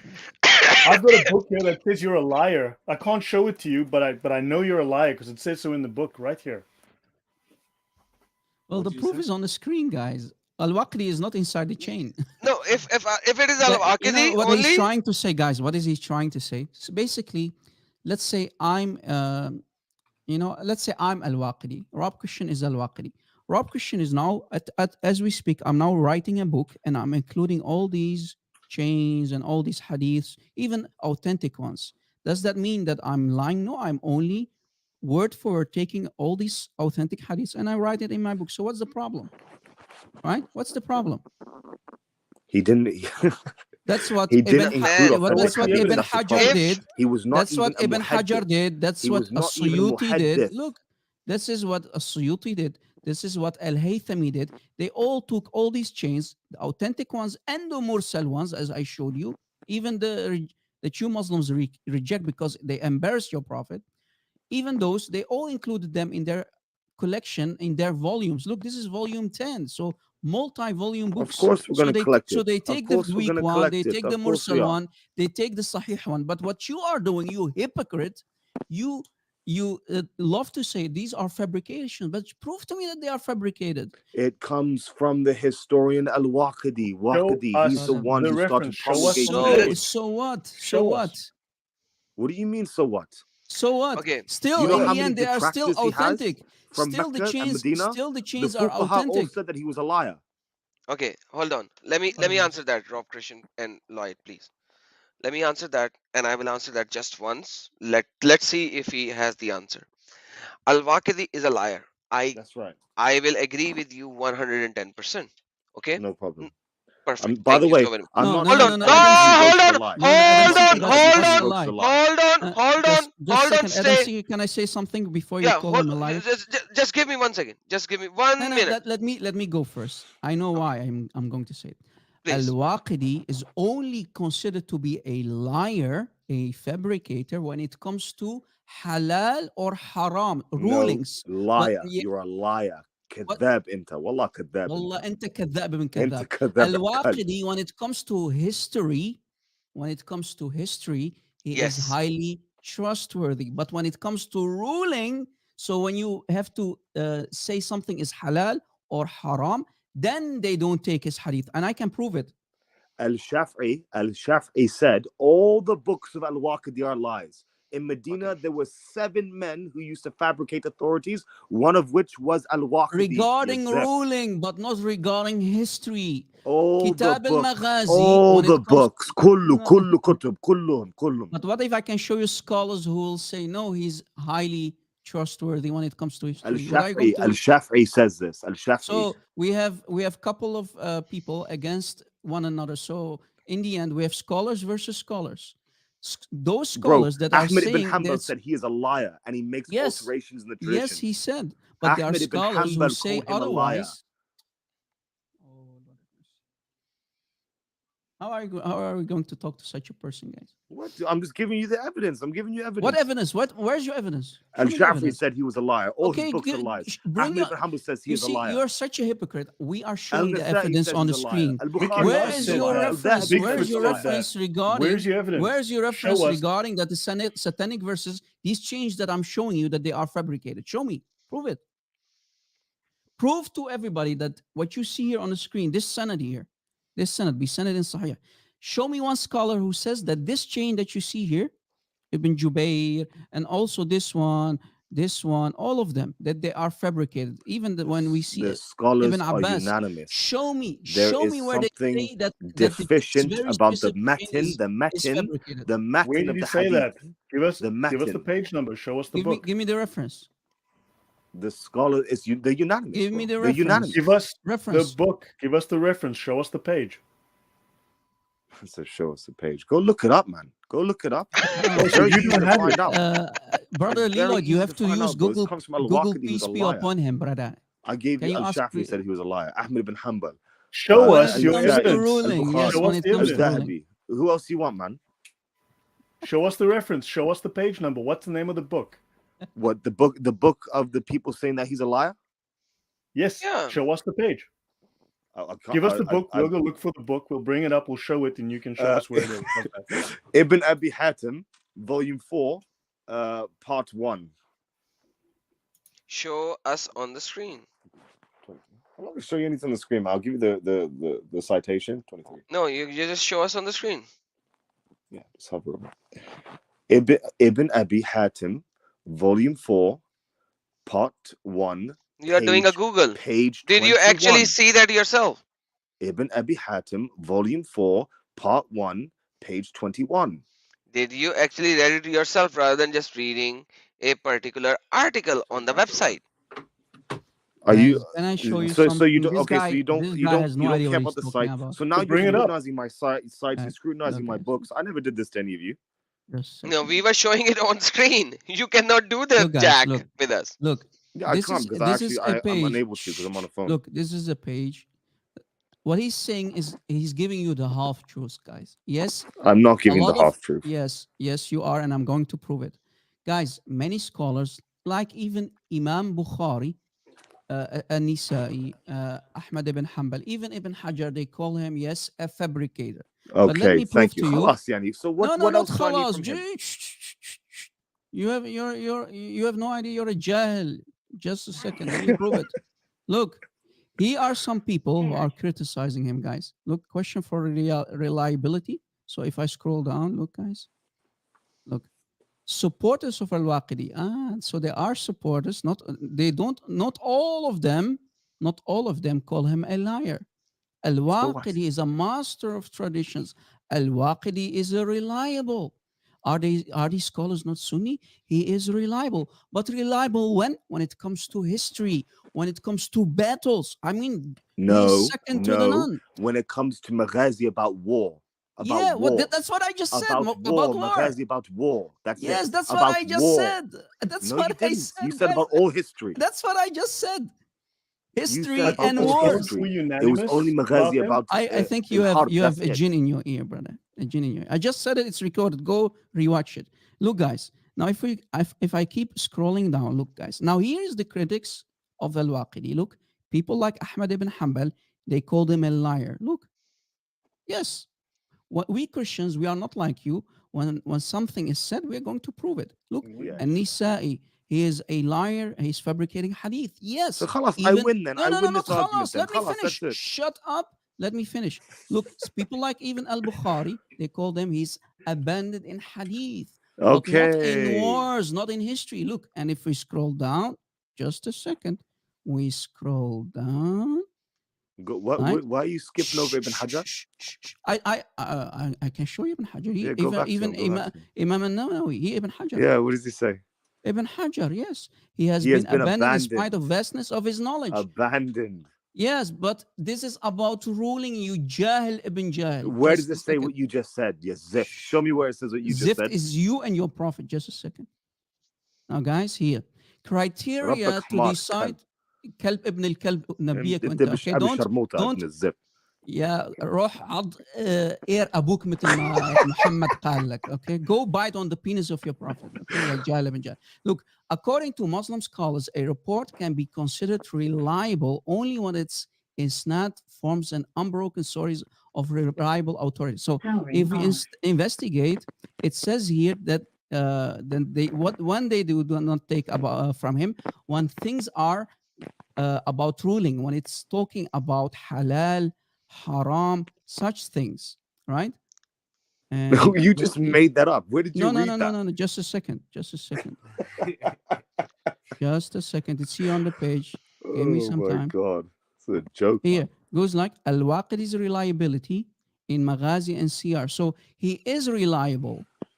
You know, they reject when it comes to, like I said, halal and haram, they reject him. When it comes to hadith, they reject him.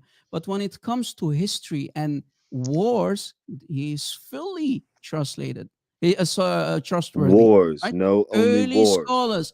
Only so you wars. Muslims cherry pick. Exactly. He is reliable when it comes to wars, when it comes to history. Early scholars of Islam themselves have maintained a difference between the literature of hadith and history. Do you see it?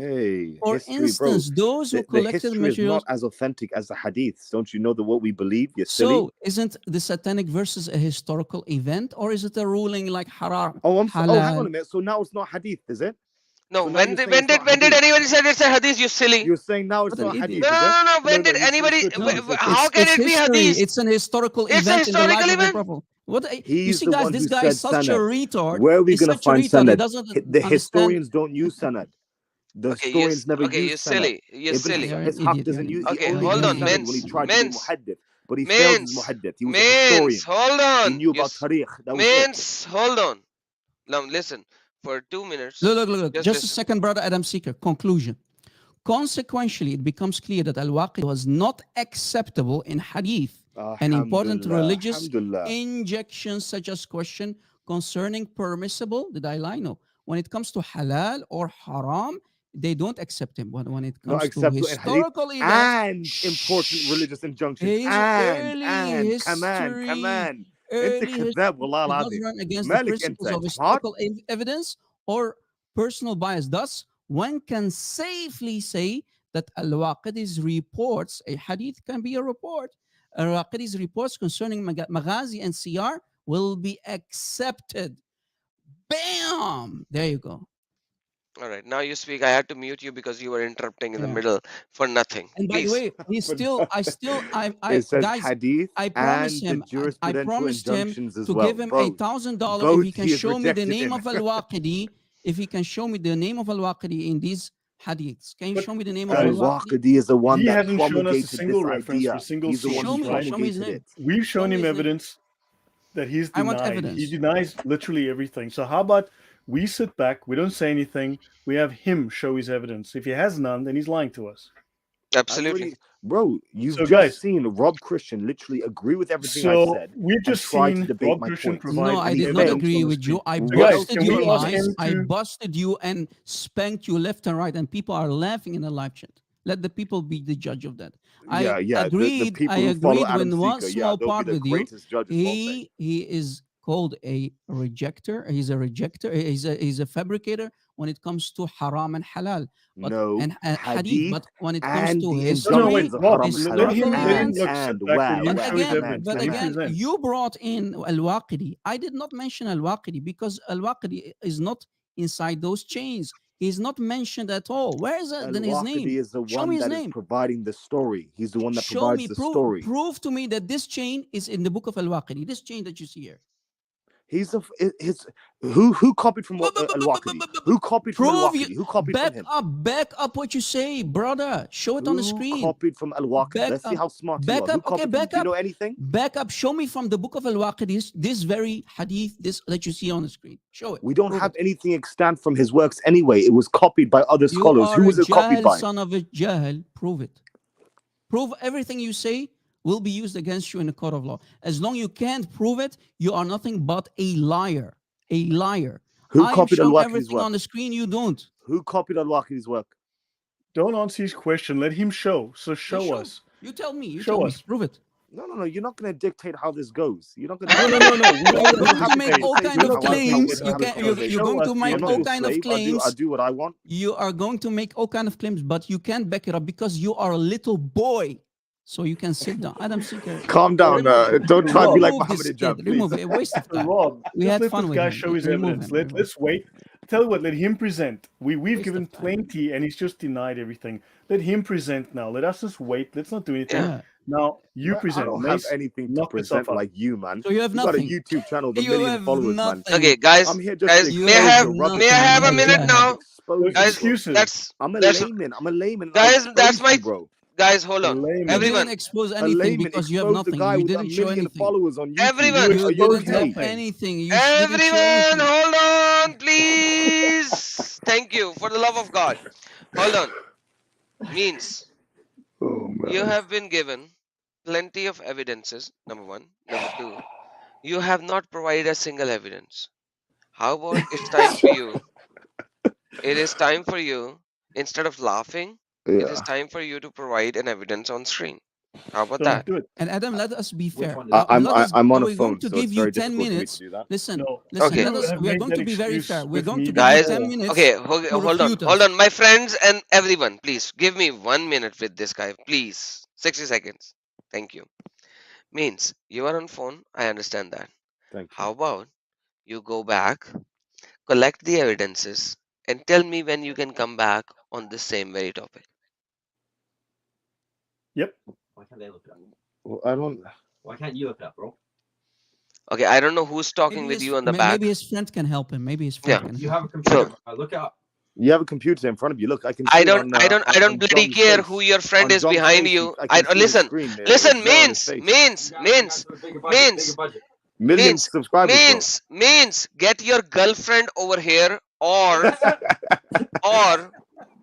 or if you cannot speak, let your girlfriend come over here and let her speak rather than you, because seems like you are getting the instruction from your girlfriend. Number one. It's Number two, Jibril, Adam. That's Jibril in the background. yeah, whoever it is, I don't care. Means you cannot instruct me because you are a Muhammadan. So now let's come back to the same point. Yeah, Islam is a stupid, demonic, idiotic, stupid thing. Now, can you Yeah. please stop talking when I'm talking? Because there is a way people talk and you don't know. You are barking like a dog when somebody else is talking. It is not reasonable. So let me state my comment first. Okay.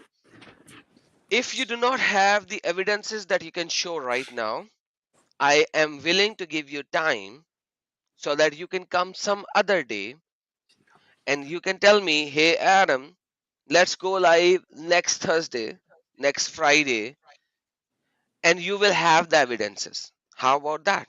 Is like I'm all up to giving you the time to get the evidences and come back in. Oh boy, he's giving me Al Sayuti. Sure, Al Sayuti. Al Sayuti, say that Al Sayuti is a liar and a deceiver. Just say it. He's incorrect in this. And this is not. Say that he's a liar and a deceiver, just like Allah. I don't. He is the Khairul Makarin. Someone makes mistake doesn't Say necessarily mean they're a liar. As-Sayuti is the Khairul Makarin. Say it. He's the what? Sorry, he's the what? He is the Khairul Makarin. He is the best of all deceivers. Say it. Makarin means planners. Planners, in your own deceptive book it says planner. No, I don't care. No, I know what makar is. I know what makar is. I am not an American, not a British, not a Brazilian, not a Canadian. Brother So Adam, it doesn't let me explain matter. to him on this point. Yeah, it doesn't. Chapter 3 of the Quran, Surah Ali Imran, ayah 54. It says, وَمَكَرُوا وَمَكَرَ اللَّهُ وَاللَّهُ خَيْرُ الْمَاكِرِينَ. It does not mean planners because the word for planning is تخطيط. مخططين. مخططين is planning. Bro, if you go to Lisan al-Arab, it'll tell you. Makr can also mean to plan. Means I don't bloody care. Means okay, hold on, Rob. Go to the Arabic Qamus. Go to the Qamus. مخططين You don't know is nothing. planning. You're Guys, Christian, bro. You don't know nothing. Makr is nothing but a negative, a deceitful, it's scheming, it's conniving, it's deceiving. Stop lying. I'm an Arabic speaker. You can't use those taqiyya games with me. I am a native Arabic speaker. and I'm Makr means spanking plan, you. bro. Okay, what does تخطيط mean? مخططين, what does that mean? خطة, like يعني if What I'm is gonna خطة? start with Okay, خطة, okay, what يعني is it can خطة? also mean I can what is make a خطة? plan. What is خطة? It can mean plan. It's a plan. Thank you. No, Bro, we have it does not there mean are it words can with the mean same plan. No, meanings it does in not Arabic, mean like it in can English mean as well. plan. It is plan. So خطة مخططين تخطيط is planning. Planning. I am to plan. He is planning. It's a plan. خطة. So what is makr? Makr is deception. There you go, busted again. How many times do I need to bust you, man? No, it doesn't.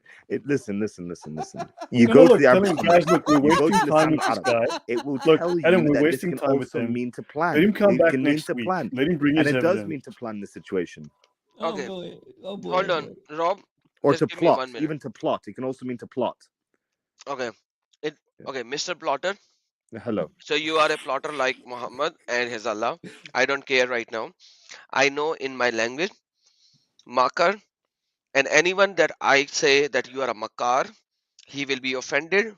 He knows makar is not a planner. If I say that you are a makar, which comes from makar, he will going to be very, very offended. I know what makar means, where I come from. Makar is makar, and I know what it is. So Yeah, you do but not where have you to come receive me. from, they don't speak Shut Arabic, up, Adam. please. Yeah, come on. I don't know why you, when I say something, you have to just come in like a dog and bark. I hate that. I hate that.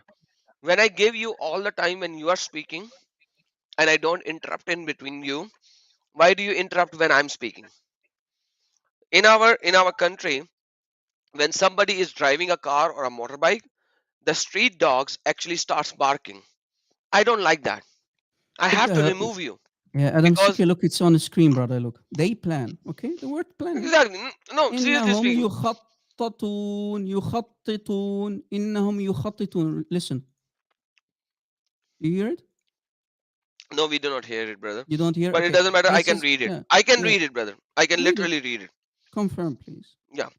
Yes, you are absolutely right. But like seriously speaking, I don't care. You know what I don't care? Because I know what makar is and what makar is. Yeah, and It's here's my the language. transliteration, by the way, if you even don't know Arabic. إنهم يخططون. خطة, plan. A plan Exactly. is خطة. Right So here, by the way, plan. this has nothing to do with our conversation. So he is in the backstage. I removed him intentionally so that I could finish my sentence. I gave him a chance to go back and come back with the evidences of what he's claiming.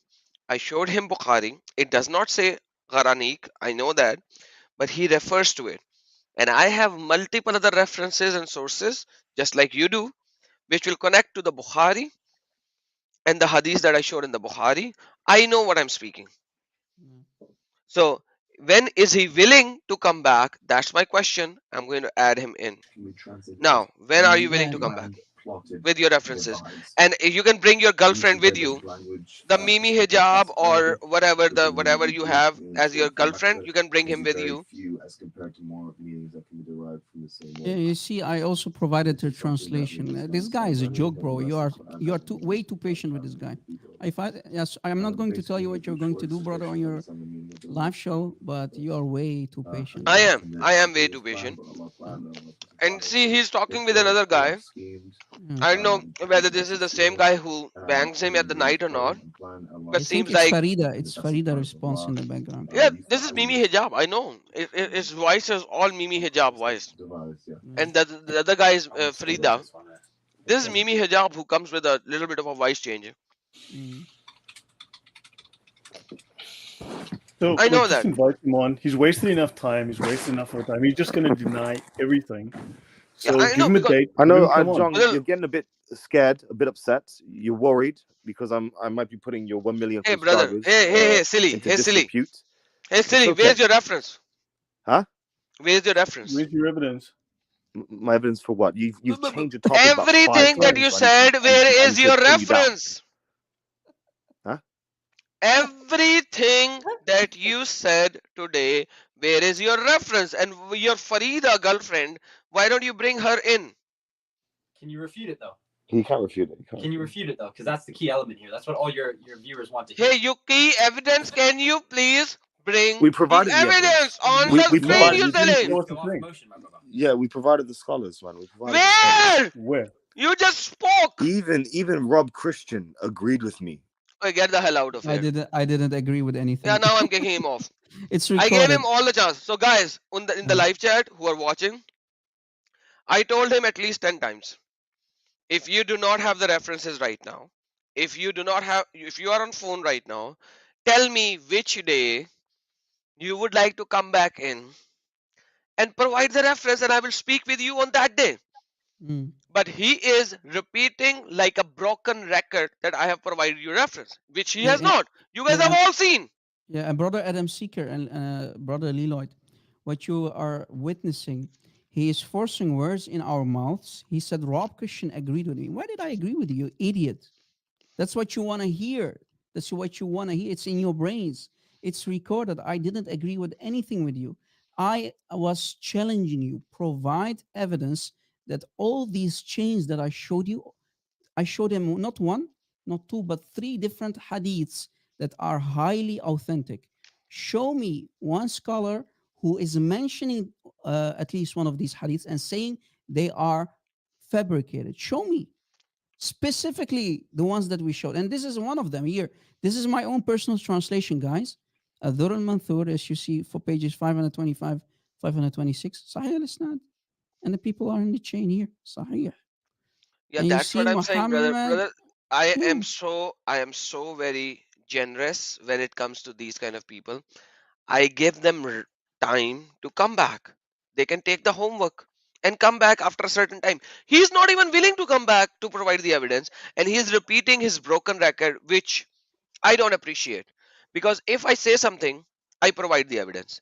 When they say something, they have to do the same. They have to provide evidence. By the way, please continue. Is a old watcher of my channel and a dear brother. He said, "Wow, 3 loin in one stream. Stay blessed, Lions. lion." Yeah. That's too So much, man. in Jesus' name, please continue, sir. Sir. We're So we're he's only to serve, guys, nothing more. In the end, we are all sinners. We all have our shortcomings. But what we and you people in the chat, people in the live chat, you are our witnesses.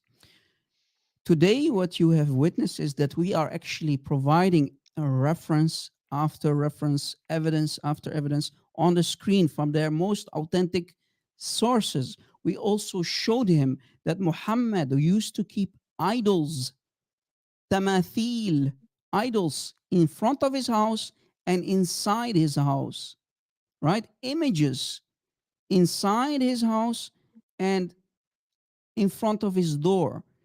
Now, why would Jibril get scared? Because Jibril does not want to enter a house that has an idol in it or a dog. So, what does Jibril say? So, order the head of the image, which is inside the house, to be cut off. So, Jibril, if he wants to enter the house of Muhammad, Muhammad first needs to cut off the head of the idol because it's an idol. Cut off the head, then Jibril will come and visit you and give you supposed divine revelation. divine. So everything, everything, Yeah. it's on the screen, it's in front of you, and still the guy This didn't he say, guy "Show has me come from the on. Kitab al-Sitta"? Didn't he say, "Show me from Kitab al-Sitta"? It's recorded, and we showed him. This is why. This is why I basically jumped in, right, guys? Now, Look, Rob, this guy's after you come on before on my streams. He's come on a couple of times before. I've met him before. And he always claims he's on a cell phone. He always says that. That's his common excuse. Then my So- brother Leloy, didn't he say, "Show us from the 6 books"? Well, isn't Sunan Abi Dawud from 6 books? Of course. Correct? Correct. Look, he accepted nothing. He accepted nothing. No matter what you show him, every scholar is wrong. Yeah. Yes, guys, one second. Brother Reason Answer Apologetics. If you are in a place where you can come live, please click the link and come live. By the way, Brother Reason Answer Apologetics videos has his own YouTube channel. I will soon go live with him as well.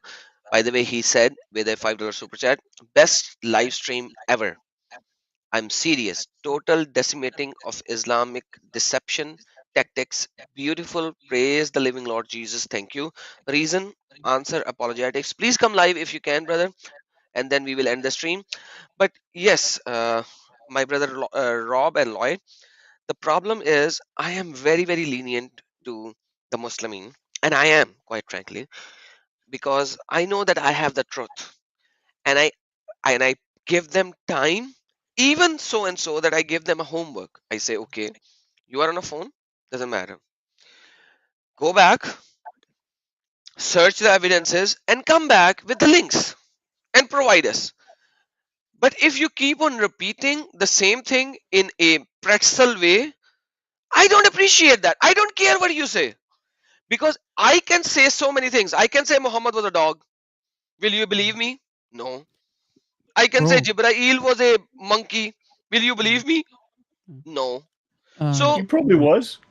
yeah. whatever. And, Like, but like Flying monkey. I can only say what is written in your scriptures, right? yeah, yeah. So why don't you do the same for me? By the way, our brother Thaddeus is here. Brother Thaddeus, welcome. He is another apologist. Brother, welcome. How are you doing today? We can't hear you, brother. You are either on mute or something like that. This is our brother Reason Apologetics, but apparently his microphone is not working. You forgot to And say inshallah, brother. okay, he did not say inshallah probably. Yeah. No, you are, we cannot hear you. Then you make videos. You have so many subscribers. Why can't we hear your voice, man? Can you hear me now? Yes, finally. Yeah. Yes, brother. It defaulted to a non-existent microphone, which happens sometimes. I didn't, I wasn't set up to do a video today. So, I mean, I don't have my lights on and I wasn't prepared with the correct microphone, but so you're just going to get the microphone from the camera rather than the fancy microphone. But this was awesome. This is like the best dismantling of fairly sophisticated Muslim liar that I've seen.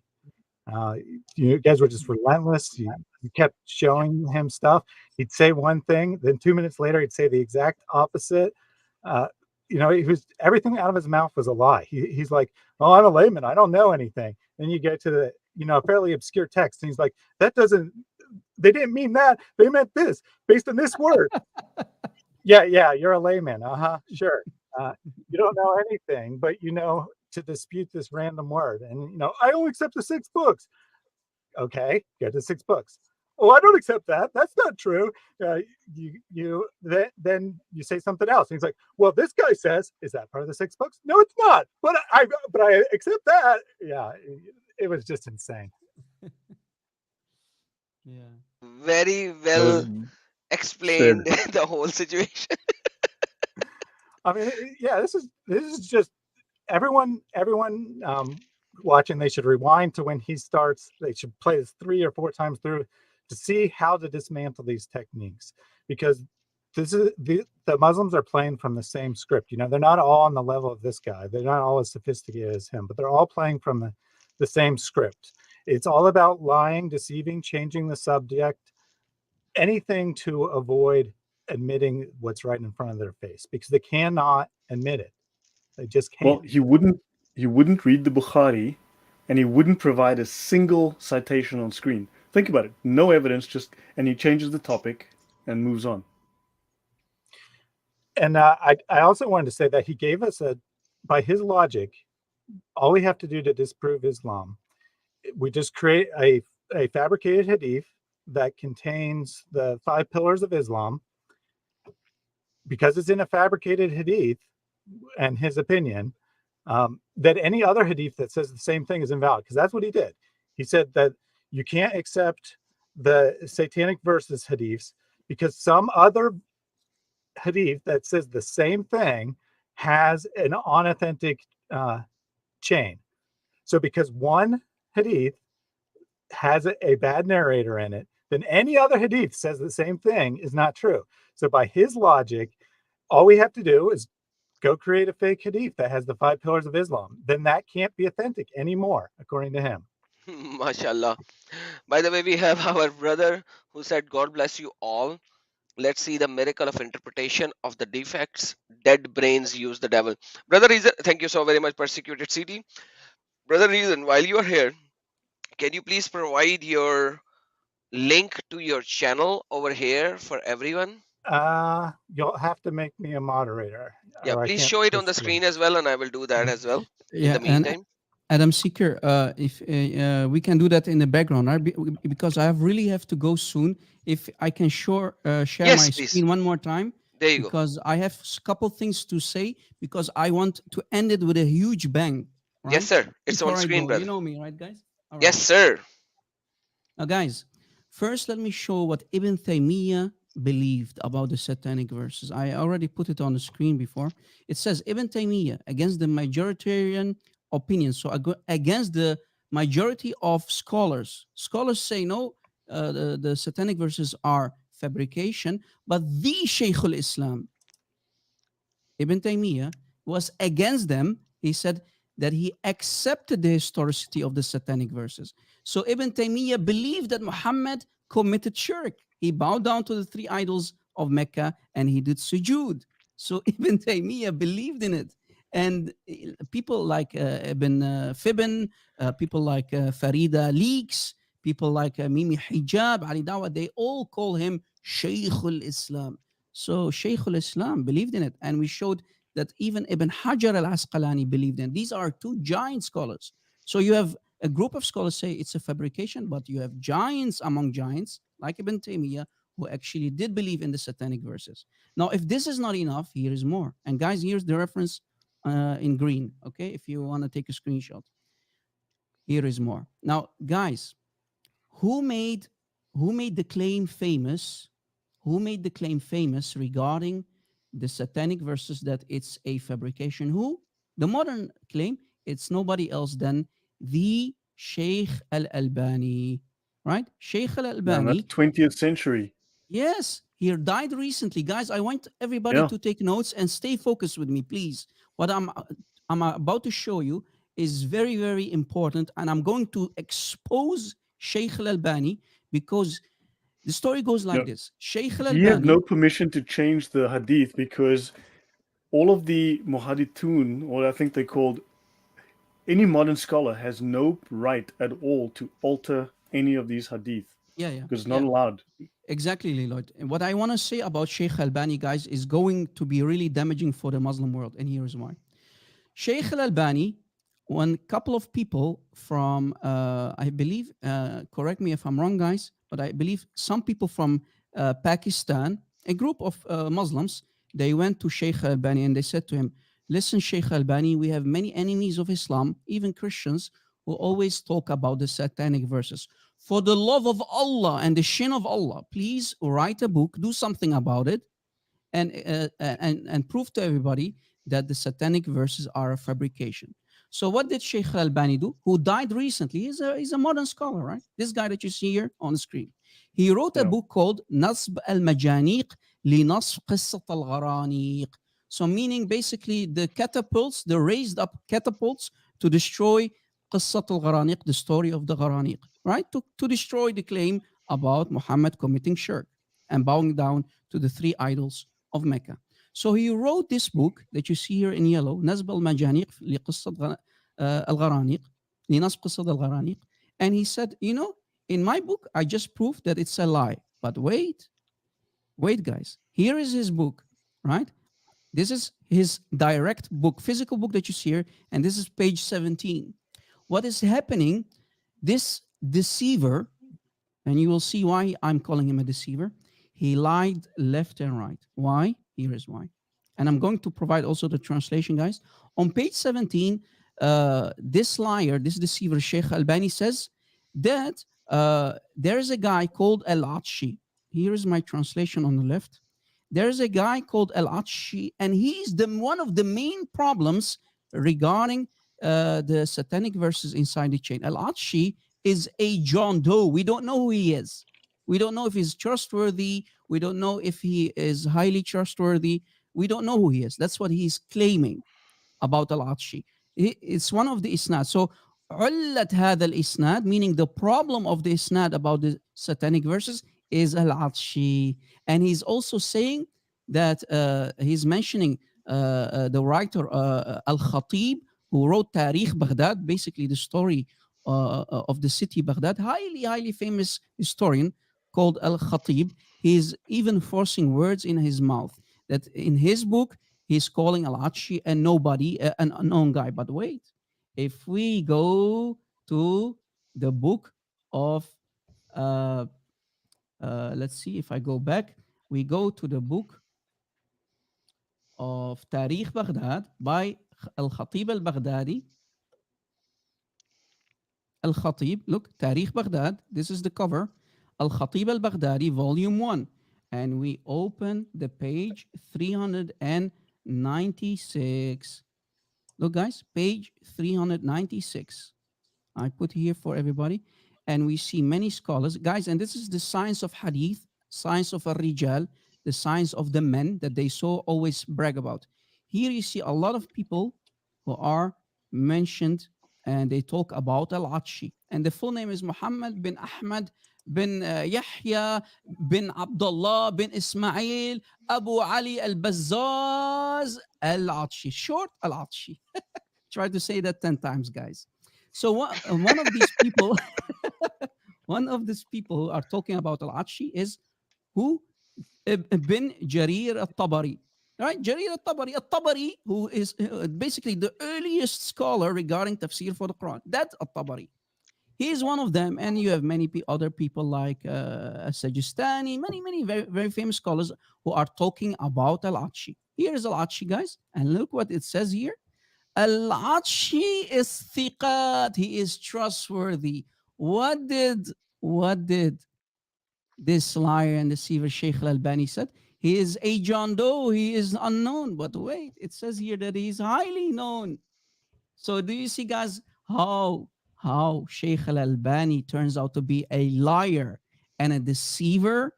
I just basically ended the career of this dead guy, because Muslims, when they talk about the satanic verses, they always go to his book, to the book of who? Sheikh Al-Albani. And not only that, he even lied about the year of his death, basically, because Sheikh Albani claims that this guy, let's see if I can put it on the screen, guys, just a second. He even lies about the year, the death that he died in. Look, Al-Atshi, and this is my translation, guys. Al-Atshi died in the year 300. That's what Shaykh Al-Albani is claiming. Al-Albani's book is saying that Al-Khatib al-Baghdadi, as we showed you, mentioned or talked about Al-Atshi. Al-Atshi died in the year 300. And he says, the problem in the chain of this hadith is Muhammad bin Ahmad bin Yahya Al-Atshi. That was claim number 2. Al-Albani claims that this guy is a John Doe. Nobody knows him. We don't know who he is. He's an unknown guy. But we Just like Muhammad's father, right? Yeah. So he lied about the poor guy. He throws him under the bus. Yet we know that this guy is highly famous. Look, guys, here is more proof regarding science of al-rijal, of the men, right? The men that you can find in the chains. Look, ma'lumat an al-rawi, meaning information about the narrator. In this case, Al-Atshi. And his full name, Al-Atshi, Muhammad bin Ahmad Al-Atshi, Al-Kunya Abu Ali, and he's from a city called Baghdad, nowadays Iraq. And look, Al-Ridba, so his rank, Thiqat Ma'mun, highly trustworthy guy. So do you see how Sheikh Al-Albani just lied about Al-Atshi? Do you see, guys, how easy it is to expose even the heroes of Islam, who they claim he is Sheikh Al-Albani, guys, this guy? He turns out to be a liar. MashaAllah. MashaAllah. Guys, I did my homework. And I have done many live shows about this. I did a live show with brother from Sirat International. I did with Sam Shamon a live show about this very topic. And we destroyed Sheikh Al-Albani. And that's why I have seen a couple of your live streams after your live streams, because when you do live stream, I'm not available. Apparently, you always do live stream when I'm busy at my work. But I have seen them afterwards. You have like literally 8 videos on Muhammad bowing down to pagan gods. And 8 that I can count so far. Maybe there are more. Even today, I think if you are doing it earlier, I was busy. I saw your live stream link, but I couldn't see it, so I watched it later. But brother, you have extensively explained this topic from the start till the end from so many references. It is just simply unbelievable. I think if you could make one single video which could provide all these references in one video, I think just without any debate or without it being live, it will going to take you at least an hour to show all these references, let alone having a debate or being live. Yeah. But I would love that one day you would combine all your 8 live streams in one single video, not a live, a video where you just throw them one after another, Yeah. a machine gun kind of a way. Yeah. That will be awesome as well if it suits you. Otherwise, I have seen like 8 of your live streams already. Yeah, and like I said, guys, I showed you that Sheikh Albani. Thank you, brother, for these awesome words. I will do it again. Why not? Sheikh Albani even lied about the poor guy Al Atshi, and he lied about the year that he died in. He said that he died in the year 300, right, guys? But it turns out again, he is lying about the poor guy's death year. He died in the year 374. So he's mistaken 74 years. He doesn't even know when the guy died. You see it, guys? He died in the year 374. But Mr. Sheikh Albani said, no, he died in the year 300. So he called the guy a John Doe, and he even lied about his year of death. So, I mean, guys, isn't this enough of destruction of Albani? I mean, I hope you enjoyed that. Mashallah, mashallah, subhanallah. Great. By the way, brother, uh, brother Thaddeus would like to ask you to come to his channel as well. If with your permission, I will share your Skype with brother Thaddeus. Brother Thaddeus, if you do not know him, he has a channel. He is working pretty decent in his channel as well. I like a couple of his videos long time ago when I was in the middle part, neither a Muslim nor a Christian, and I used to watch his videos. His videos are very informative, not a debating manner, but an informative manner. So if you would like to go to his channel, he is requesting you to do that. So if you have time whenever, please Sure. spend some time with him. At the same time, I would tell all my viewers that next week, maybe on Wednesday, I will schedule it. I will come live once more. And brother Rob Christian, if you are available, please join me in. I'll going to show everyone that Muhammad was a person who did not know his father. And anybody who did not know his father is called a bastard. Yes. So with that A being said, bastard. Just say it, bro. He's a bastard. brother, that's a bad word. I did not want it to say that. But anyhow, Well, you said it. what do you It's, call a man who doesn't know who his father is? So, I mean, it's, come on. it's, it's like a bad word. I did not want to say it, but now that you say it, that's so bad. Is there a nice word to say in English? Yeah, a John Doe. Good one. His father is a John Doe. But turns out that the poor guys, you see, guys, they always throw the people who destroy Muhammad and expose him always under the bus.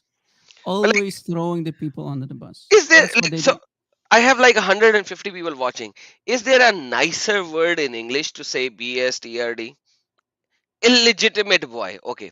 Somebody Yeah, St. that Louis works for me. said That'll work. Yeah, illegitimate boy. Okay. That's good. guys, I should be So out of here. It's oh, brother 3:30 Lloyd, thank you a.m. so very much. I know it's very late for you over there, brother. Thank you so very much for being here. And wow, this stream is very, very, very long today. Brother, thank you. God bless you. And You thanks for guys being here. Let's see you next Friday next week. on So part those 3. guys, I hope it was interesting, and please subscribe to the channel, and I will see you guys next time. Take care. Amen. Everyone, Brother Lloyd's channel, you just click the link and you will be there. And Rob Christian, you don't even need to click the link. You can just search Rob Christian and you will be there. That's Take how care, guys. easy. Thank you, Brother Lloyd. God bless you. And Theodus, I don't know why some people create a name which is different than their channel name. So Brother Theodus has a channel called Reason Answered. and he shared it before. I forgot where it is. Brother, can you please share it one more time? Yep. Okay, I found it. No, that's the Patreon link. I don't care about the Patreon link. Let me find where is your channel link. Okay, where's your channel link? I forgot. I can't see it. Brother, can you please share it one more time? Yeah, I just put it in. Guys, I really have to go. Hey, Thank you brother, for you can't go. Rob Christian, you can't go there. Okay, this is brother TDS channel reasoned answer, and Yeah, this is you your could also reasoned just answer. search for reasoned answers. It works. Yeah, brother Rob, long time no see, man. You gotta come live with me one more time. It's Bro, just so I'm a long. busy guy, man. I know. Today I just did the live show a couple hours ago with Brother Sierra International. No I'm kidding. I actually missed it.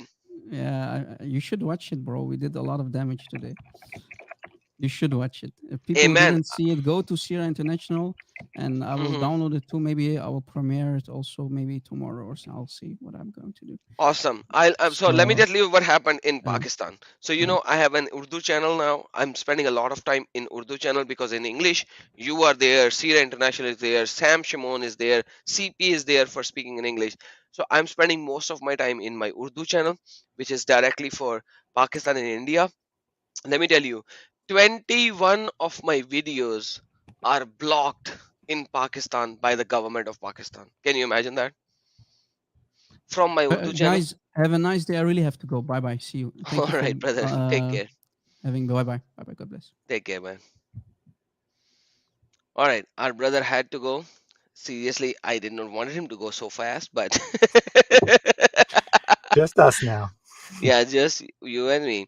But yeah, seriously, for all my viewers, look, these are the videos that they blocked. 21 of my videos are being blocked in Pakistan by Pakistani government, by the government of Pakistan. Imagine that. Why would they do that? Don't they have answers? Whereas the Mufti, 95% Pakistani, 95% Muslims in Pakistan, apparently 97% FYI. So, what about all the Muslims? Why can't they answer? Right? They cannot answer. Why? It's that silly it is. So they cannot answer, hence they block my videos. So the Muslims supposedly try to give me a challenge. I answer them. When I answer them, the Pakistani government block my video. That's how silly it is. So Mufti says, Adam, you cannot answer till the day of judgment. I reply in my video. When I reply in my video, these Muftis say to the government of Pakistan, look, Adam is exposing Islam, block him. And they block my video in 3 to 4 days. Well, you know, Adam, they're blocking you under the blasphemy law. But like, how is criticizing Muhammad blasphemy unless he's a god? I'm not even criticizing Muhammad. I'm showing what's written in the scripture. That Muhammad is a BSTARD. Well, you know, the Islamic texts are anti-Islam. That's why they have to deny them every time we show them to them, because those aren't actually Islam. Those are anti-Islamic texts. Yeah, dude, that's the problem. So they asked me, hey, Adam, you cannot answer this. Prove the answer of this. Prove us wrong. The Muftis. I'm not talking about normal people, not you people, not me people, not any XYZ in the YouTube, right? I'm talking about the Muftis who has to do a PhD, okay, before they could claim the title Mufti. Just like a doctor title, you cannot just get a doctor title. You have to study, and you have to do a doctorate study, 3 years, 4 years, and then you have to 2 years of a house job or something like that before you could be called a doctor, right? Yep. Same is the case. The Mufti cannot be proclaimed as a Mufti unless he does a specific 4-year study in Islamic studies, and then he is under a Mufti for certain amount of years. Then he can claim the title of a Mufti, not before. So Muftis are making videos calling me in saying, Adam, till the day of judgment you will not be able to answer. And I reply to them in 3 to 4 days in my live stream, because I do live stream only on Saturdays. And on a Saturday live stream, I give them the answer And I said, there you go, your day of judgment is already here. And when I do my live stream on Saturday, by Wednesday, apparently my live stream is blocked in Pakistan. So their video of the challenge is there in Pakistan. But my video in which I have replied is not there in Pakistan because YouTube has apparently blocked my video because they have told the YouTube, hey, he provided the answers. This video needs to block.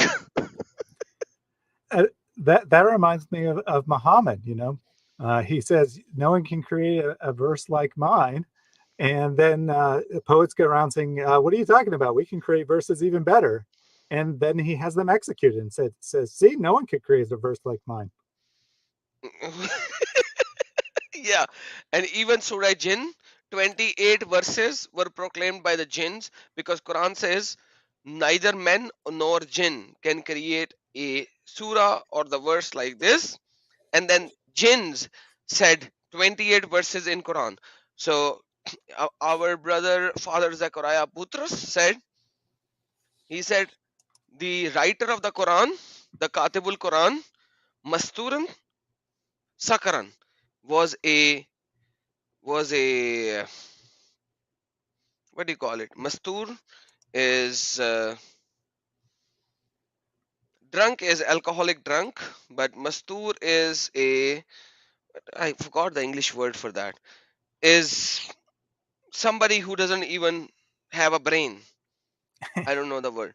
So he's a Mastur Sakaran. He was a drunk and guy without the brain. So like this is how silly it is, man. So but anyhow, that's what it is. I went to another channel today in India and I told them, hey, put this video up on every of your channel because they have already blocked it. I just put it once more. So you put it in all of these channels, 5-6 ex-Muslim channels that I know, so that the Mufti Fadl should have the answer.